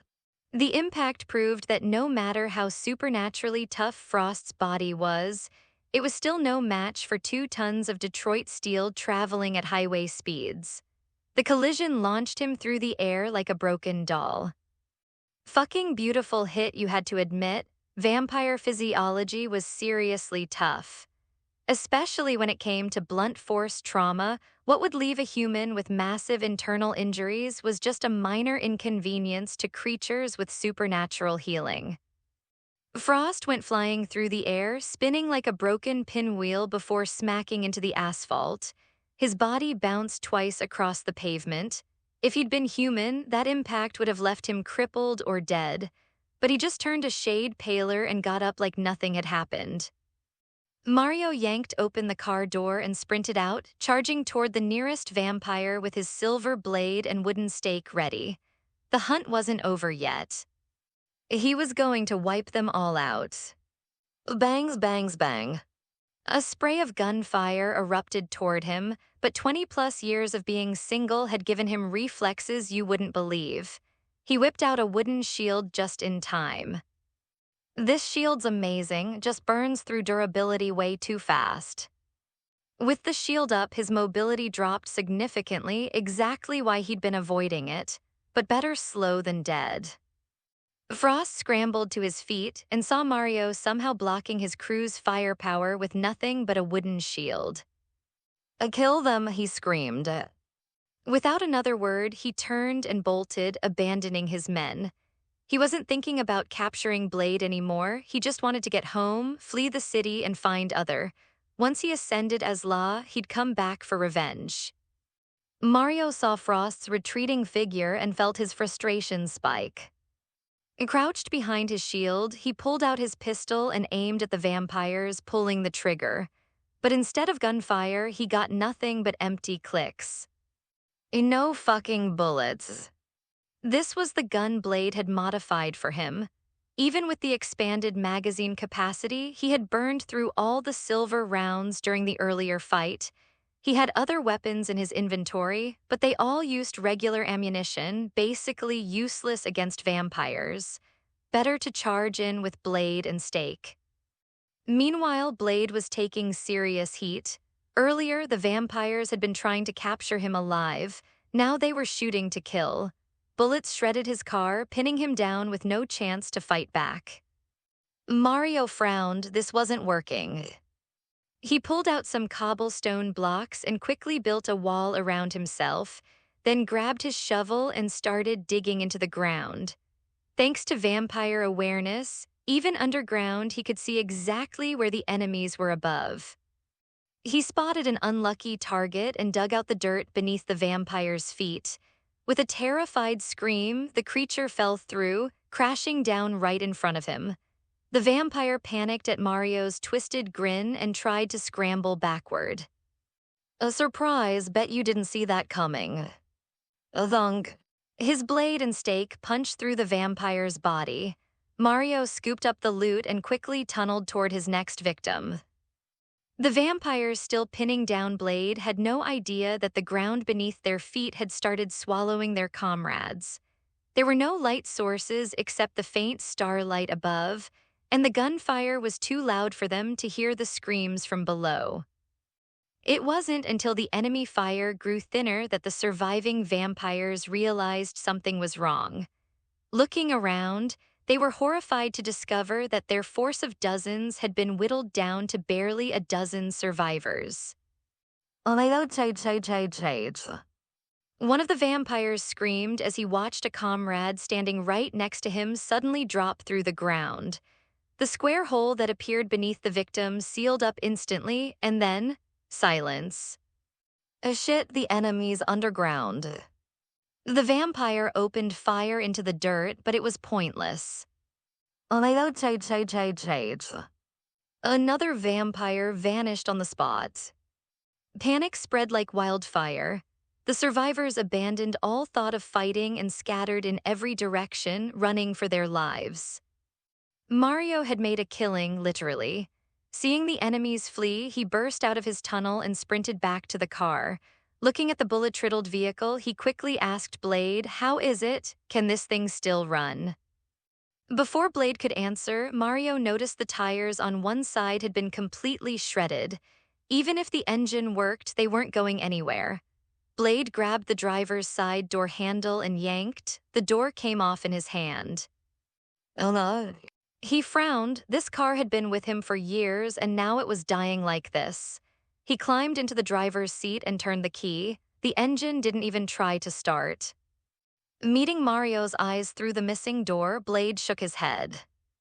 He slammed his fist against the steering wheel. This had been his best chance at killing Frost. But Mario didn't panic. "Don't worry, I've got the cars those vampires drove in. Let me check if any still have their keys." He silently prayed that some lazy bloodsucker had left the keys behind. On the third try, he finally found one with keys still in the ignition. Overjoyed, he shouted, "This one's got keys, get over here." Blade ran over and jumped behind the wheel, starting the engine like he'd been driving it for years. "Oh, get in." Mario slid into the passenger seat. The car shot forward. Soon they reached the highway, where they spotted Frost by the roadside, desperately trying to flag down passing cars. As they drove past, Mario stuck his head out the window and slapped the car door. "Hey there, buddy, need a ride?" The arrival of Blade and Mario could only mean one thing: all vampires were dead. Agreed. The car stopped right in front of Frost. Without a word, Blade leaped from the driver's seat and slammed his fist into the vampire's face.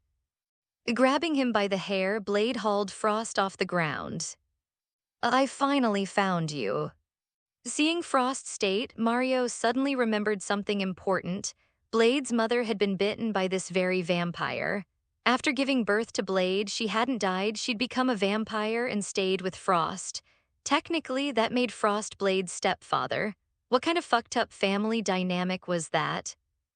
Mario gave Blade a complicated look but said nothing. He just watched as Blade vented his rage, fist after fist slamming into Frost's face. "Stop fighting, you guys, stop fighting." Mario said this while unconsciously glancing up at the sky, worried it might start raining. Classic movie trope bullshit. Hearing his words, Blade also stopped his assault. "He's very important to me. I need to take him out with my own hands. You should understand why." "All right." Blade hesitated for maybe 2 seconds before agreeing readily. He knew damn well that without Mario's help, forget about turning the tables on these vampires, he wouldn't even have been able to protect Whistler. He wasn't the kind of man to forget a debt. Casting a cold glance at Frost, who could no longer speak, he threw the vampire to the ground and turned to Mario. "I just hope he doesn't die too quickly." "Oh no." Blade's request put Mario in a tough spot. If he had a potion table right now, he could brew some healing potions and feel confident about making this bastard wish he was dead. But being broke as hell, without even a single gold ingot, let alone brewing materials, there wasn't much he could do. Glancing at the slowly recovering health bar above Frost's head, he sighed. Let's go, we'll deal with it when we get back." He grabbed Frost off the ground, carried him to the car, and tossed him in the back seat. Then Mario climbed in beside him, pulling out an iron sword. Every time Frost's health recovered to 20%, he would stab him a few times, knocking it back down to 10%. Back at Blade's base, he threw Frost over to him and said, "Hang him up first." During the ride, Blade had watched Mario periodically jabbing Frost with that blocky. What puzzled him was that despite the weapon being thick and brutal-looking, it never left any visible wounds. If it weren't for Frost twitching in pain even while unconscious, he would thought Mario's sword was just an illusion. At that moment, he began to suspect Mario might have awakened some terrifying hobbies. Suddenly I don't feel so much hatred toward him anymore. Maybe you should just kill him directly." There was a big difference between liking to kill vampires and liking to torture them. Mario picked up his pickaxe, planning to free the two people trapped in the iron blocks. Hearing Blade's words, he replied calmly, "Your mother isn't dead. She's still at his house, but she's completely turned into one of them, totally consumed by bloodlust. You still have anything else to say?" As mentioned before, once someone became a vampire, they couldn't resist the hunger. Eventually, they'd become monsters, their minds completely assimilated. Blade froze, trying to digest what Mario had just told him. The sound of breaking blocks interrupted his thoughts. Looking up, he saw Whistler and Karen emerging from their iron prison, and his expression darkened. Can you lend me your sword?" Before he'd even finished speaking, an iron sword spun through the air and embedded itself in the ground beside him. Mario didn't even stop dismantling the iron blocks. "7 strikes max. The 8th one will kill him for sure. I still need to run some experiments on him later." Oh, thud. Before Mario had finished speaking, Blade picked up the iron sword and drove it straight into Frost's body. Karen looked at Frost hanging there and frowned slightly. Who is he?" Before Mario could introduce him, Whistler quietly explained, "Deacon Frost. He's one of the high-ranking vampires in New York." Whistler didn't know yet that Frost had already become the sole leader of New York's vampires. All the other vampire elders had been imprisoned, awaiting use as sacrifices for summoning law. He paused, then continued, "After all these years of investigation, we've confirmed he's the one who killed Blade's mother." Originally, Karen had thought Blade's actions were cruel, but hearing this, she immediately felt there was nothing wrong with what he was doing. Still, seeing Blade's pained expression, she stepped forward and gently took his arm. "Stop for now, he's unconscious. Let me try to wake him up first, then you can continue." Hearing Karen's words, Mario couldn't help but marvel. "I've seen plenty of saints, but this is my first time meeting a living queen of hell." There was admiration in his eyes as he looked at Karen. A woman this decisive, with such clear moral judgment, high capability, and stunning looks, they were rare as unicorns. Most women would be complaining about how cruel it all was. After a while, he had packed away all the iron blocks into his inventory. Whistler, who'd always been the researcher behind Blade, was overwhelmed with curiosity about Mario. He approached and asked, "While I was trapped in there, I noticed that the structure you built seemed to be made of high-strength iron. But with such massive weight, why didn't the ceiling collapse? They weren't even solid pieces, and there were no support structures." "Is this your special ability? Are you some kind of magician?" The barrage of questions gave Mario a headache. He could only shrug helplessly. Just think of me as a magician." He patted Whistler on the shoulder, then said seriously, "Trust me, don't dig too deep into my business. It's better for everyone." With that, he pulled out a cigarette, handed one to Whistler, then fished out his lighter and lit both their smokes. Taking a deep drag, he walked over toward Frost. Blade had already stabbed the bastard several times. Though still seething with rage, he'd held back, remembering Mario's warning. If he killed Frost outright, not only would Mario be unable to carry out his plans, he wouldn't be able to live with it. Mario glanced at Blade and said, "Don't worry, leave it to me. I'll make sure his death is worth something." Frost's health bar was recovering slower and slower, probably because the supernatural energy in his body was running low. Mario reached into his inventory and pulled out a human heart, then opened Frost's mouth and stuffed it in. After swallowing the heart, Frost's health bar began recovering at an insane rate. The wounds Blade had inflicted were healing before their eyes, flesh knitting back together like magic. In less than 15 seconds, his health had climbed back up to 80%, yet Frost kept his eyes tightly shut. Playing unconscious, are we? Mario didn't believe for a second that someone with 80% health could still be out cold. He blew a thick cloud of smoke into Frost's face. "Go ahead then, enjoy this delightful pain." With a shrill scream, Frost's body crumbled to ash. Mario bent down and picked up the loot drop and couldn't help but feel disappointed. The final boss only drops Tier 1 pure blood. Outside, the sky was already getting light. After a whole night of work, Mario, Karen, and Whistler had all gotten the experimental data they needed. Frost had been more useful as a test subject than as a vampire overlord, which was probably the most pathetic end for a would-be god in history. Mario packed everything away and called out to Blade, who was still staring at the pile of ash. "Hey, stop brooding. Give me a ride back first. I need to get some sleep." He knew Blade was probably thinking about his mother, but he wasn't exactly the type for heart-to-heart conversations. That kind of thing was better left to Karen. Maybe after enough talking, feelings might develop between them. "One more favor when you get a chance, can you bring Pearl over to my place? You're the only person I know in this city with that kind of strength. I'll owe you one." Blade snapped out of his thoughts and nodded. Thinking about Pearl's massive, bloated corpse, he showed a slightly troubled expression. "You're giving me a real pain in the ass job here. I'll bring him by tonight." After getting in the car and saying goodbye to Whistler and Karen, they headed towards Central Park. The rising sun's rays was warm. He couldn't help but stretch and yawn. Suddenly remembering the vampire familiars, he turned to Blade. "You should change locations. Your base is blown. Those vampire bootlickers will definitely come after you."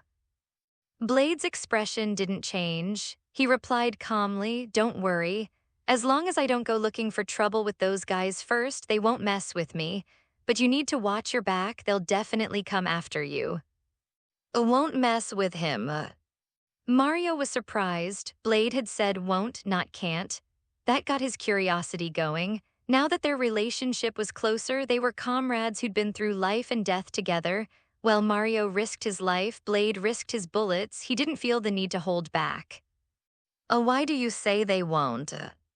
Blade smiled and explained, "I'm half vampire.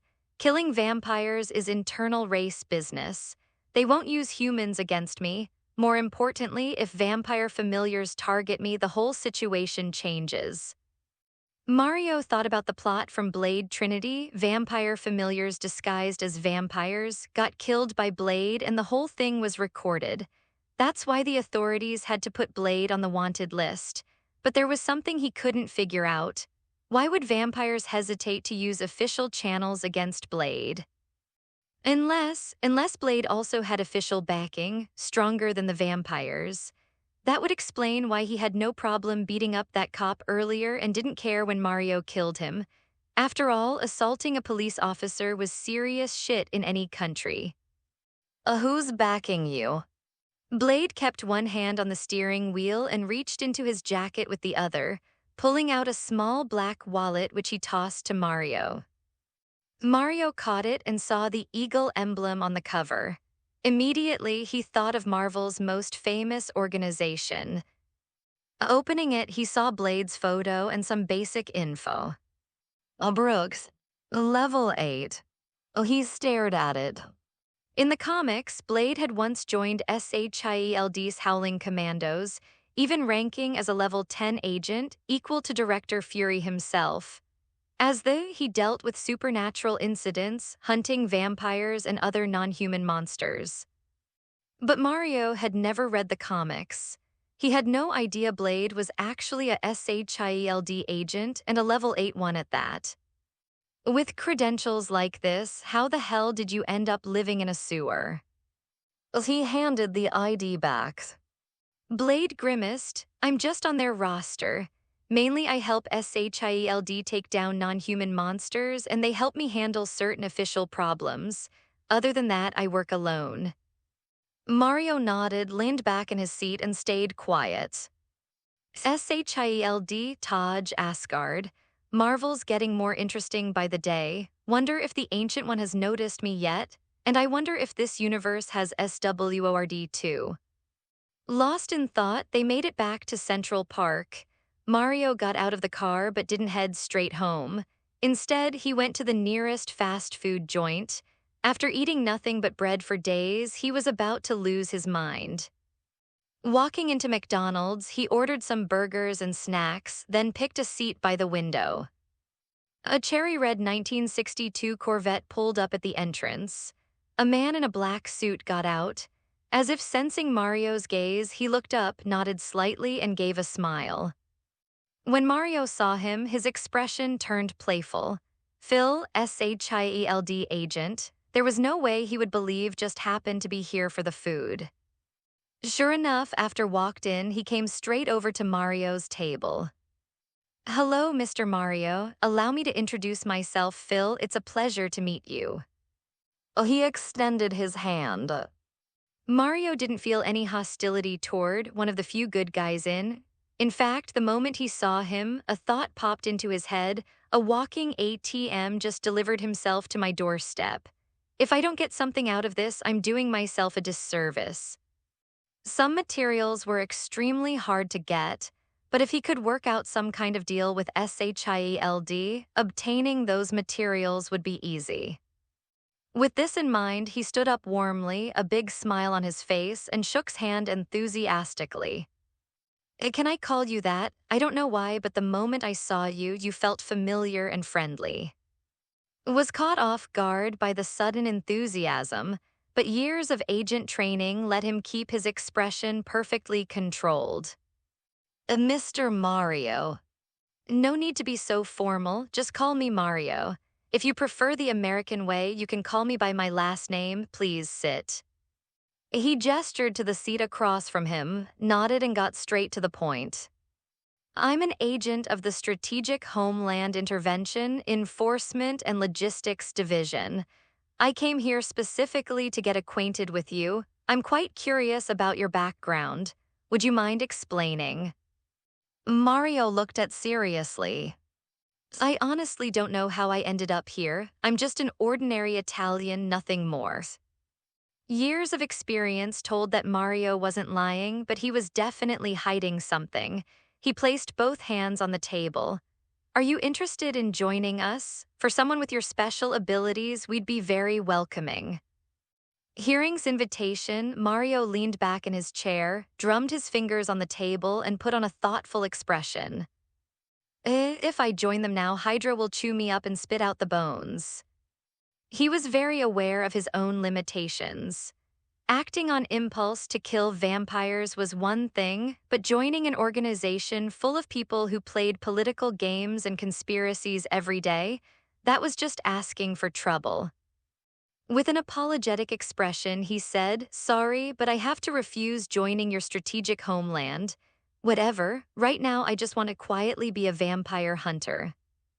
Hearing Mario's rejection, wasn't disappointed. After all, they just met, his question had been more of a test anyway. That's fine, but just a friendly warning, vampire power isn't as simple as it looks. Their main forces are in Europe. They don't pay much attention to the American clans, but they're all descendants of Dracula in the end.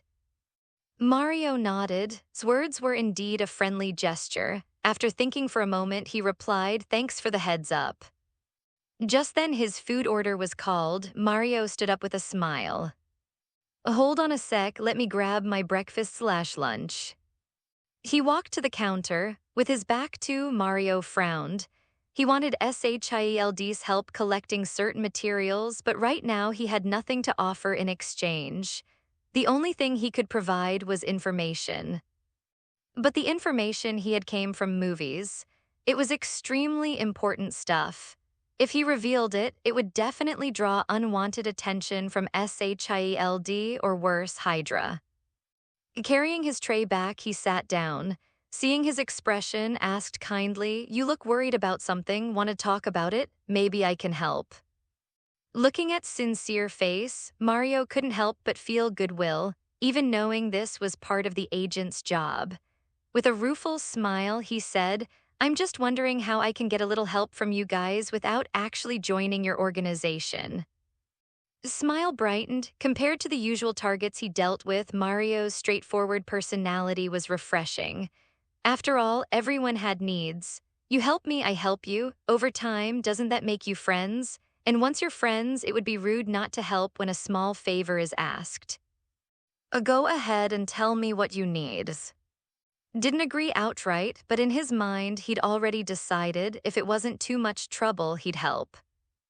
I need to find a volcano, an active one. I need some lava. Oh, that's it. Immediately said, no problem. If it's convenient, I can arrange to take you to the nearest active crater. He didn't even ask why Mario needed lava. Finding volcanic magma was no trouble for him. They wouldn't even need to leave the country. If they were quick, they could make a round trip in a single day. After all, the United States had 165 potentially active volcanoes. He already had a destination in mind, Hawaii Volcanoes National Park. He'd just seen the news a few days ago. The volcano there had started erupting again, and lava was flowing close to the highway. Seeing how easily agreed, Mario was momentarily stunned. He looked seriously at the agent, then suddenly smiled. I really want to be friends with you. Mind giving me your numbers? He pulled out his phone and slid it across the table. He thought was actually a decent guy. Sure, he had ulterior motives for recruiting him, but wasn't that just his job? Picked up the phone, entered his number, and called it. After hanging up, he handed the phone back. Mario smiled, slipped the phone into his pocket, and said, I need to head home first and grab some supplies. After that, we can leave whenever you're ready. He picked up a burger and started eating. Whether it was because of his enhanced metabolism or not, Mario devoured 3 burgers and a bunch of sides in just over a minute. Watched in amazement, then joked, It's a good thing you didn't join us. Otherwise, the director would fire me for the food budget alone. Mario laughed, I'll head home first, you going back or want to wait here? Thought for a moment, then smiled. If it won't take long, I can wait here, I'm hungry too. It won't take long at all. With that, Mario stood up and headed towards Central Park. Back at his base, he first organized all his scattered items, then crafted a large number of iron buckets. He was just finishing up when a new notification flashed before his eyes. UPSIZERMODACTIVATD. Holy shit. He was startled by the sudden message, but quickly broke into a grin. The mod allowed items that previously couldn't be stacked to stack together, lava buckets, water buckets, potions, and so on. Perfect timing. I was just worrying that if I brought back too little lava, the trip wouldn't be worth it. Now this is beautiful. This time, he planned to bring back lava from the volcano. He wanted to try building a portal frame and see if it would open a gateway to the Nether. Unfortunately, he didn't have a diamond pickaxe yet. Otherwise, he could have made an enchanting table. He went over to the Vampire Hunter NPC. Even after 3 days, it looked exactly the same, blocky and unchanged. He opened the interface, placed all the vampire blood he'd collected into the slots, and thought, train. 15 bottles of vampire blood were consumed. Damn, money's hard to earn and shit's hard to eat. To get these 15 bottles, I had to kill at least 30 vampires, and now with one click, they're gone. It gave Mario exactly the feeling of playing a pay-to-win mobile game. Click once, your wallet empties, but your power grows. Mario couldn't wait to open the hunter skill tree. The 0 skill points had changed to 2, and after scanning through the available options, he picked the most practical abilities without much hesitation. A hunter weapon table and attack swift as the wind. The hunter weapon table let him craft exclusive hunter weapons, but making the big stuff, battle axes, crossbows, armor, would eat up an entire bucket of lava each. Even simple items like crossbow bolts or pitchforks needed a fifth of a bucket. That's exactly why he was so eager to get help finding lava, even if it meant owing the guy a favor. Attack swift as the wind boosted his attack speed again. His attack intervals got shorter, and the damage he could dish out in the same kept climbing higher. As he headed toward the exit, he stopped after just 2 steps. He looked down at his legs. Am I moving super fast now? Does leveling up also increase movement speed? He didn't think too much about it.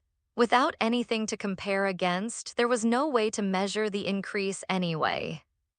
As long as I'm not slower, that works for me. Was still sitting in the same spot as before, though now he was eating a burger.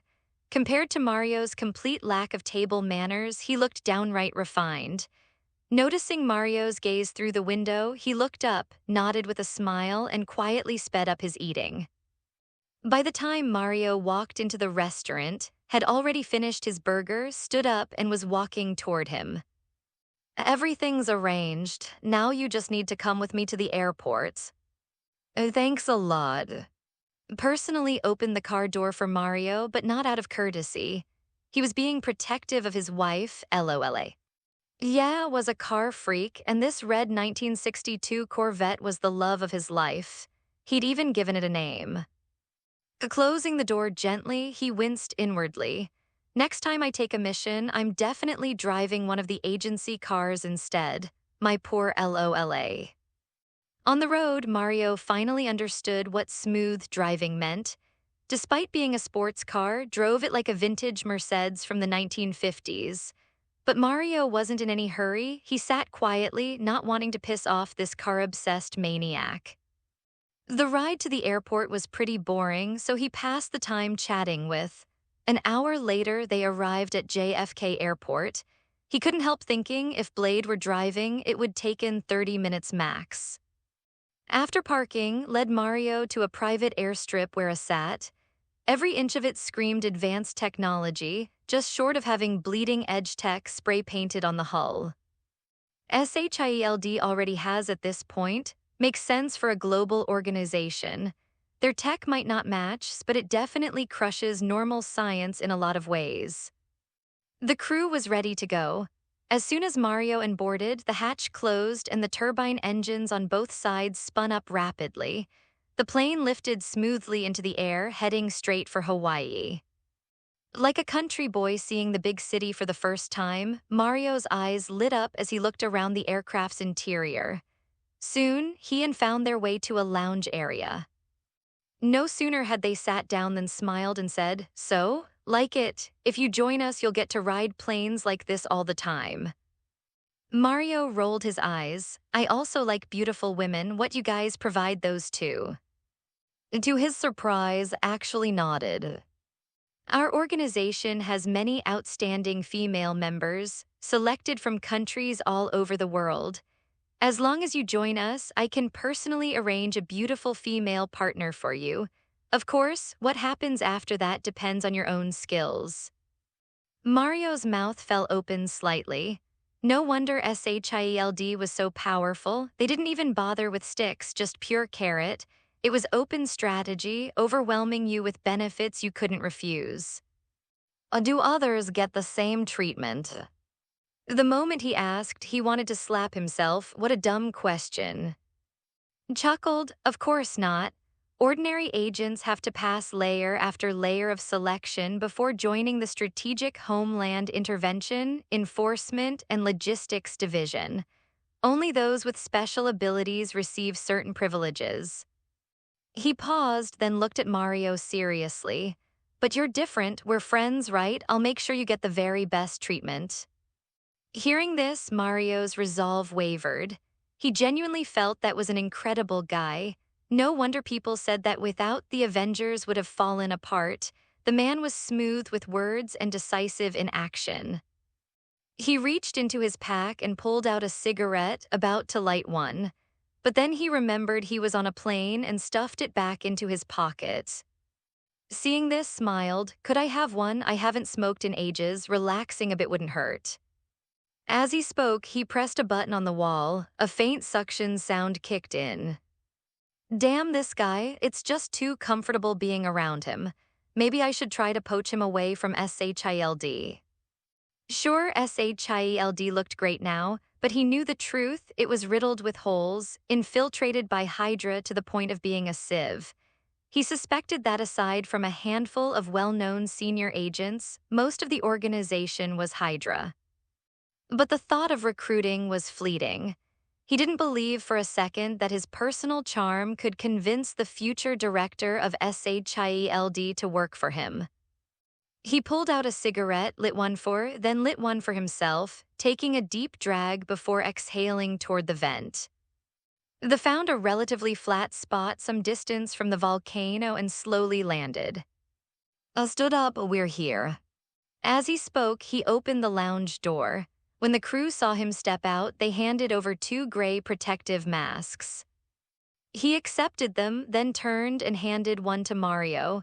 Volcanic ash is very damaging to the respiratory system.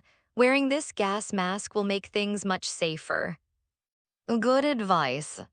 Mario didn't bother explaining that with his body, he wasn't the least bit afraid of volcanic ash. If breathing this stuff could harm him, then in Nether, wouldn't Steve have dropped dead the moment he entered the Soul Sand Valley? He took the gas mask and put it on. At the back of the hatch slowly opened, and a strong gust of wind rushed in.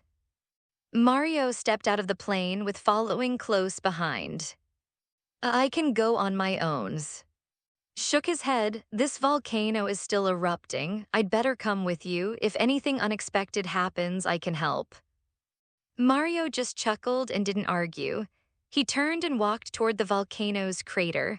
The plane had landed some distance away since the closer ground was all hardened lava, impossible to land on and dangerous as hell anyway.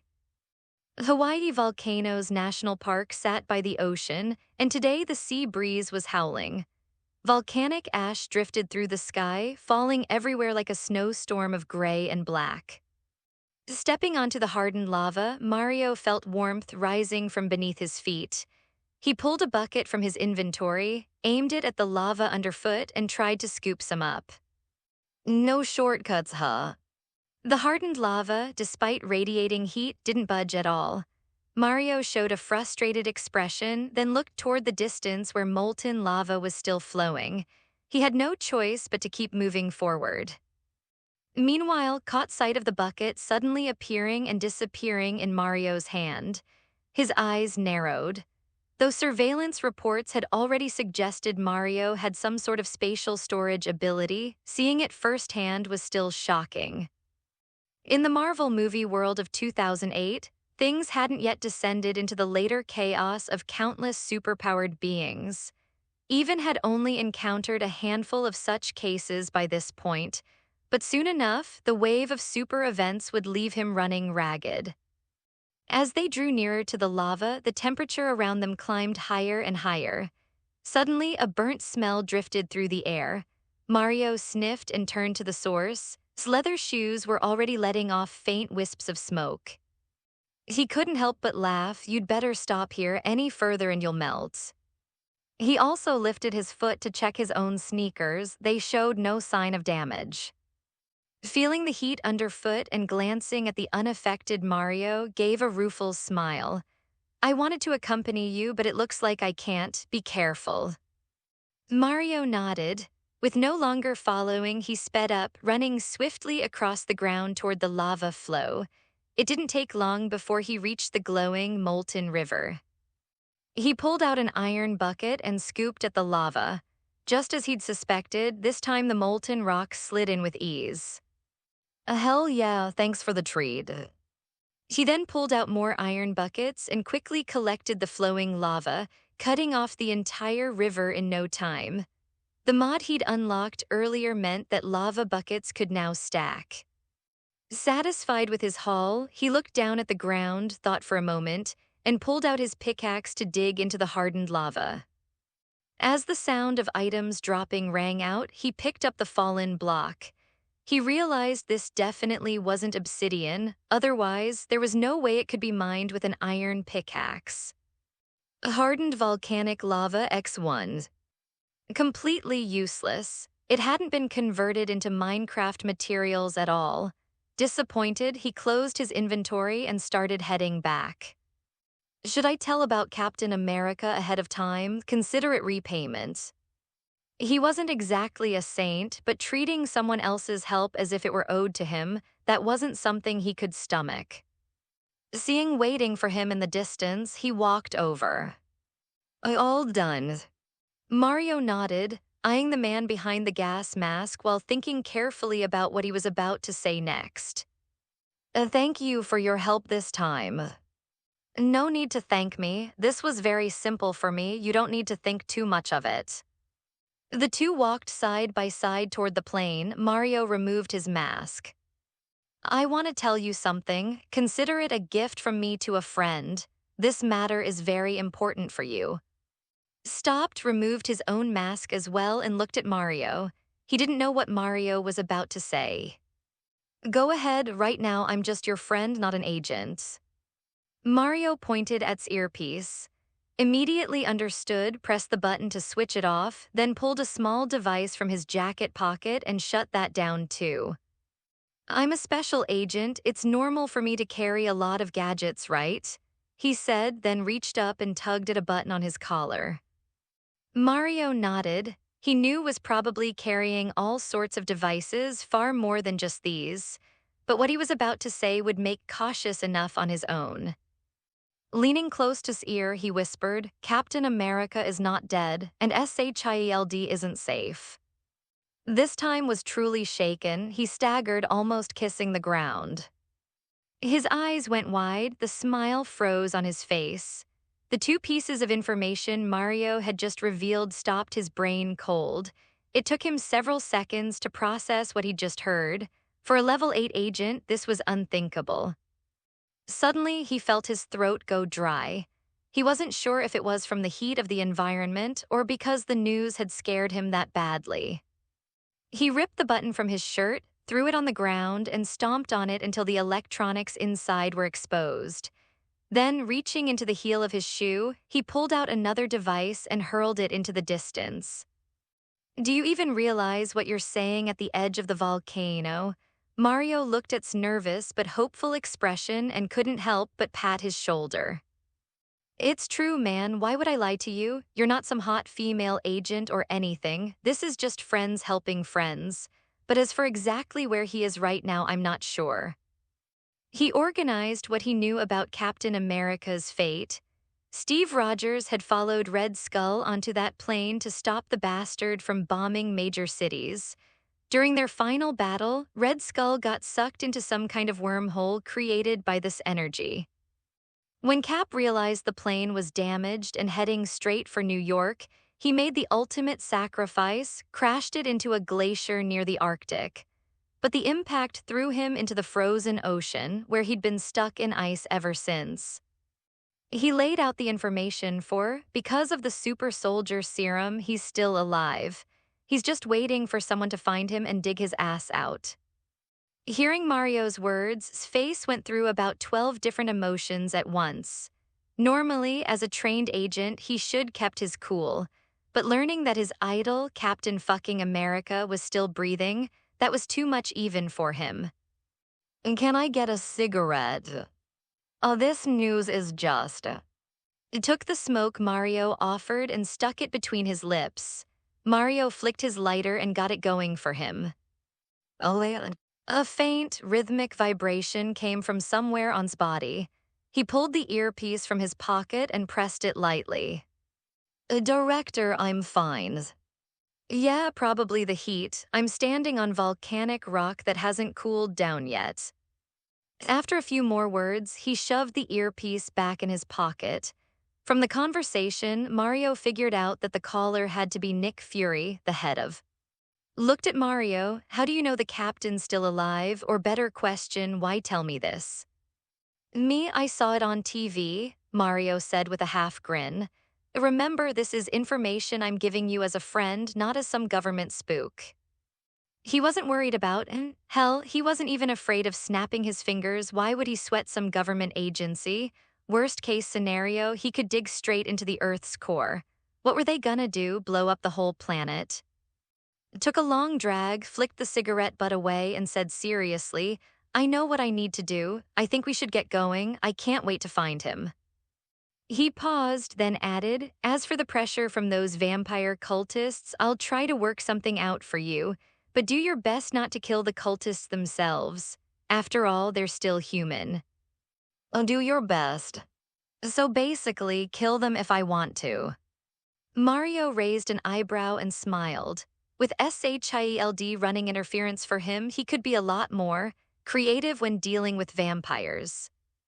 Can't make things too hard better to turn those cultists into vampires first, then put them out of their misery. Just as the two men were walking shoulder to shoulder toward the air in front of them suddenly erupted with sparks.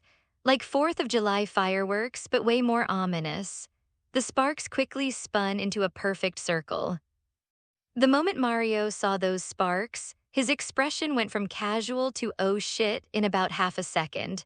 He wasn't stupid at this point in the timeline. There was only one person running around opening portals. Pulled a pistol from his waist, but Mario reached out to stop him, shaking his head. That kind of weapon would be completely useless. The sparks formed into a proper gateway, revealing what looked like an ancient, well-appointed bedroom. Standing calmly in the doorway was a bald figure in beige robes, watching them with a smile that somehow managed to be both welcoming and terrifying. The Ancient One herself stepped through the portal. "A hello, visitor from another dimension," she said softly. Hearing her words, Mario's internal panic meter spiked to 11. This woman was, without question, the most powerful being on Earth at this point in time. If she hadn't willingly stepped down from her role, wouldn't have been shit. "A hello, Sorcerer Supreme," Mario replied. The Ancient One wasn't surprised at all. That faint smile stayed plastered on her face as she took another step forward. The portal behind her closed. She looked Mario up and down, then asked, "You are very mysterious. I can see neither your past nor your future. Can you tell me your purpose in coming here?" Facing the Ancient One, Mario felt the kind of pressure that came from standing next to a nuclear reactor. He wasn't afraid of dying. He probably could respawn again. But what if she decided to lock him away in the mirror dimension forever? Wait, the mirror dimension? Maybe I could dig my way out of that too. Definitely have to test that sometime. The thought actually made him relax a bit. "I honestly don't know either. I was just at home using the bathroom and suddenly I ended up here. Could you maybe send me back?" As Earth's guardian against threats, the Ancient One had encountered countless strange travelers over the centuries. But someone as unpredictable as Mario, this was definitely a first. She shook her head slightly. "I'm sorry, I cannot locate your dimension at all. I have no idea where you originated. If Captain America hadn't appeared ahead of schedule, I wouldn't have even noticed your existence." Mario felt a stab of disappointment at her words, but he also understood why the Ancient One hadn't approached him earlier. He'd been flying under the radar of even the most powerful mystic on Earth. "So what does this powerhouse want with me? Is she planning to eliminate me as some kind of foreign contaminant?" "Oh, why did you come to find me?" "Since your appearance, the timeline has changed. It has diverged from the sacred timeline. That could lead to catastrophic consequences." Mario felt his brain stutter for a moment. He hadn't expected the Ancient One to actually know about the sacred timeline. That was a surprise. In simple terms, the sacred timeline was basically the movie plots he'd seen before crossing over. Breaking the sacred timeline meant screwing with the story. But he knew damn well that the timeline was already fucked up beyond recognition. Otherwise, when he first arrived, the very first thing he should have encountered was the TVA showing up to prune his ass. The conversation between the two left completely lost. Looking at the Ancient One who had just stepped out of a literal magic portal, he moved forward and said politely, "Hello, I'm Agent from the Strategic Homeland Intervention, Enforcement, and Logistics Division. May I ask who you are?" The Ancient One gave him a polite smile. "Hello, Agent, my name is the Ancient One." Taj was a hidden village deep in the Himalayas, also considered one of the most sacred places in the magical world. And right now, Mario was sitting in it, wondering how his life had gotten this weird. He sat on a simple wooden stool, gazing out the window at the howling snowstorm outside. In front of him was a steaming cup of tea. Across from him sat the Sorcerer Supreme herself, her eyes unfocused as she peered into the future through the eye of which glowed with green light on her chest. This had been going on for a while now. After he arrived at Taj with her and they'd had a brief chat, she'd started using the time stone to observe possible futures. He lifted the cup and took a sip. The tea was incredible. Even though he wasn't much of a tea drinker, he could tell this wasn't anything you could buy at a grocery store. He'd come to Taj at the Ancient One's invitation, and what fascinated him most was the portal spell he'd witnessed. The ability to instantly travel anywhere in the world or beyond was exactly what he needed. If I could master portals, I'd never have to worry about suddenly teleporting away while using the bathroom again. Even after several days, that initial experience still haunted him. It had become a psychological scar that he carried around like a bad tattoo. I cannot see. The Ancient One's sudden voice made Mario jump, nearly spilling tea all over himself. He quickly set down his cup and can't see what. The Ancient One looked at him. In all possible future timelines, your presence does not exist. Even though you are sitting right in front of me, your existence is completely invisible to the eye of. The Eye of housed the Time Stone, one of the most powerful artifacts in the universe. Through it, the Ancient One could observe potential futures across the entire cosmos, seeing the ripple effects of every major decision and event. But no matter how she looked, she couldn't see Mario anywhere in the future, not even 1 second ahead. In her visions, the room contained only herself and a teacup floating mysteriously in midair where Mario should have been. This was new territory, and she didn't know if it was a good thing or a catastrophic problem waiting to happen. Mario, meanwhile, was completely baffled. What does she mean she can't see me? Is the time stone broken or something? He didn't take it too seriously. After all, he wasn't native to the Marvel universe. Maybe the time stone's power simply didn't apply to him. What mattered more was whether he could learn that portal spell. After thinking for a moment, he asked, could I perhaps learn the portal spell? Hearing this, the Ancient One nodded slightly. Anyone with sufficient talent can learn. If you wish to study sorcery, you must first learn to meditate and through your spiritual power connect with entities. You must gain their recognition, form the appropriate pacts, and thereby wield their magic. Mario's face fell. So I have to borrow power from other beings. There's no way to develop magic on my own. The mystical entities of the Marvel universe weren't exactly known for their generous terms of service. Every bargain came with a predetermined cost, and magical pacts had a nasty habit of involving your soul as collateral. He wasn't the Ancient One who could casually draw energy from the dark dimension every day and then beat the shit out of when the Dark Lord came to collect. Her attitude toward borrowed power was basically, I took it fair and square, why should I give it back? Of course self-mastery is possible, the Ancient One replied calmly. But for an ordinary apprentice to rely solely on their own power to cast a portal spell, it would require approximately 5 years of intensive study. If you are willing, I can assign someone to begin teaching you immediately. Mario felt his chest tighten at her words. 5 years just to learn basic portal magic. And that was assuming he could even manage long-distance teleportation after mastering the fundamentals. Was he seriously supposed to spend a decade or more learning magic just so he could travel to the bathroom safely? If you wish to accelerate your magical education, I can help you observe the multiverse, the Ancient One said, suddenly standing up. Without warning, she struck Mario in the chest with surprising force. The impact sent his body flying backward through the air. In his vision, everything around him seemed to slow down. Even his own movements felt like they were happening underwater. It was his first time experiencing such a strange sensation, and he understood immediately what she meant by observing the multiverse. Just like in the Doctor Strange movie, when Stephen Strange first began his training, the Ancient One had sent his astral form on a journey through dimensions and realities beyond human comprehension. Ozmak. Time suddenly snapped back to normal. He landed hard on the wooden floor. He checked his health bar and saw that he'd lost a heart and a half from that single strike. Damn, just a casual tap and it hits harder than a bullet. He patted his backside and climbed to his feet, staring at the Ancient One.